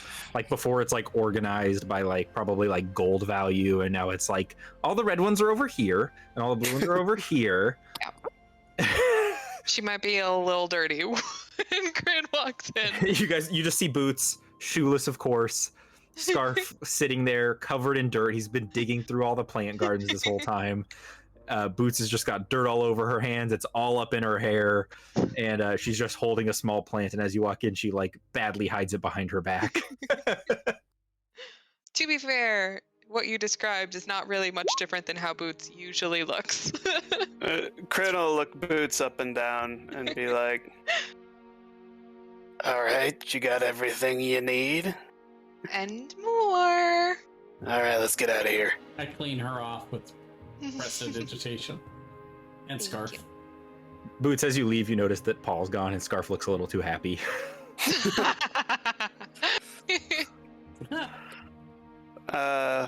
As soon as Oh. Kryn gets outside, he's gonna start drinking from his flask and light up a cigar. Somebody's gonna be digging around trying to figure out what happened in that greenhouse, and all of a sudden, oh hi! Can you imagine if Helbram walks by his greenhouse and just hears talking, but he can't see where it's coming from, and it's just someone going, "Can you let me out? Someone get me out of here." Well, Paul doesn't care. Dark. Paul doesn't care. He doesn't have a preference to be above ground or below ground, and he'll return to you at the next long rest. So Yeah, I know. Yeah, I'm not worried Yeah. about it. I just think it would be even great for paranoia Helbram to just have a voice. this is your conscience.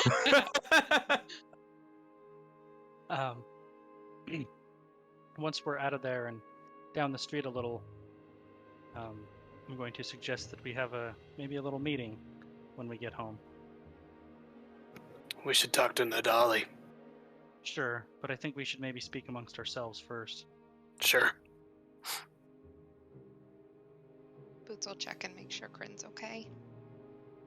Because he doesn't look great. I was Kryn, gonna roll an insight, but I don't think that's too subtle. Kryn is visibly perturbed to people who know him, but is trying to pass it off for everybody else. And Boots, when they get home, if they're going to have dinner, will participate in making dinner tonight. Oh no. Oh my god! Everybody make a con save. Yes. It's DC at 12, or you can choose to fail, but you wouldn't know that it's coming, so you wouldn't really have that option. Aww. Oops, I hit it twice. We're all going to have this serious conversation about keeping Hitler out of office, and we're like giggling the whole time. You're like, what if we put fish in his shoes? Wow, nobody failed it. Everybody's passing. Boots is so bummed. I'm sorry. Is Boots gonna fail it on purpose? Oh yeah, please. I wasn't even gonna roll. You sit down with dinner. Fennon's there after a long day, and he partakes in dinner with you and cordially just talks to Jarsali like he normally does. You just, oh yes, of course, my lady. Oh yes, of course. Just like this very like weirdly professional romantic relationship that they have, and he eats it, and he just starts giggling. Like everything that happens, he's just having a good time with it, and Boots laughing about it, and Boots he's like, she's not wearing shoes inside. She's so happy. Does Jarsali have a romantic relationship with Finnan? I wasn't sure about that. No, she does not, but Okay. part of their shtick is to outwardly Pretend. Yeah, to Yeah. They're project that platonically romantic. Yeah, people Right. would assume maybe they are. correct. You guys would know that they're not romantically involved. He doesn't even live in the Okay. tower. He lives in like the quarters, like outside, basically. And he well, actually, he lives in the keep now because he thinks it's Yeah. fancy there. But he would And still we come can in for put him dinner to and work stuff. a little bit. Yeah, he just Actually, go ahead. I would say one of the things I would tell Fennon is I need him to run down an artist to commission an artist to copy that painting. Oh, of course, I've found the loveliest artist. I've had 4 portraits done already while you've been out, just various times. That they all look great, and he which like goes through. And he's like, Ellie, bring out the portraits, and you see there's 4 portraits of Finnan, him. there'll be another time for that. We've got important things to discuss. Look at tonight. this one. Look at it. I'm on this one. Finnan! I'm riding a sea moth. Yeah, we can see it, Finnan. I'm and going, I'm shirtless. I'm gonna scold the cook, asking her what the hell she put in the food. What is wrong with him? What did you put in the food? Nothing, sir. This was all the young lady made this. Boots is just giggling uncontrollably. Well, that explains a lot. Boots just sees this picture of Fennin shirtless riding a giant fish monster and just loses it. Boots, did you put something in the food?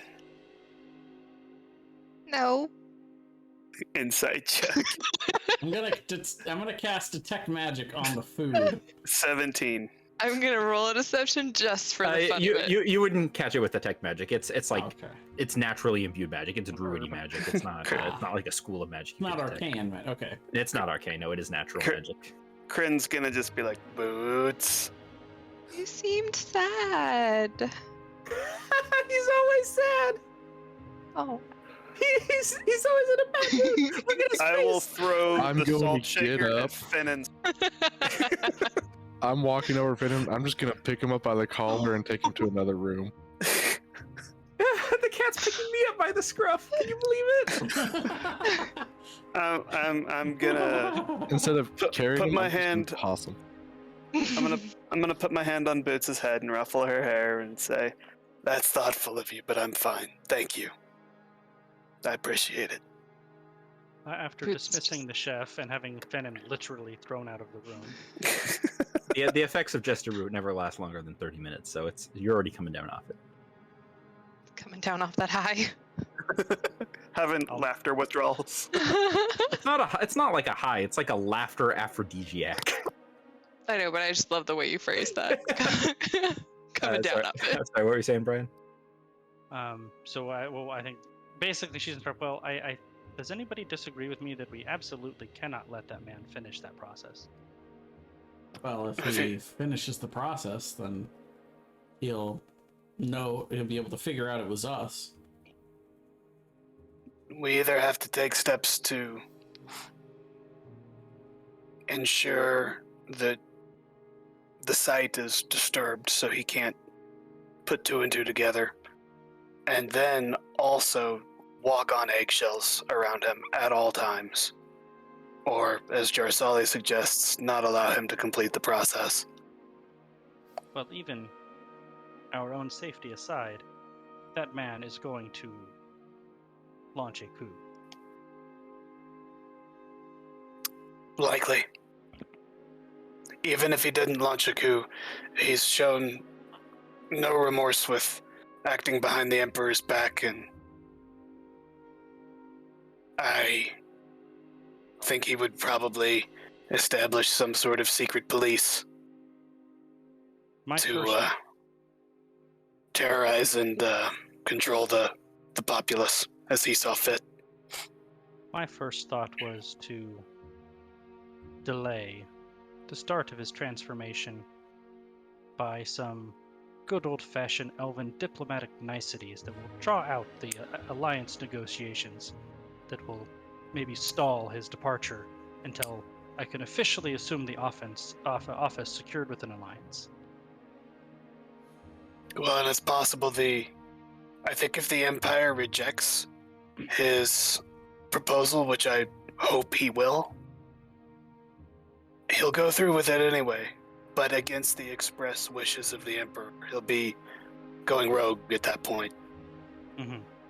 So I think we should which, if we could provide evidence that he has in fact done that, might give us the jurisdiction to go apprehend him. Maybe. that would also give me grounds to decline his offer of assuming the role in his stead without seeming to be disloyal to him.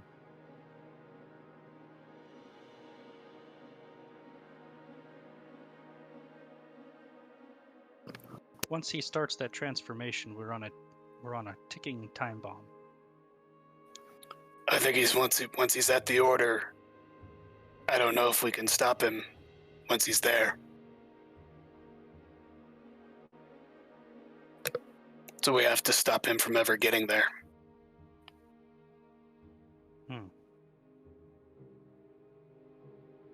And does he really trust us as much as he is pertaining to? Are we escorting him, or is he taking us to something else when we teleport with him. Well, we wouldn't be I wasn't planning on teleporting with him. I was planning on just teleporting him there. Well, I thought he wanted us to escort him. Was it? Did I? Well, so his plan was that he couldn't get a teleport circle, so his plan was just like, I'm gonna fucking walk there, and you guys can come with me so that I don't get assassinated. But now, But then Takorin said, I'll teleport you, so he doesn't need that. have we considered just teleporting him somewhere else? Oh shit! He just steps in and just ends up somewhere else. We could teleport him over to near where the star towers are. On the Well, other side of the world. But That's where the I bro- that- don't know where that teleportation circle is, though. Yeah, I Ned haven't- always said that it's a broken teleportation circle that is like half accurate. Like you just kind of end up in the jungle somewhere. All the better. Yeah, but Takorin hasn't seen it. Yeah, but that wouldn't fix the problem. Wouldn't it? It would delay it. Yeah, I mean, he would just be out in the middle of nowhere, and then he would come Unless he back got and eaten by be dinosaurs or super something. pissed.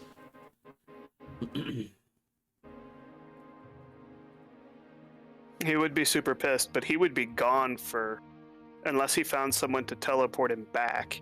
What? I don't know. Be if you gone know for this. like a year almost. Thomas, question: if let's say, just hypothetically speaking, a member of the Imperial Council went missing and presumed dead, and then they held another election to replace that person, and then the first person mysteriously showed back up. Yeah, what would happen with 7 that? months later, what would happen? You know, the Empire's really like a case law system, and that one hasn't really come up. So there'd be some deliberations. It would be a case of first impression to the court. I imagine it would be an interim position for a certain amount of time, and then would become, official after a certain amount of time. But Sure, but so once however that's long official, it would take for him to be declared You officially, would dead imagine rather than the officially first missing. reaction would be, let's get the secret Order of Azure people on it, and they're gonna do some scrying They'll and stuff and spy try on to him find and him. figure out where he is. Yeah. right. That'd be step one. And then if they couldn't find him, step two would be, all right, let's get somebody in charge for now till he gets back. And then step three would be, okay, he's not coming back. Now what do we do? Slip something that prevents scrying into his pocket before we teleport him. What you do is you give him a necklace with you get him a necklace that prevents scrying. Give it to him and say, "Hey, this will protect you from people trying to spy on you." and he'll be like, "Oh yeah, absolutely." Or we can teleport him to the Northland and then leave him in that cave where scrying doesn't work.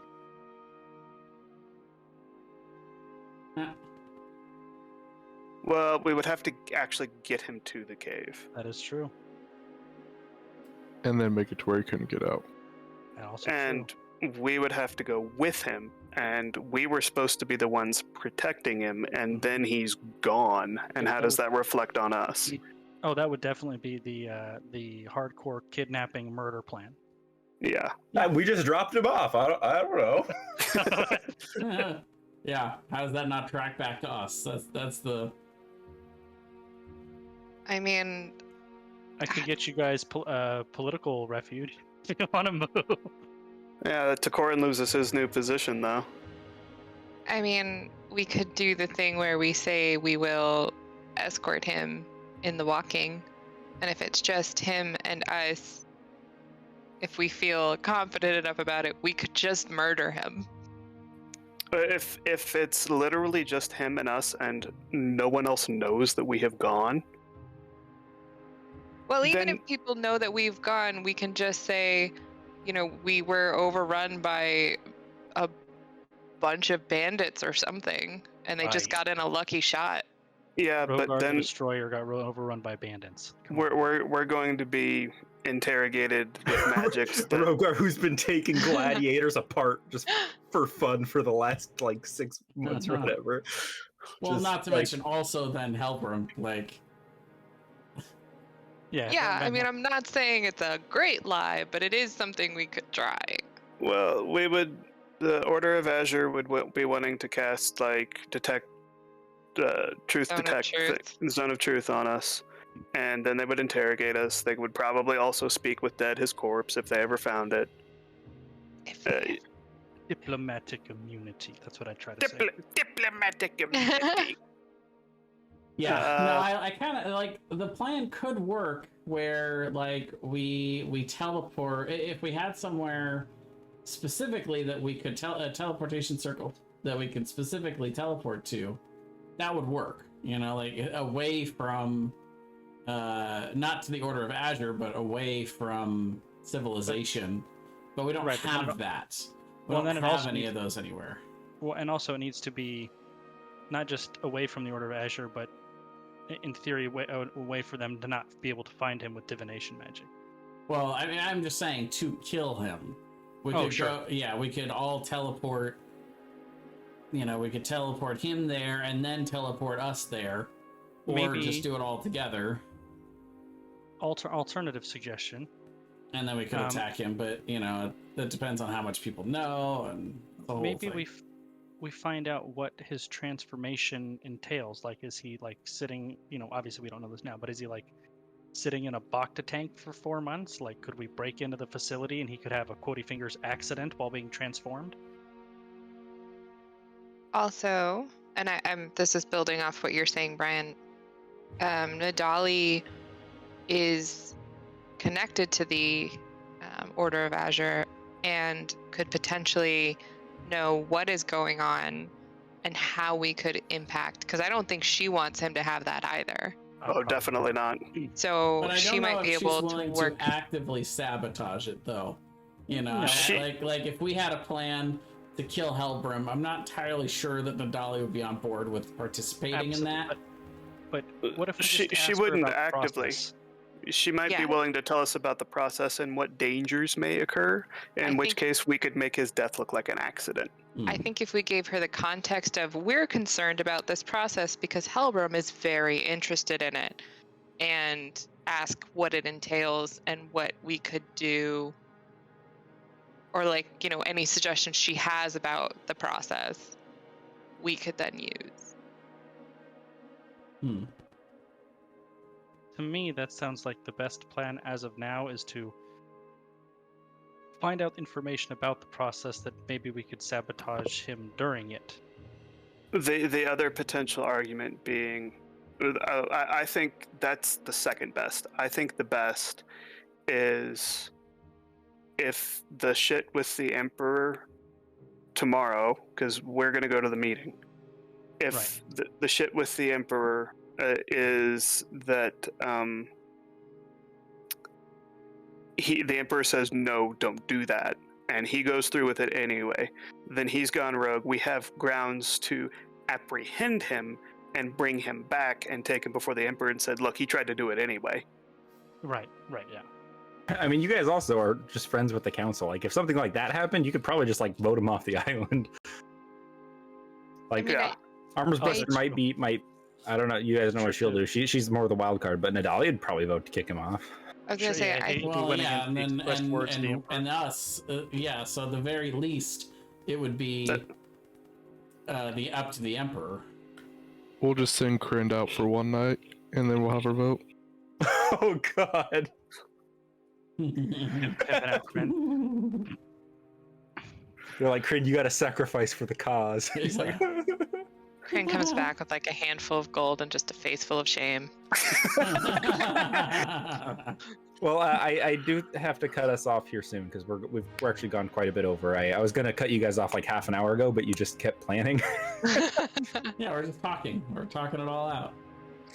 Well, I do have to hop off here soon, but you guys can continue planning, of course, if you'd like.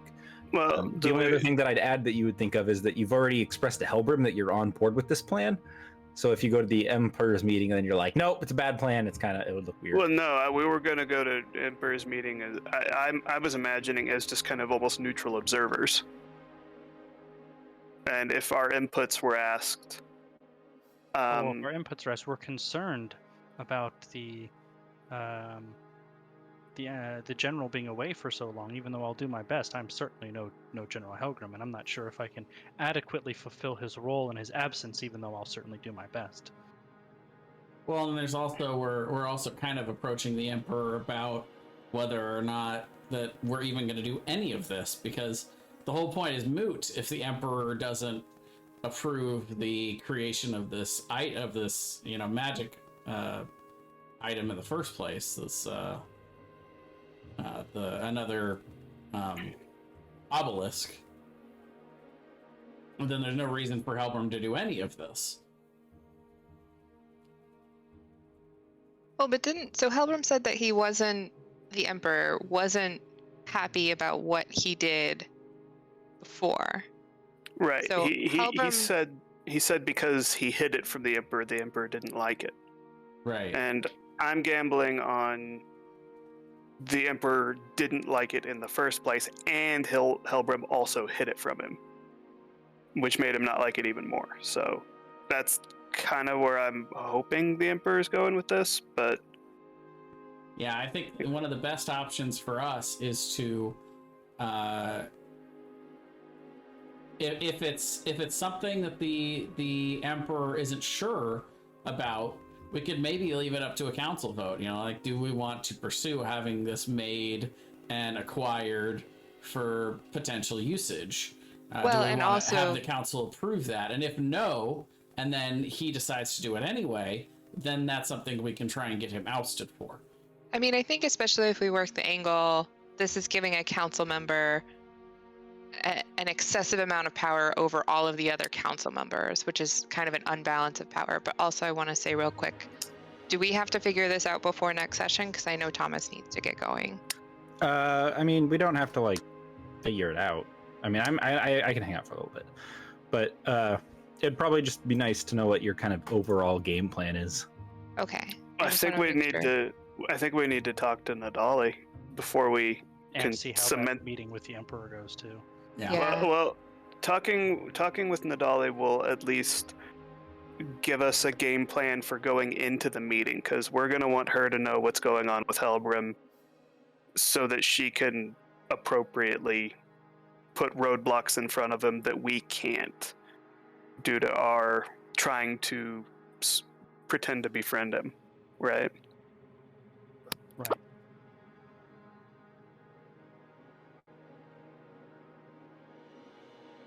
All Cool. that without revealing that we're, going to Nadali and telling her everything that Helbram's saying.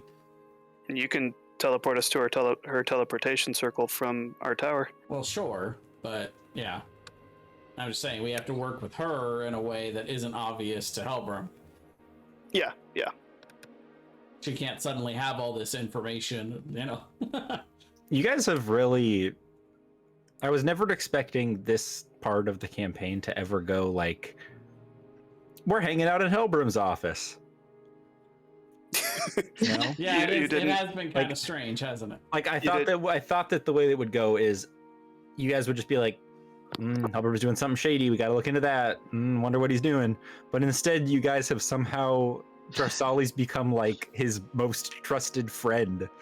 And you guys are just like, keeping your enemies close is like, this is the Intrigue is definition of fun. that. Yeah. You guys are so close to him that I never would have expected. Like, because originally when he first started doing shady stuff, Nadali's like, that's weird, Helbram's gone. That's weird, Helbram was at the Order, wonder what's going on there. And now you guys are just like, hey Helbram, what's going on, man? And he's like, I would be happy to tell you everything. What's going on with you? he's just like, you guys get me. Nobody else does. And He's, like got the veins popping out of reality- his head and almost exploding in the corner. Right. Like, he's like, Kryn, I'm just like you. And Kryn's like, yep, you're just like me.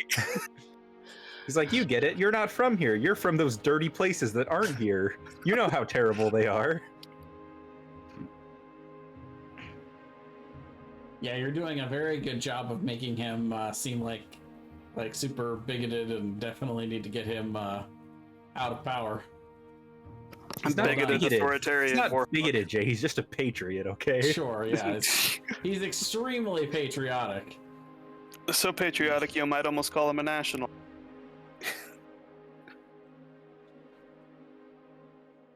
And he's white.